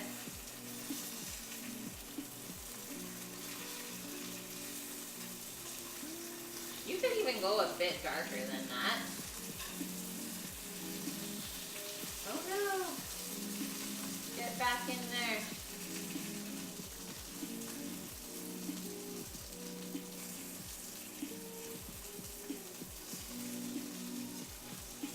And you can see as the fennel cooks, it goes more transparent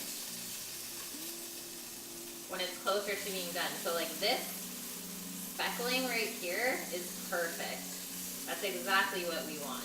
This stuff is a little bit too light. I'm gonna give a little grind of pepper on top of here.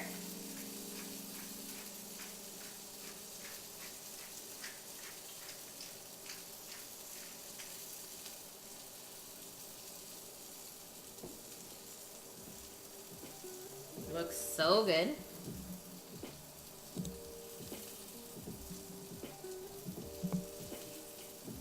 You should just get your colleagues hooked on this show. Yes. Yeah, you just need to maintain your cover, which you can probably do no problem. We could make it work. Yeah, friends will get intuition. Clients get a thermometer. I love that, Snarky Chef.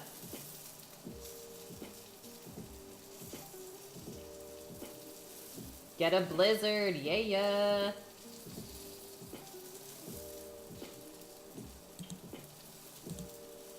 6 chicken wings for $8? That's pretty expensive, Matt. Yeah, get the flamethrower burger. Okay, let's check our other side. We're almost there.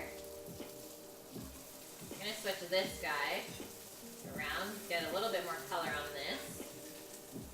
This one looks good.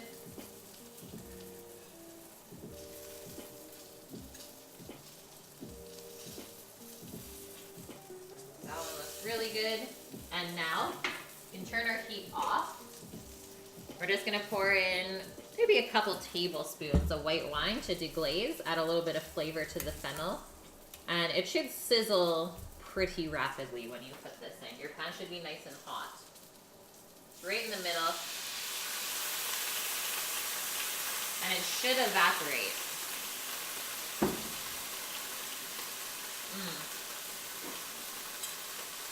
Before you take the fennel out. And that's just gonna steam a little bit and finish cooking the fennel. That's actually not duck fat, Snarky Chef. It's just some grapeseed oil. So we just slowly cooked the garlic in some grapeseed oil. But we will be saving the duck fat from the breasts later.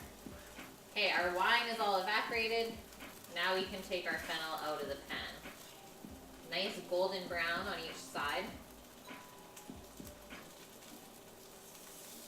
Really even coloring. It looks super good.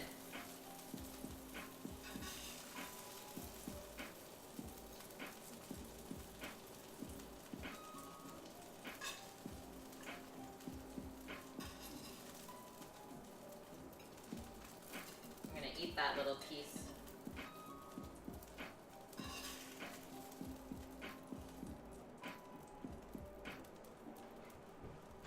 How good does that look? Hey guys, caramelized fennel. I'm gonna try this little piece.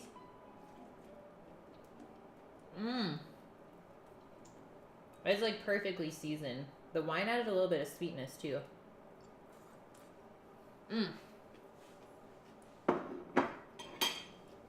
That's so good. Look what the cabbage did to the cloth, guys. Turned it blue. It looks good for a veggie. Thank you, InDog.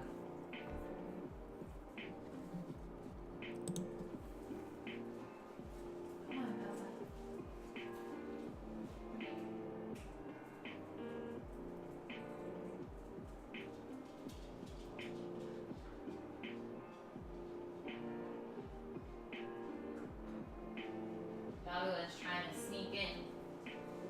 The cute little doggo. Okay, let's test our potatoes one more time. The Porta product. The one for the big green egg. Pizza Porta. Matt, a whaty what? Perfectly seared. Thanks, Rook. Yeah, fennel, you need like a really nice hot pan. And it really doesn't take long.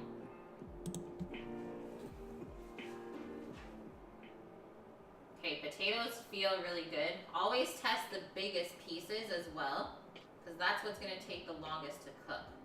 So it's kind of just falling apart here. We're going to drain our water.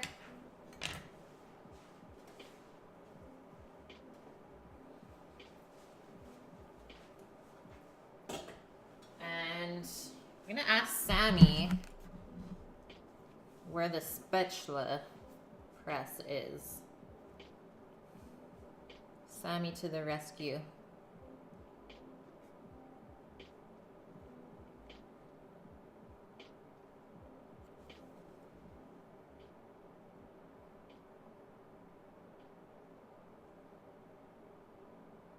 Holy autocorrect.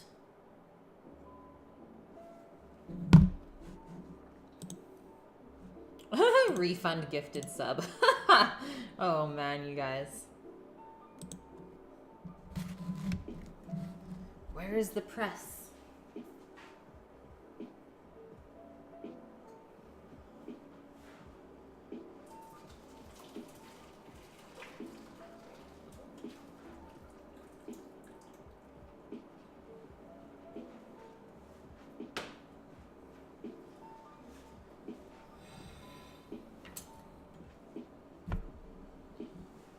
Says, isn't it on the wire shelf?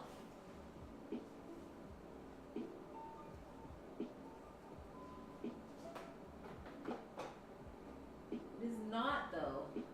It is not on the wire shelf.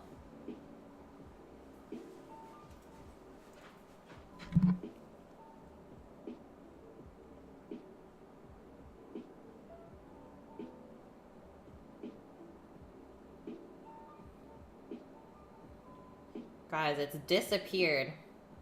You can see it. Yeah, it's literally right there. What the hell? Might be hiding in here. Nope. Pasta roller. Slow cooker. Toaster. In-house room. Grain mill. We've lost it. I think I'll just do it in the blender. I'll just do do it in the blender.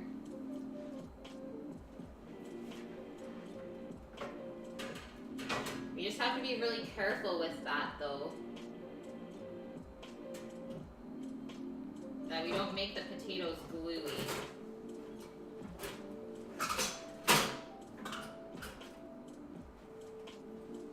Because that can also happen if you mix potatoes too much.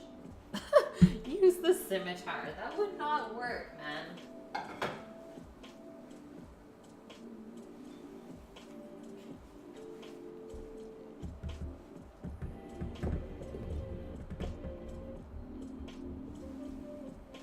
I don't even know if this is gonna work.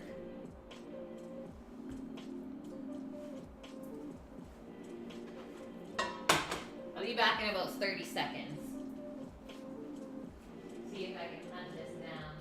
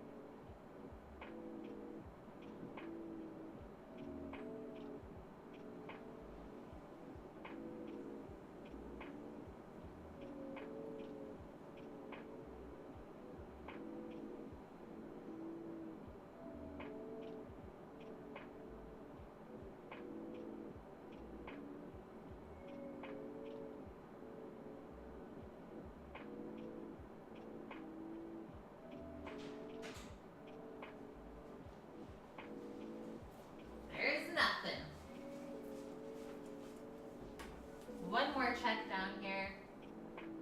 I don't see nothing.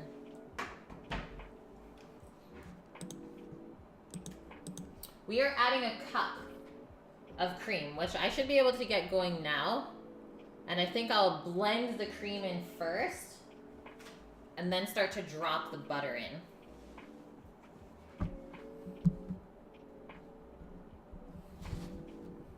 And while we're working on that, going to get our frying pan going for our duck to sear. So we'll put it on like a medium-low heat just to get it warming up. So our cup of cream, heat that up in a saucepan. We gotta drop our garlic confit into our potatoes as well. So I'm gonna do a little transferring here for a sec. Put our garlic oil into this.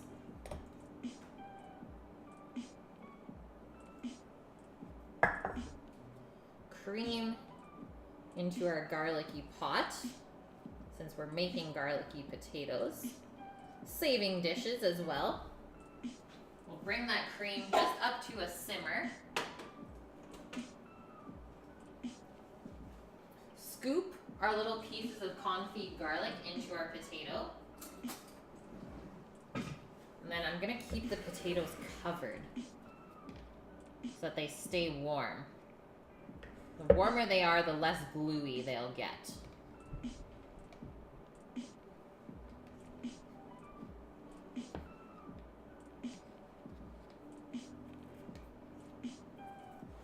And then we'll reserve this oil for later.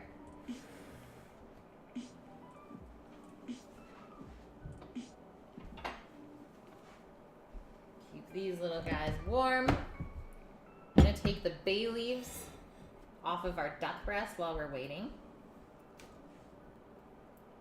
because those are not going to cook down at all. And I'm also going to put a towel over the flesh side of the duck now, because we are getting ready to sear pretty soon here.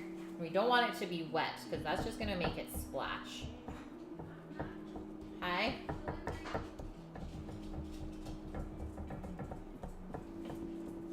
Thanks. Some duck and potatoes and cabbage. Guys will be late. I think it took me half an hour extra because of the construction right here. Okay. Come on. Come on.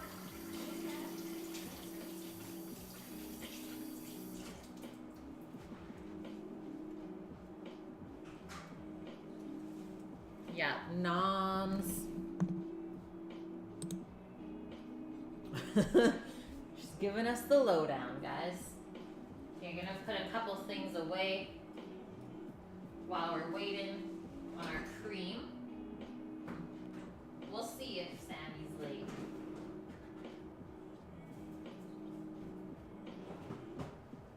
We'll see, guys.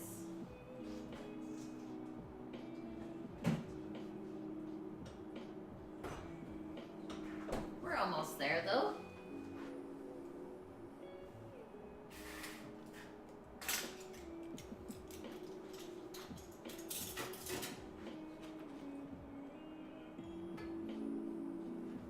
Just making a mess of the stovetop. Don't worry about me, guys. Just get messy. Shake the cream and it went everywhere.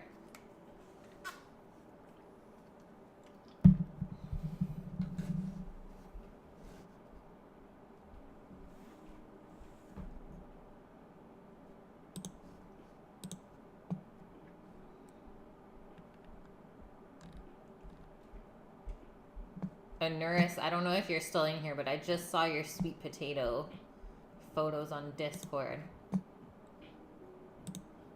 Oh, Sunday stream is gonna be so good, guys. Gordon Ramsay huevos rancheros for breakfast. Chipotle chorizo sauce with peppers and tomato.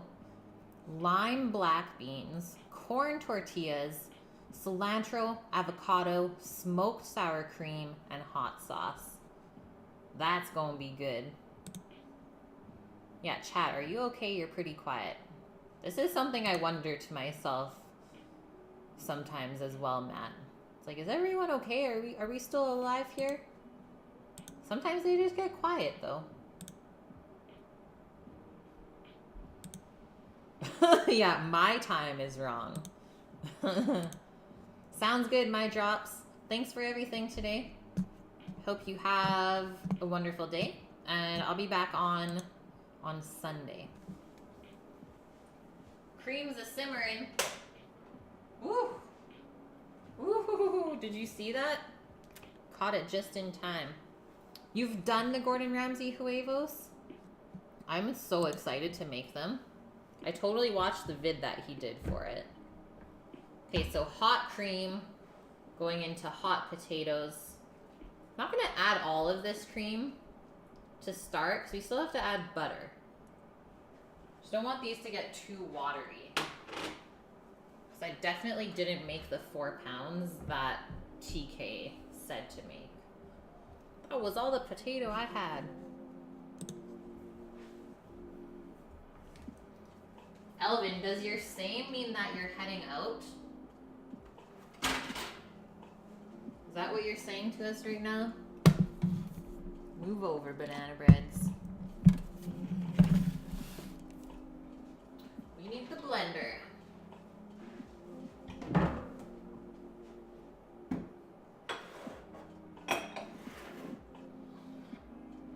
Okay, so obviously start on low setting. And I wouldn't even turn it up, to be honest.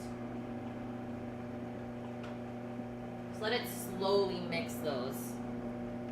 Because if we mix it too fast, the potatoes will get gluey.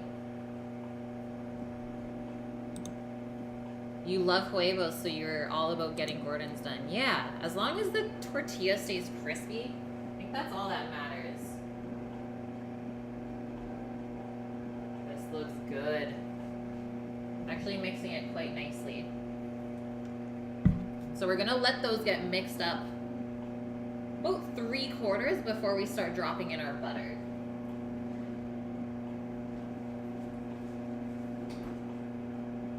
Our cold, cold butter.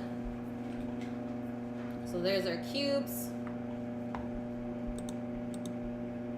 You don't think the duck is seasoned enough? Seriously, Matt? We did like a teaspoon of salt per breast. I think that's lots.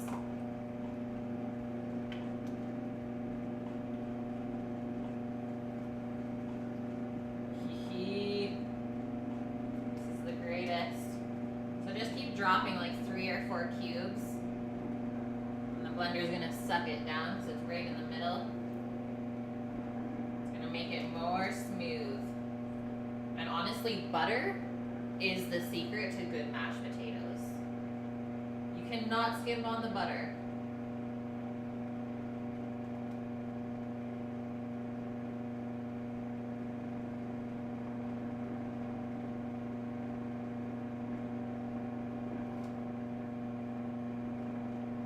Another one of those things where if you think it's enough, it's not enough. If you're like, yeah, that should be enough butter, always add a little bit more. Yeah, you really like to flavor and spice your stuff up a lot, Matt. But like I said, since we're doing like garlicky things, we don't want to play around with too many other flavors. I do really love the citrus and bay though on the duck. I think that's gonna pair really nicely.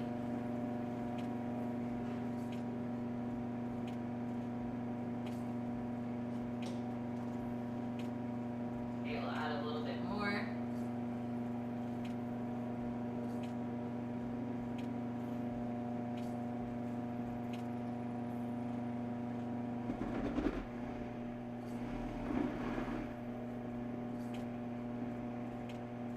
I'm gonna get the wand out so I can kind of mix it around. Help it out a little bit.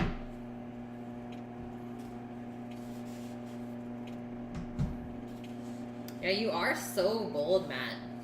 I feel like every time I've made something meat related, you're like, you should add this. You should add that, which does not bug me at all. But you always want more.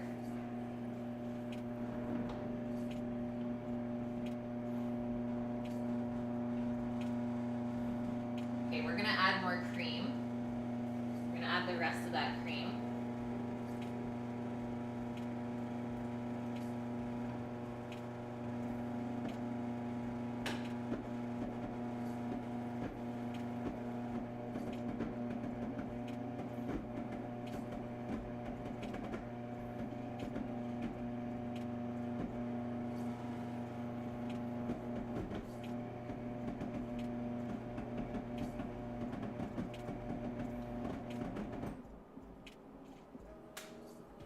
Made the blender too hot, but it was pretty smooth. Let it cool down a touch. Show you guys what's wet. We almost got there. I can scrape off my spatula.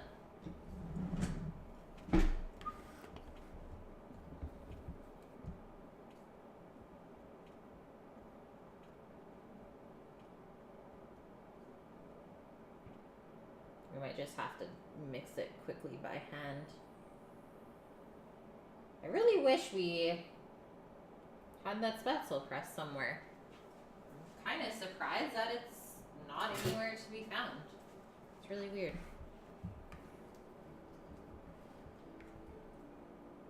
I think this actually might be smooth enough. And just slowly mix in the rest of the butter. Definitely needed that cream, but look at how nice and smooth that looks. Like, hello. There's a couple of lumps that you can see in there, but it doesn't feel gluey either.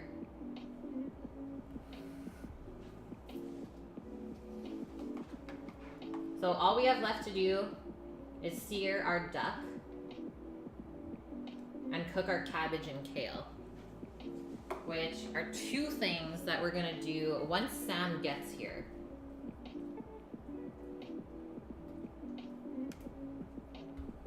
I mean, we might start the duck a touch early since we were heating up our pan.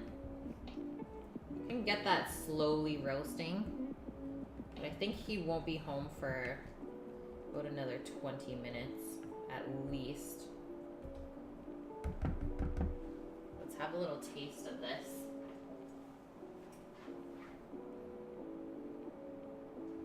A little scoop of potato.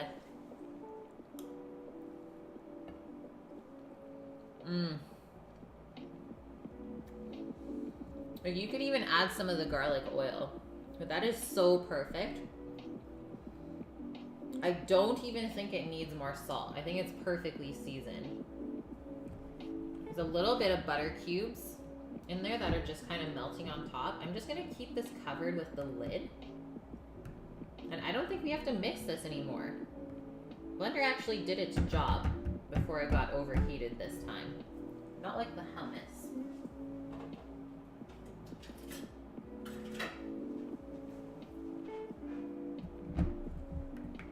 Close it up. That's delicious. I could just eat this. Yeah, the quality of food directly proportional to the vigor of the nod. You know so well, Elvin, how that goes.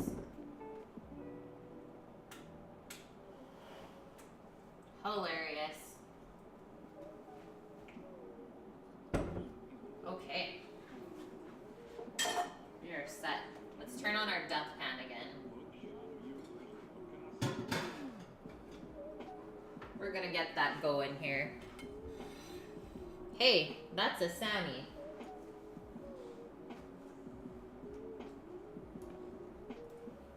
What is up, dog? An hour till you're home? What? Don't cook the duck. This is insanity. I'm not waiting till 7. Yeah, hurry, stop talking about him.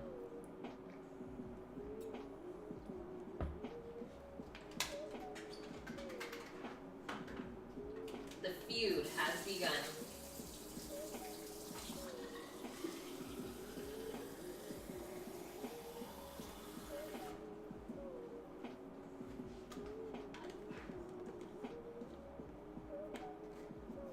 You're only at the 17-mile house? Oh my gosh.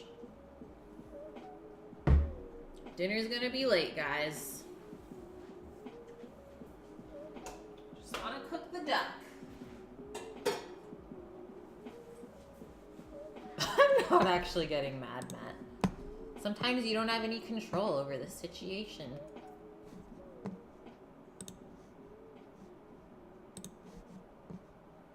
Yeah, we'll eat at the same time and we'll make it magical. Shortcut through the duck hut. Go, go, go.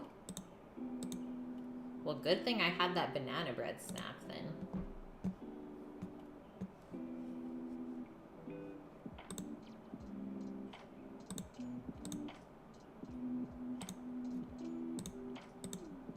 Well, since we're chilling for a little bit, does anyone have any requests that they want me to make next month?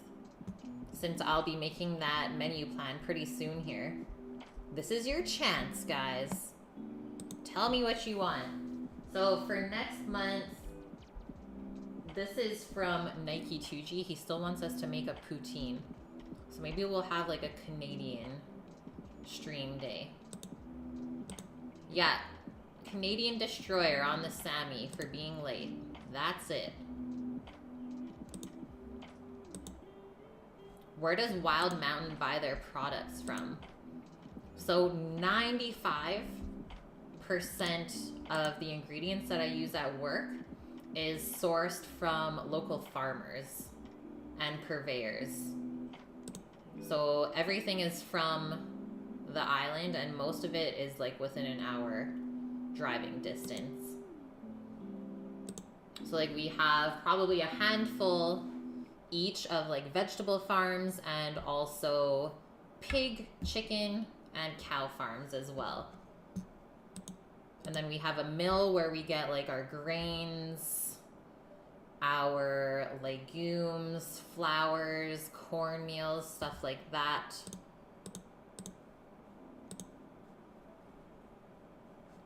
Nanaimo bars. I freaking love Nanaimo bars. That'd be so good. Yeah, just do half a cow. We are thinking about investing in that, Matt.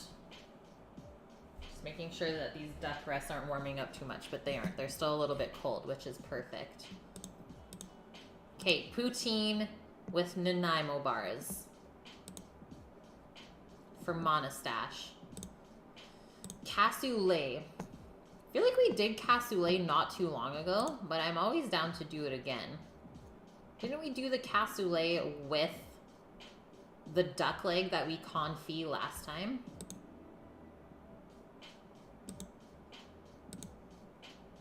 Oh, I'm into that, Rook. Yeah, cooking the pig in the hole. I'm in. Everyone keeps thinking you guys are Canadian. That's hilarious. Oh, Nuris, hey. I saw your sweet potato photos on Discord. We haven't cooked yet because Sam is stuck in traffic. You don't recall. It's okay. I'll write down cassoulet again. I'm not opposed. It's definitely a more heavy meal. That'll be like a rainy day thing, Elvin. Transitioning to spring. We're eating more light things.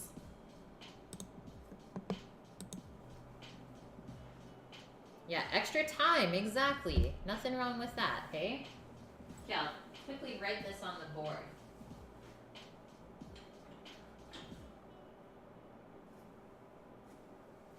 Poutine and Nanaimo bars.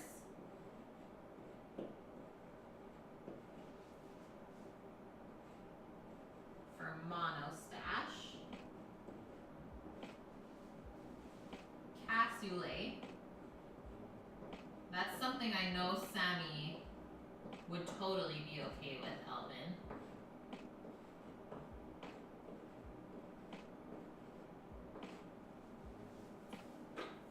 What else, guys? What else? Oh, yeah, butter tarts, too. Everyone in New York loves Canadians, except for those in Verizon stores. Yeah, they were done with us.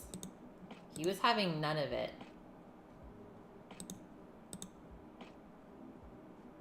Sammy wants jambalaya. Ooh, he already has the scrimps. And we have some sort of sausages, don't we? We have to get some chorizo, though, for Sunday. The jambalaya.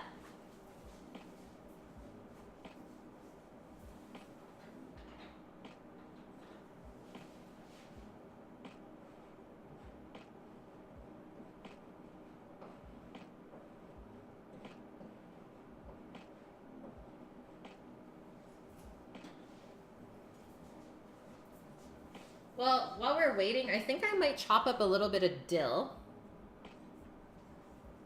for our cabbage and kale, because I think that'll go really good with the fennel and the duck as well. Yeah, Sammy's back on his leftover game. Gotta keep making things that are good for him to reheat. Oh yeah, plus we have this mass amount of dill that comes with grass. Success.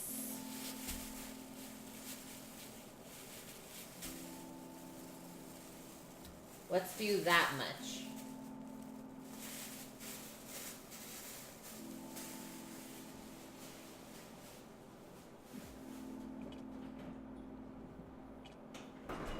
We're gonna be here forever, guys.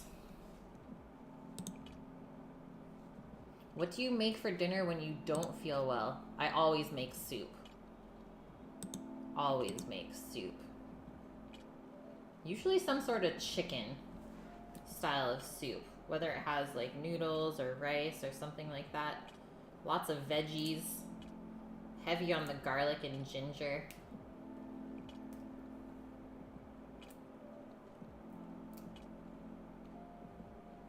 You want to see chili, Matt?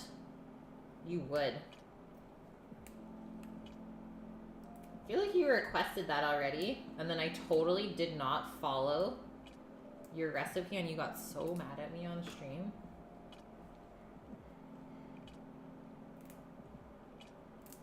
You're like, straight up, you're making this wrong. And I was like, fight me. And then nothing happened. You get mad, but you still learned. Yes, there you go. You're good. Yeah, we do need more seafood dishes. Well, we do have sable fish coming up next week as well. So we still got to pick up some chorizo and sable fish.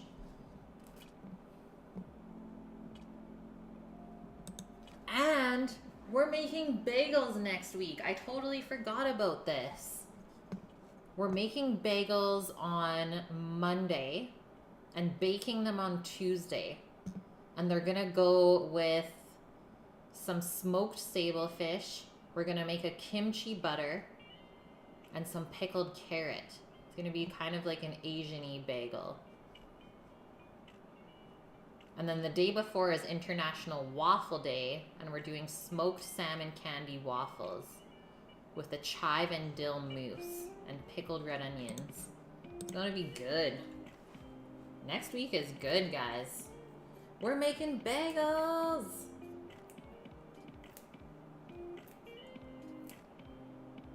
Which means I have to go to a brewery and get some of their wort. So their sugar water to make the bagels. Smoked salmon waffles, yep, Matt. You've obviously never had them. Because if you did, you wouldn't be making that face. Candied smoked salmon, the stuff that we made and sent away. It's still been vacuum sealed since that time. Maple candied smoked salmon. So that's what we're gonna do with the waffles.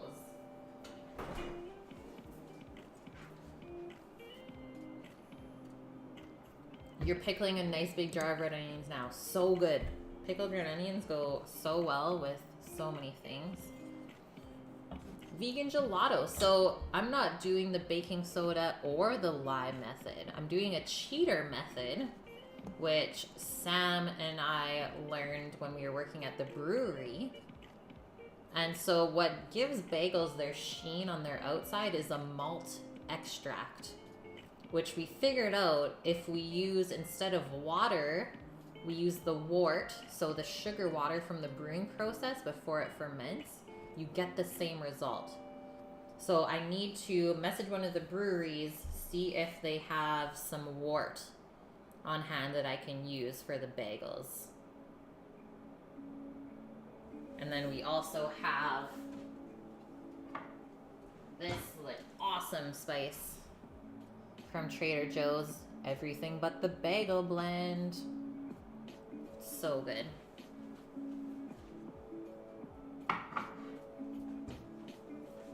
Okay, let's chop up this dill. Nothing beats a bacon, lettuce, and tomato. Is that what you're saying?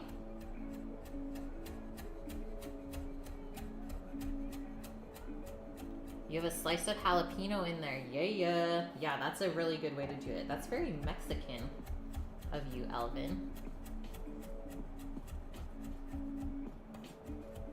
So Monastache, instead of using malt extract in your bagel to get the dough, that sheen and the bite on the outside, we use brewer's wort instead of the water.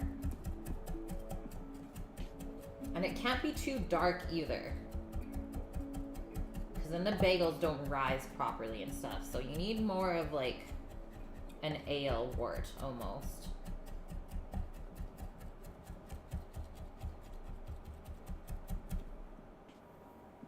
But brown ale did work once upon a time. I kept trying all the different worts from the different beers. They're a little bit of a pain to make. Honestly, not that big of a pain in the butt that you think it would be, which is why I'm going to show you guys how easy it actually is. Okay, guys, let's take bets on what time Sammy walks in at. That should be fun end to the stream.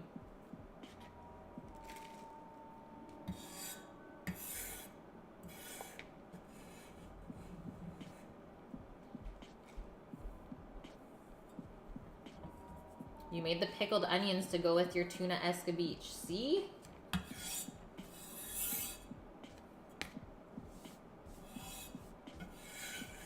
Benuris, I told you not to water the succulent.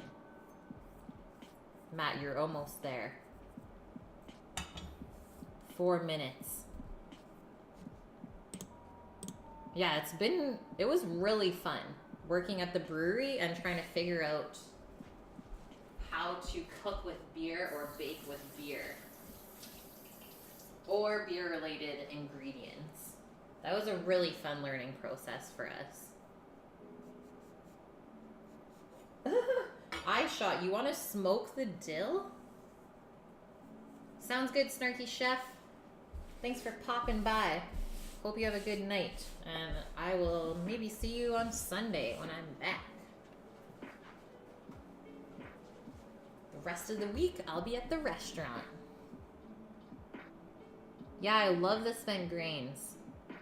And we totally did make homemade dog treats as well from the spent grain at the brewery. Pizza dough, we use the spent grain underneath the dough when you're rolling it out. Roll that dill up and puff it. Yeah, in the food or the chef, both. Where's Nike when we need him?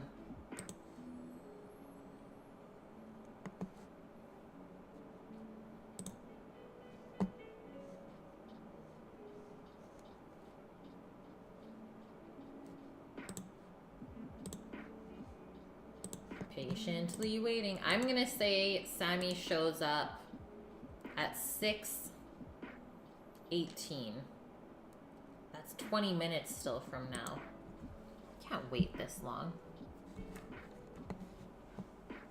Ooh, I know what to show you guys.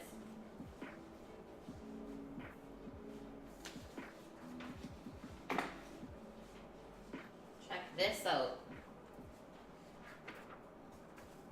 So these are like the little emotes that I have Solid working on. So I like the Kait raid one, and so does Sammy.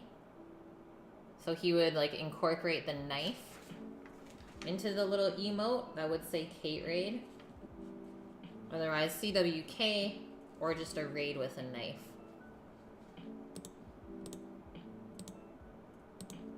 Bye, Matt. Have a good way home. And we'll probably still be here when you get home. Kait raid. Exactly, I shot. So to kind of match the knife badge.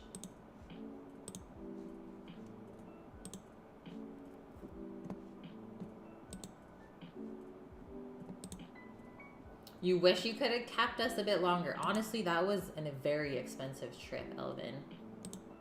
It was insane.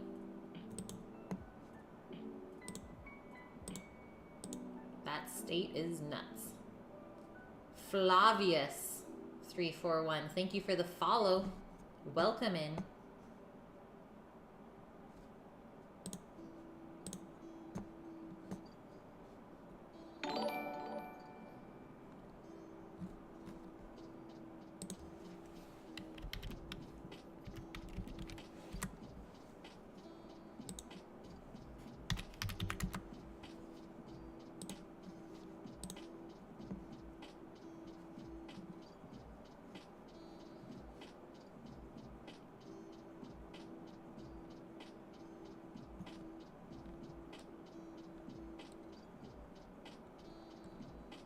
I'm creeping on who we should go raid after this, guys. I'm a creeping.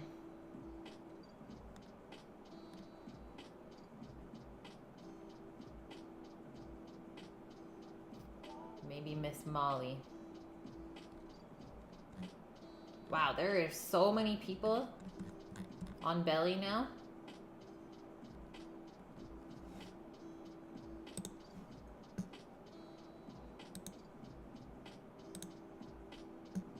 The knives give a specific impression. Yeah, serial killing with Kate. Watch out. We will cut you. Creep. Creep with Kate. And the list goes on.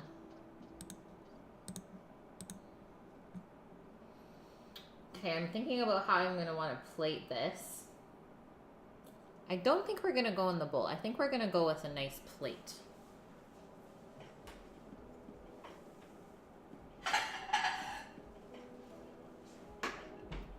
Nice little plate. And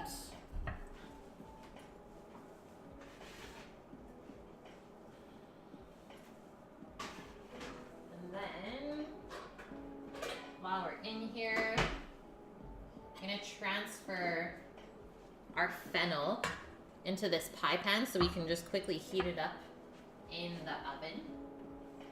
Or actually, you know what? You can probably drop it into the pan with the duck breast right at the last minute just to give it a little kiss of heat to warm it back up. I'm going to pour a touch of the garlic oil in our veggie pan for our kale and cabbage. Get that over there. Get our red wine over here.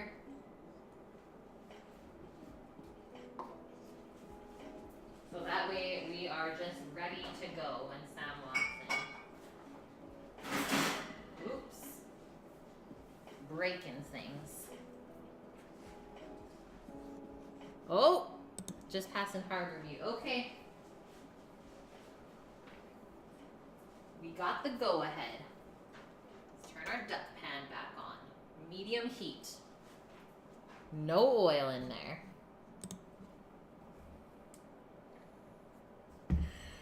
Time to duck it all up, Onuris. So I'm gonna rub this little bit of orange zest off now as well, if we can. Just so that it doesn't burn in the pan when we flip this over. Good thing Matt's not here right now. He'd be yelling at me. Leave it on! Leave it on!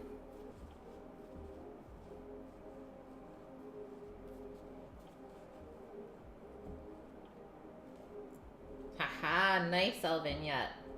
Need to duck out. Well, thanks for chilling with us for most of the time. I hope you have a wonderful rest of your week. And you keep teaching people how to cook those prime ribs. Just making me so proud. Take care, Elvin. Thought my wrist was bleeding. I felt wet for a sec. I was like, oh no. Did my cut open up? It's so dark, hey? The raw duck the meat is so dark. It's so good. So we're gonna go for a medium rare cook on this, which means we'll definitely have to rest this for like minimum 5 minutes. If you want to push it a little bit longer, you totally could. And that way we'll keep all of our juices in there.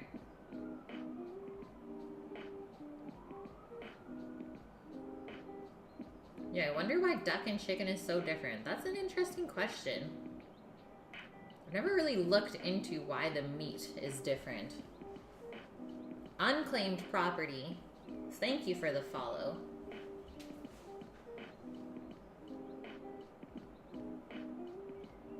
That up a touch more. Yeah, they're both foul.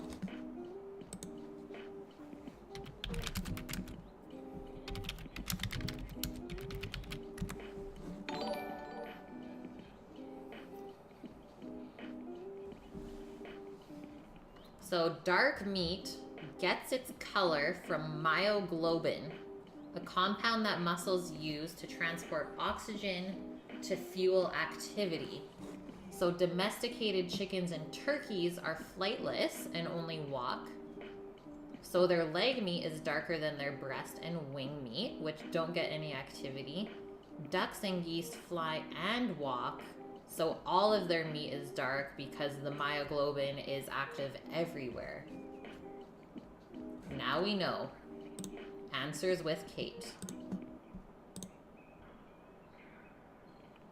You learned the hard way that fried orange peel is disgusting. Yeah, it is not that good. So we're just wipe that off of the duck breast there.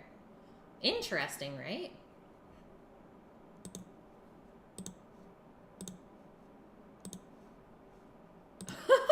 Thank you, unclaimed property.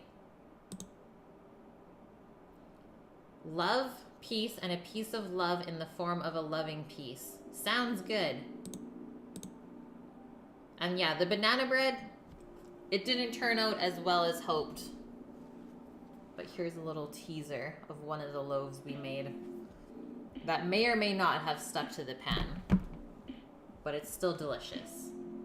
Yeah, myoglobins. Mayo goblins.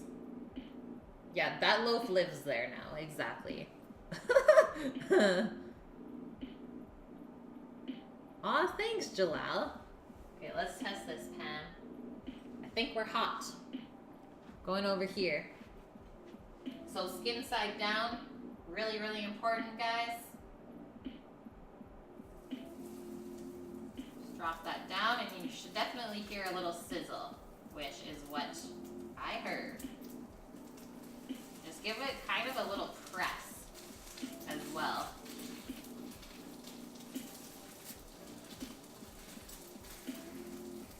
And some people will actually put a plate on top of that to really keep it pressed down so you get a nice even sear. Super sizzle time. Gonna wash my hands.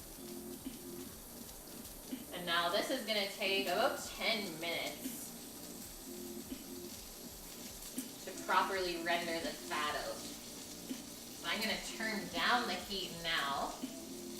And we can even see a little bit of fat already cooking out. So we'll go medium low. And that's gonna do its thing. Yeah, no oil needed at all. Look at the pools of fat already coming out of there. Yeah, much is at stake right now. Exactly. We love the food puns here. Isn't that nuts, Anuris? Liquid gold. It's so, so good.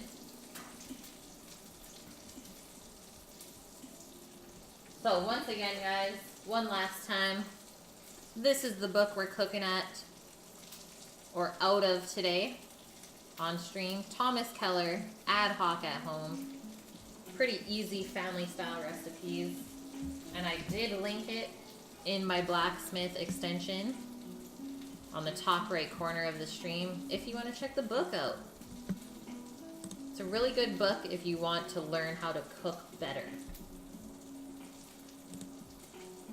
You will save the rendered fat. Yes, I will, iShot. Yes, I will.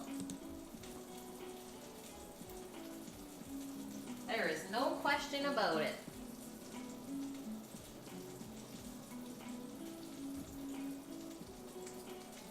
I think I'll just put it in a little jar.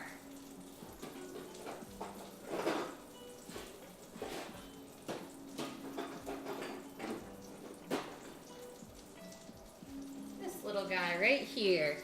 It's gonna be our duck fat jar. Yaruk. Knew you smelled the duck fat. He knew it. I'm just gonna do a little bit of dishwasher loading while we're waiting.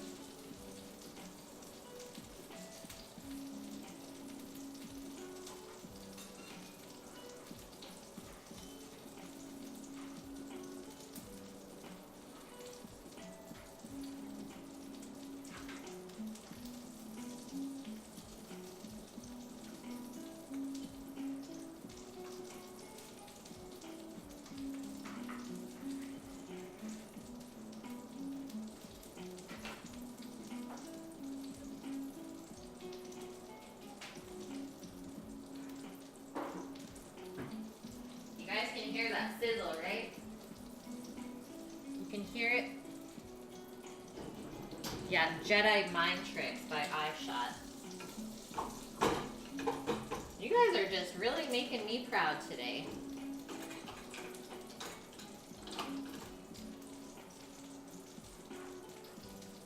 Okay, what else can I fit in here?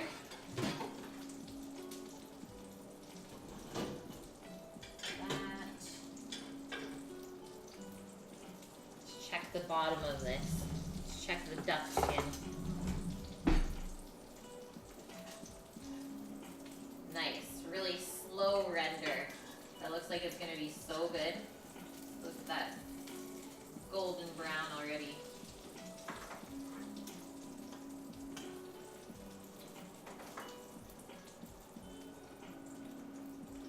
Low and slow.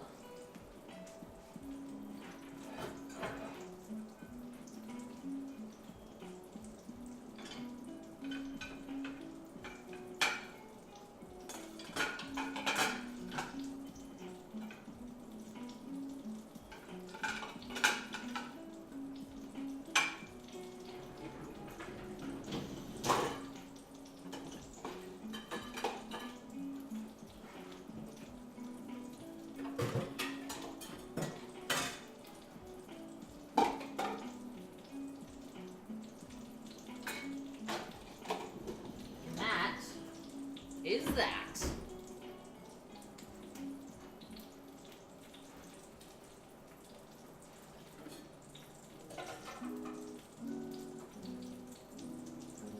Yum. Now we get to make some duck fat potatoes or something good like that. Duck fat fried eggs, really good as well.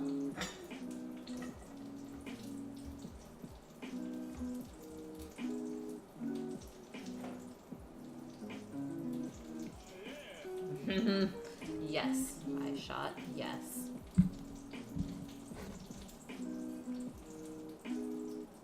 Still trying to think about where that Spätzle press went. I don't know how it just disappeared on us like that. Someone's just sneaking around.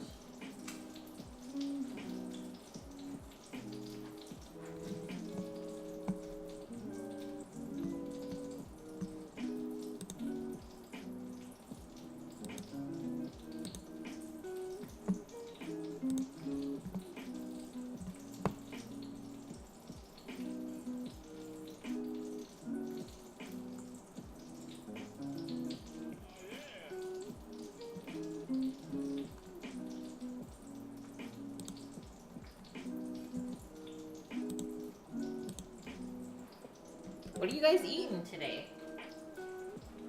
No one really answered me when I asked earlier.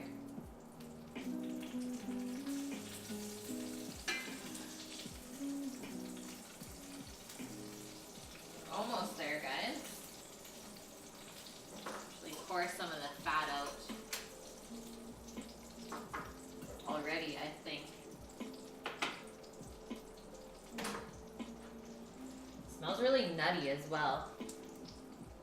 Graham's working on demi-glace, making omu rice tonight. What the heck's that? I've never heard of that. Sounds really good though. iShot, you had chicken tacos. Nice. Tacos. Oh, I think Sammy might be home. Doggo's barking. We'll just hold our duck breasts there. How much fat we just poured out.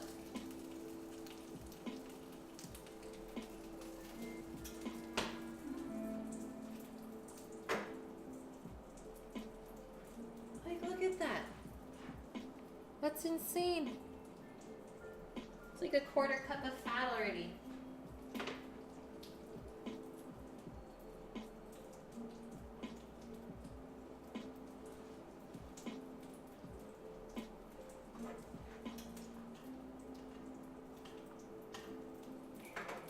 Because I think if you keep all that duck fat in there, is it's gonna heat up the pan more and cook the duck breast quicker.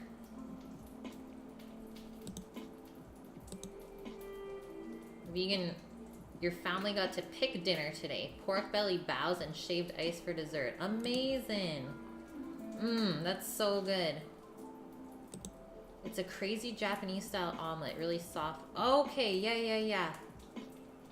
I don't know if I could eat that. I've seen that before. And I'm not a person that's good with like runny-ish eggs. It took me years to be able to eat like a liquidy egg yolk.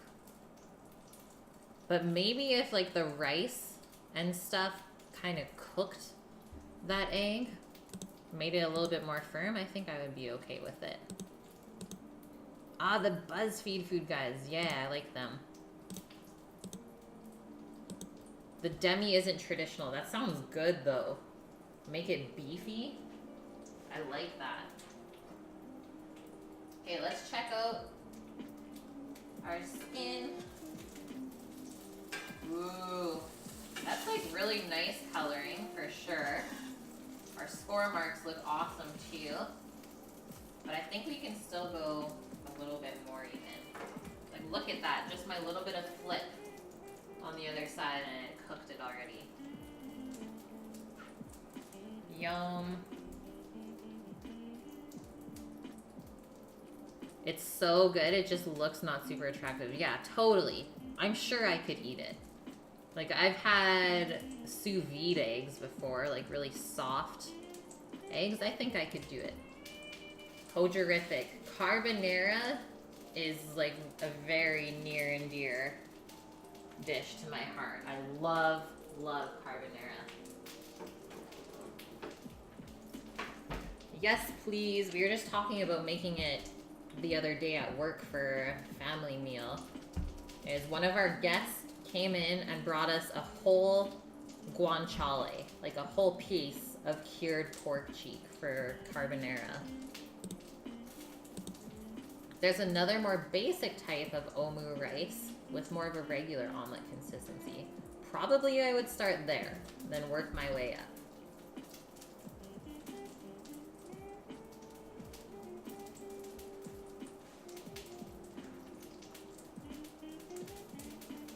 Almost there. You hear the duck cracking, yeah. I was hoping that you would, Brooke.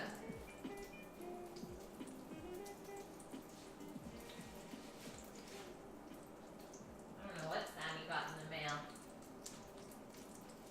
Just open up his mail like he opens up mine. Oh, it smells and looks so good. Like, so much more fat already came out of there. But I think we're getting close to flipping it. So it looks like it's almost halfway cooked. If I lift that up.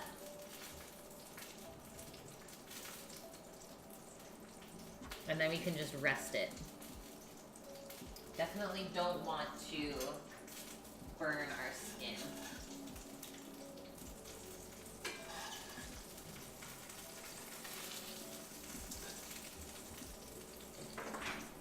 There it is. That's our cue, guys. Okay, we're flipping. Did you get poop all over your shoes?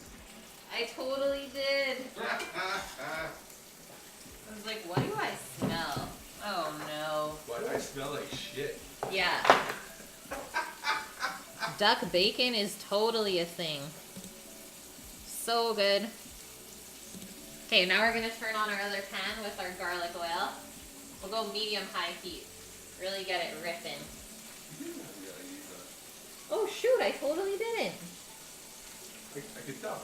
Now I'm glowing like an angel. Whew, that's bright. Yeah.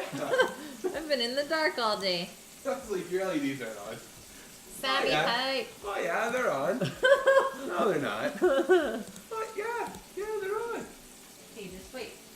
Look in the duck. Don't distract. Hi everyone. I'm home. He's home. Gonna prop this up.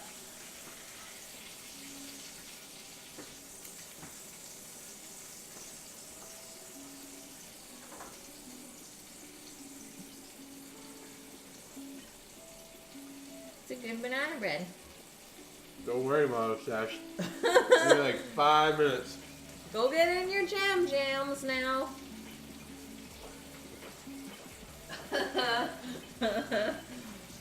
You guys are my favorite. The monocle is going somewhere May long, and then you'll have a box of lobsters in the mail. What? Amazing. Okay, feeling these duck breasts. You definitely feel like they're perfect, so these are gonna come out of the pan now. Check it, guys, because this lighting right now.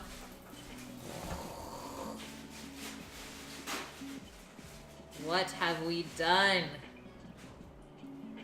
Now we can't touch those for at least 5 minutes. Yeah, undercooked. Someone had to say it.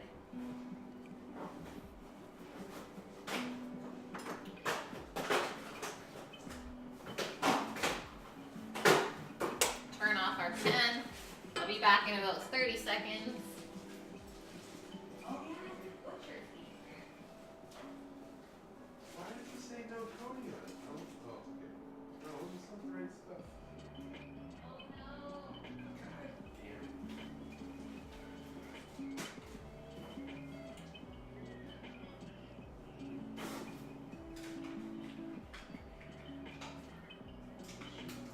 Yeah, this stuff. I don't want this stuff.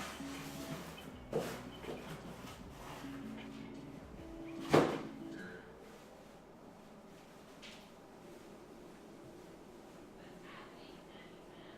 Strong shit. Got the wrong one. Yes. Yes. Yes. Okay. Oh, it's gonna be so good. Yeah, the ASMR duck skin bite. Back over to the stove top though. Pan's almost hot. Let's pour out the rest of our duck fat into our jar. The liquid gold.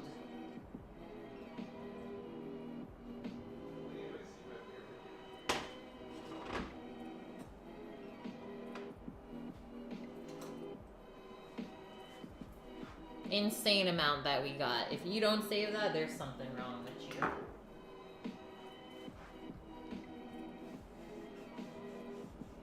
Ah, that's what I'll do. So I'll just stick the fennel into this warm pan now. And we'll just keep that kind of warmed.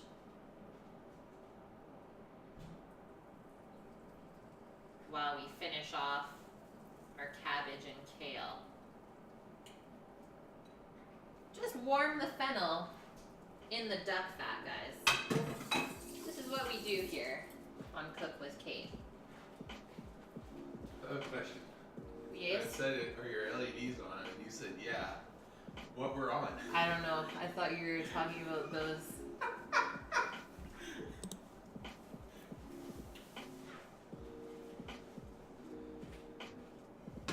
Okay, pan is hot. Going in with the cabbage. Should get a nice sizzle. Sammy's got his bear jammies on. I got my bear jammies. I don't know, you can't see them. I'll have to point the camera down. I haven't seen those ones in a while. So good sizzles.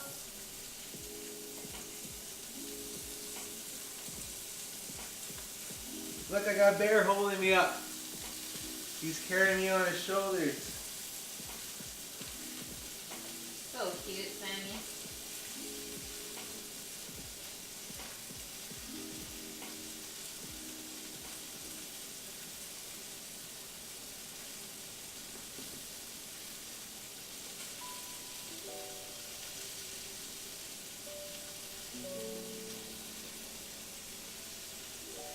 There we go.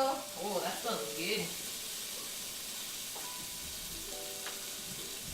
Yeah, no, it's wabbit season. The wabbits.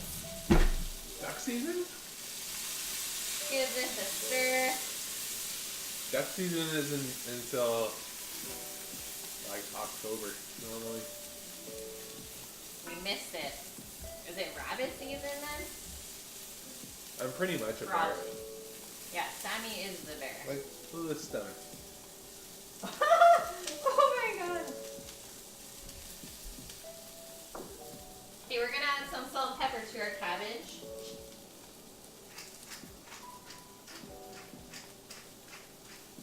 You gotta do laundry tonight? We gotta do laundry, yes.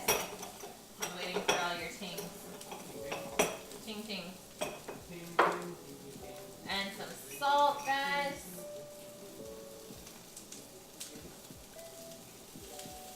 And then our little bit of acid is gonna be our red wine.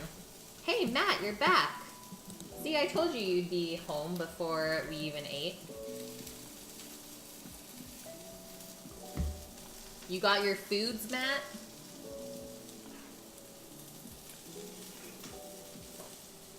I think I'm actually gonna cover this. Do a quick little steamy steam.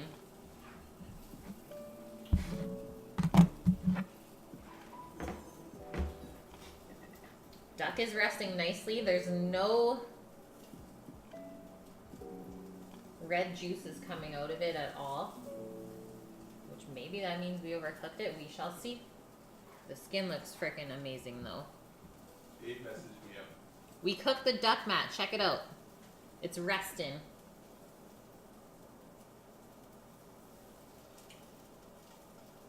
Really, you should be here, right? I think we'll be good. Stay closer to medium. We also quick cured it for a couple hours, so it's gonna change the texture of it too. It's gonna feel more firm. What'd you cure it with? Salt, orange zest, bay leaf, and nutmeg is what the recipe was. Okay, so almost like what we did with the pork rinds then. Just add Yeah. your nutmeg. Shadow! Nutmeg would go well with the fattiness. That's what I thought. I was like, ooh, that's nice. I like that. Okay, we're gonna open up this cabbage. Give it a stir. See that steam? Nice.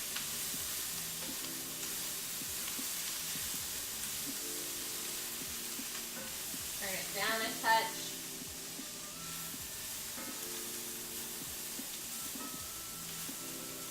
And now add some red wine.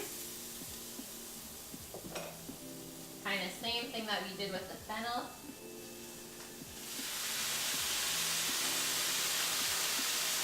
Woo-hoo-hoo. Steaming it up.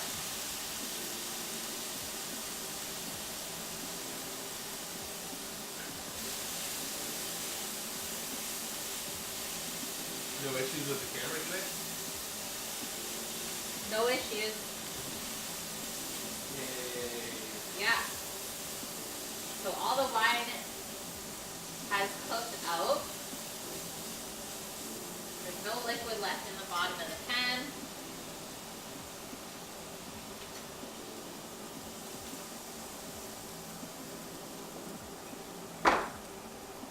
We need more, a little touch more salt. Still 21 degrees outside right now. Wow. I'm actually going to go with a little bit of butter as well.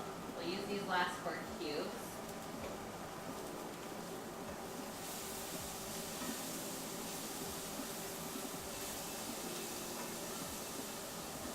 Let that melt in. And then it just needs a touch of sweetness. This cabbage isn't that sweet. I'm just going to add maybe some orange juice would I think be really good. Really good here. It did crisp up. The skin is actually really crispy. It looks deceiving.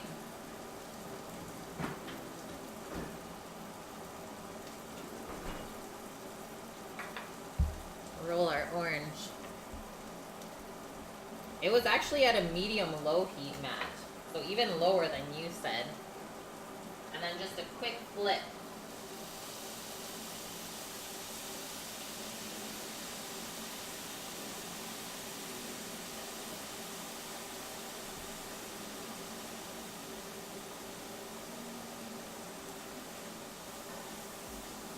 Wow, that's smelling unreal. So one more taste.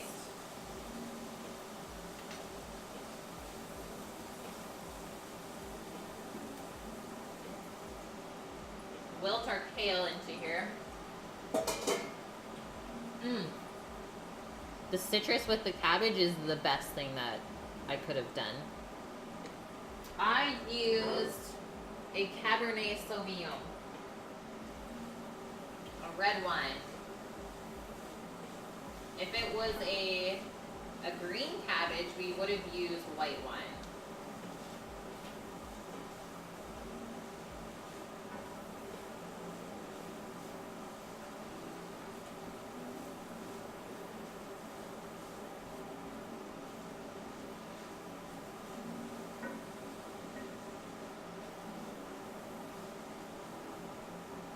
Touch more salt, just because of the kale that we added. I'm just gonna give this a little cover. Turn our fan back down. Down, down, down, down, down. You're almost done eating already. We're almost there, Matt. Oh yeah, and our dill. Citrus and dill. Cabbage and kale.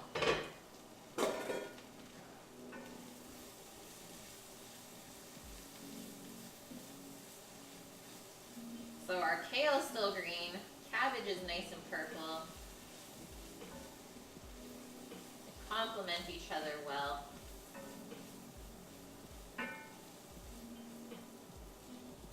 Got a little spoonful of this.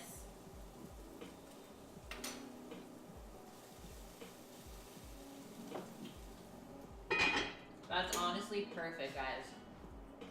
I'm not just saying that. Whoa! Amdab the chef. Gifting 5 tier 1 subs to the community. Welcome in, guys. Holy.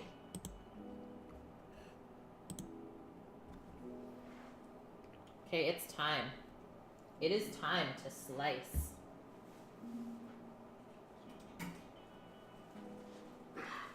You guys ready for this? Thanks so much for the gifted subs, Sammy Sam. Ooh, there's a little bit of juices down there. There's some red juices there. I think we'll be alright. Feels like it's more medium though, especially towards the edges. We'll see.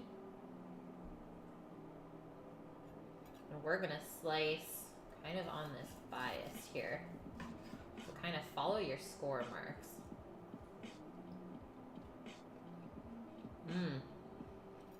Holy. Matt, any more seasoning and this would have been too salty.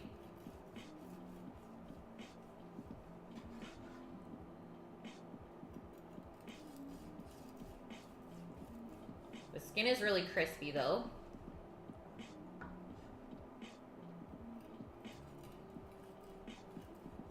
More medium on this one side.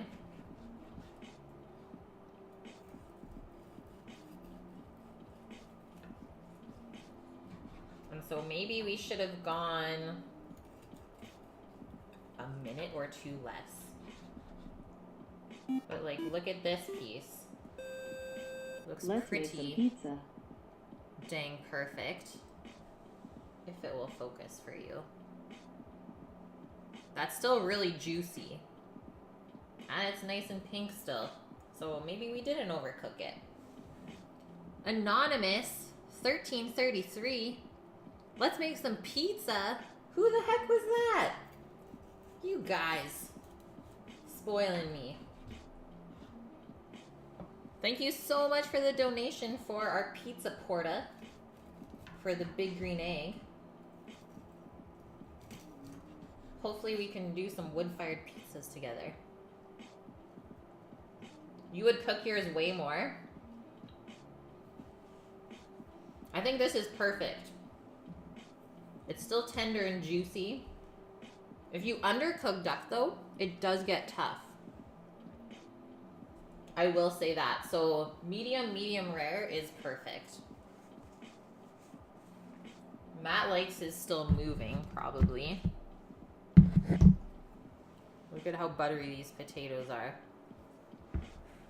Literally butter puddles on top.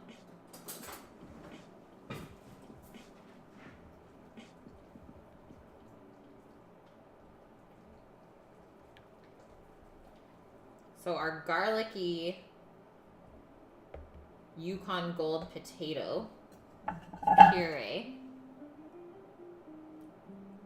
It's a little stiff now, but it's not gluey. That's the most important.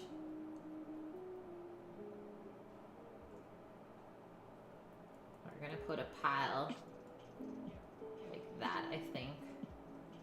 Create our layers. Maybe even smooth it out. Nom. Yeah, you'll take both of those duck breasts, but even now, look at how much we rested it. About 10 minutes, and it's still leaking that much juice.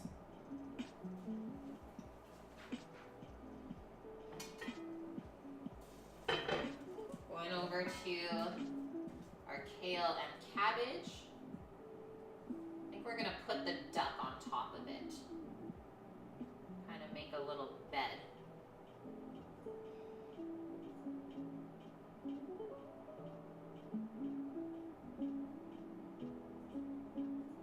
Of our veggies.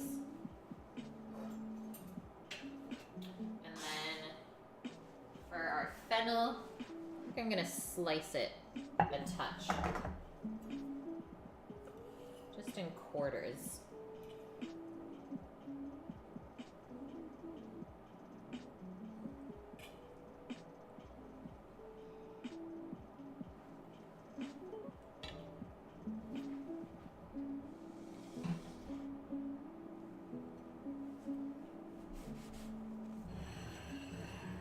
That's where we're at so far.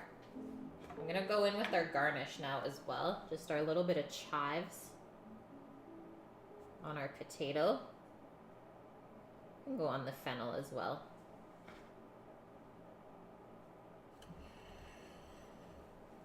And as long as your duck is juicy, you shouldn't really need a sauce here either.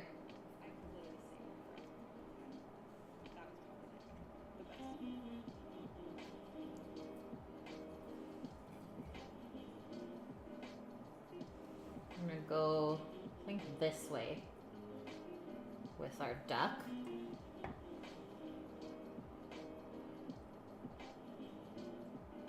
Fan it out a touch.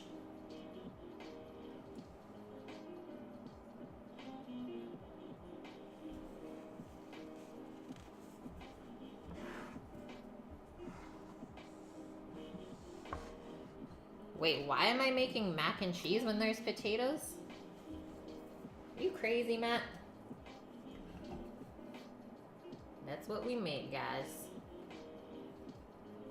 Garlicky potato puree, caramelized fennel, citrus and dill, kale and cabbage. We actually didn't even food mill the potatoes because we couldn't find it, so I just did it slowly in the blender. I don't know where it went, Sammy. I definitely have not taken it anywhere. So I don't know where the press would go, to be honest. A little bit confused.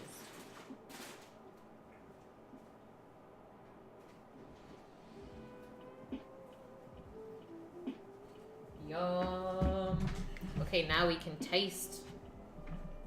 Thanks, Monastache. Yeah, this is how it would be presented at the table. Something like that. That would be facing you. And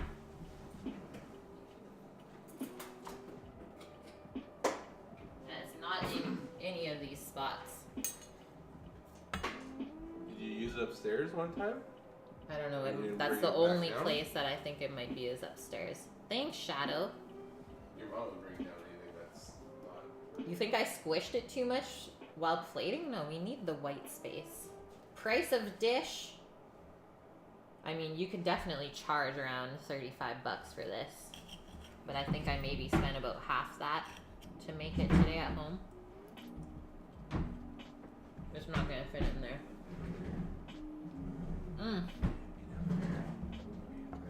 Yeah, the duck, super tender. And the skin is actually really crispy. So doing those score marks really does help.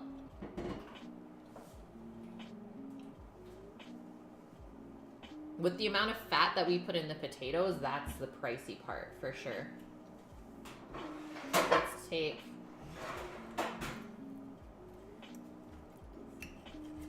some of our fennel. We'll get a little bite of everything. Garlicky potato, fennel, kale and cabbage, and duck. That is a forkful. Yeah, $90 worth of butter. Exactly, Shadow.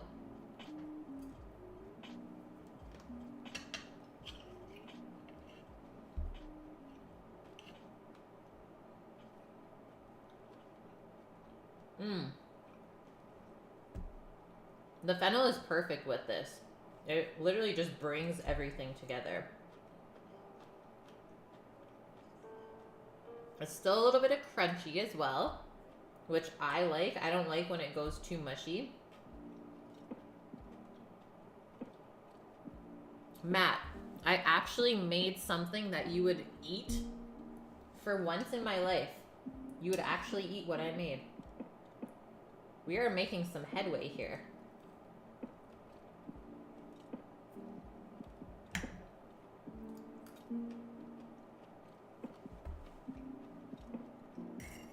This is a good dish. So I kind of had an idea when I was planning this menu out. I knew I wanted to cook some stuff from the Ad Hoc at Home book, but the cabbage and kale is something I just threw in there, and it pairs really, really nicely. So we brought together the citrus flavors that are in the duck into our vegetables as well.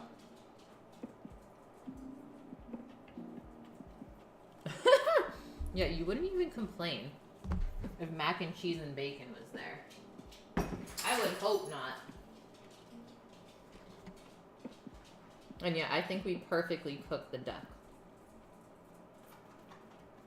I've had duck that was underdone before, and it actually gets really chewy. So don't go any less than medium rare, for sure. Even if you like rare steaks, you won't like rare duck. Yeah, rare duck is not good.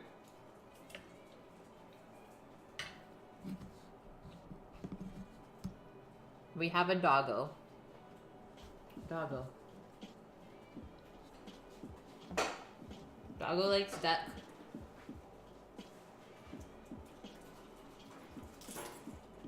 Be nice. CBD. Got one of Sammy's gifted subs. Yeah, I also want Posh's life, Matt. She lives the life.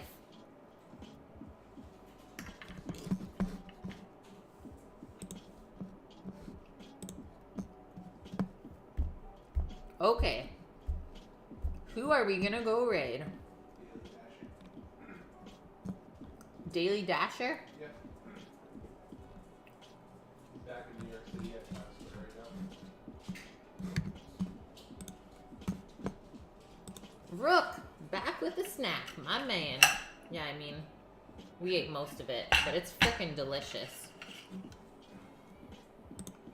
Beer time and stream time, Matt. You have a wonderful night. We're going to go raid Daily Dasher, IRL streamer who lives in New York City. We're doing 99-cent pizza right now. 99-cent pizza? Where? Like slices in New York. What? Thanks for everything today, guys. It's on Times Square right now. I hope you have a wonderful day / night wherever you are. And I will be back on Sunday morning. We're cooking brunch.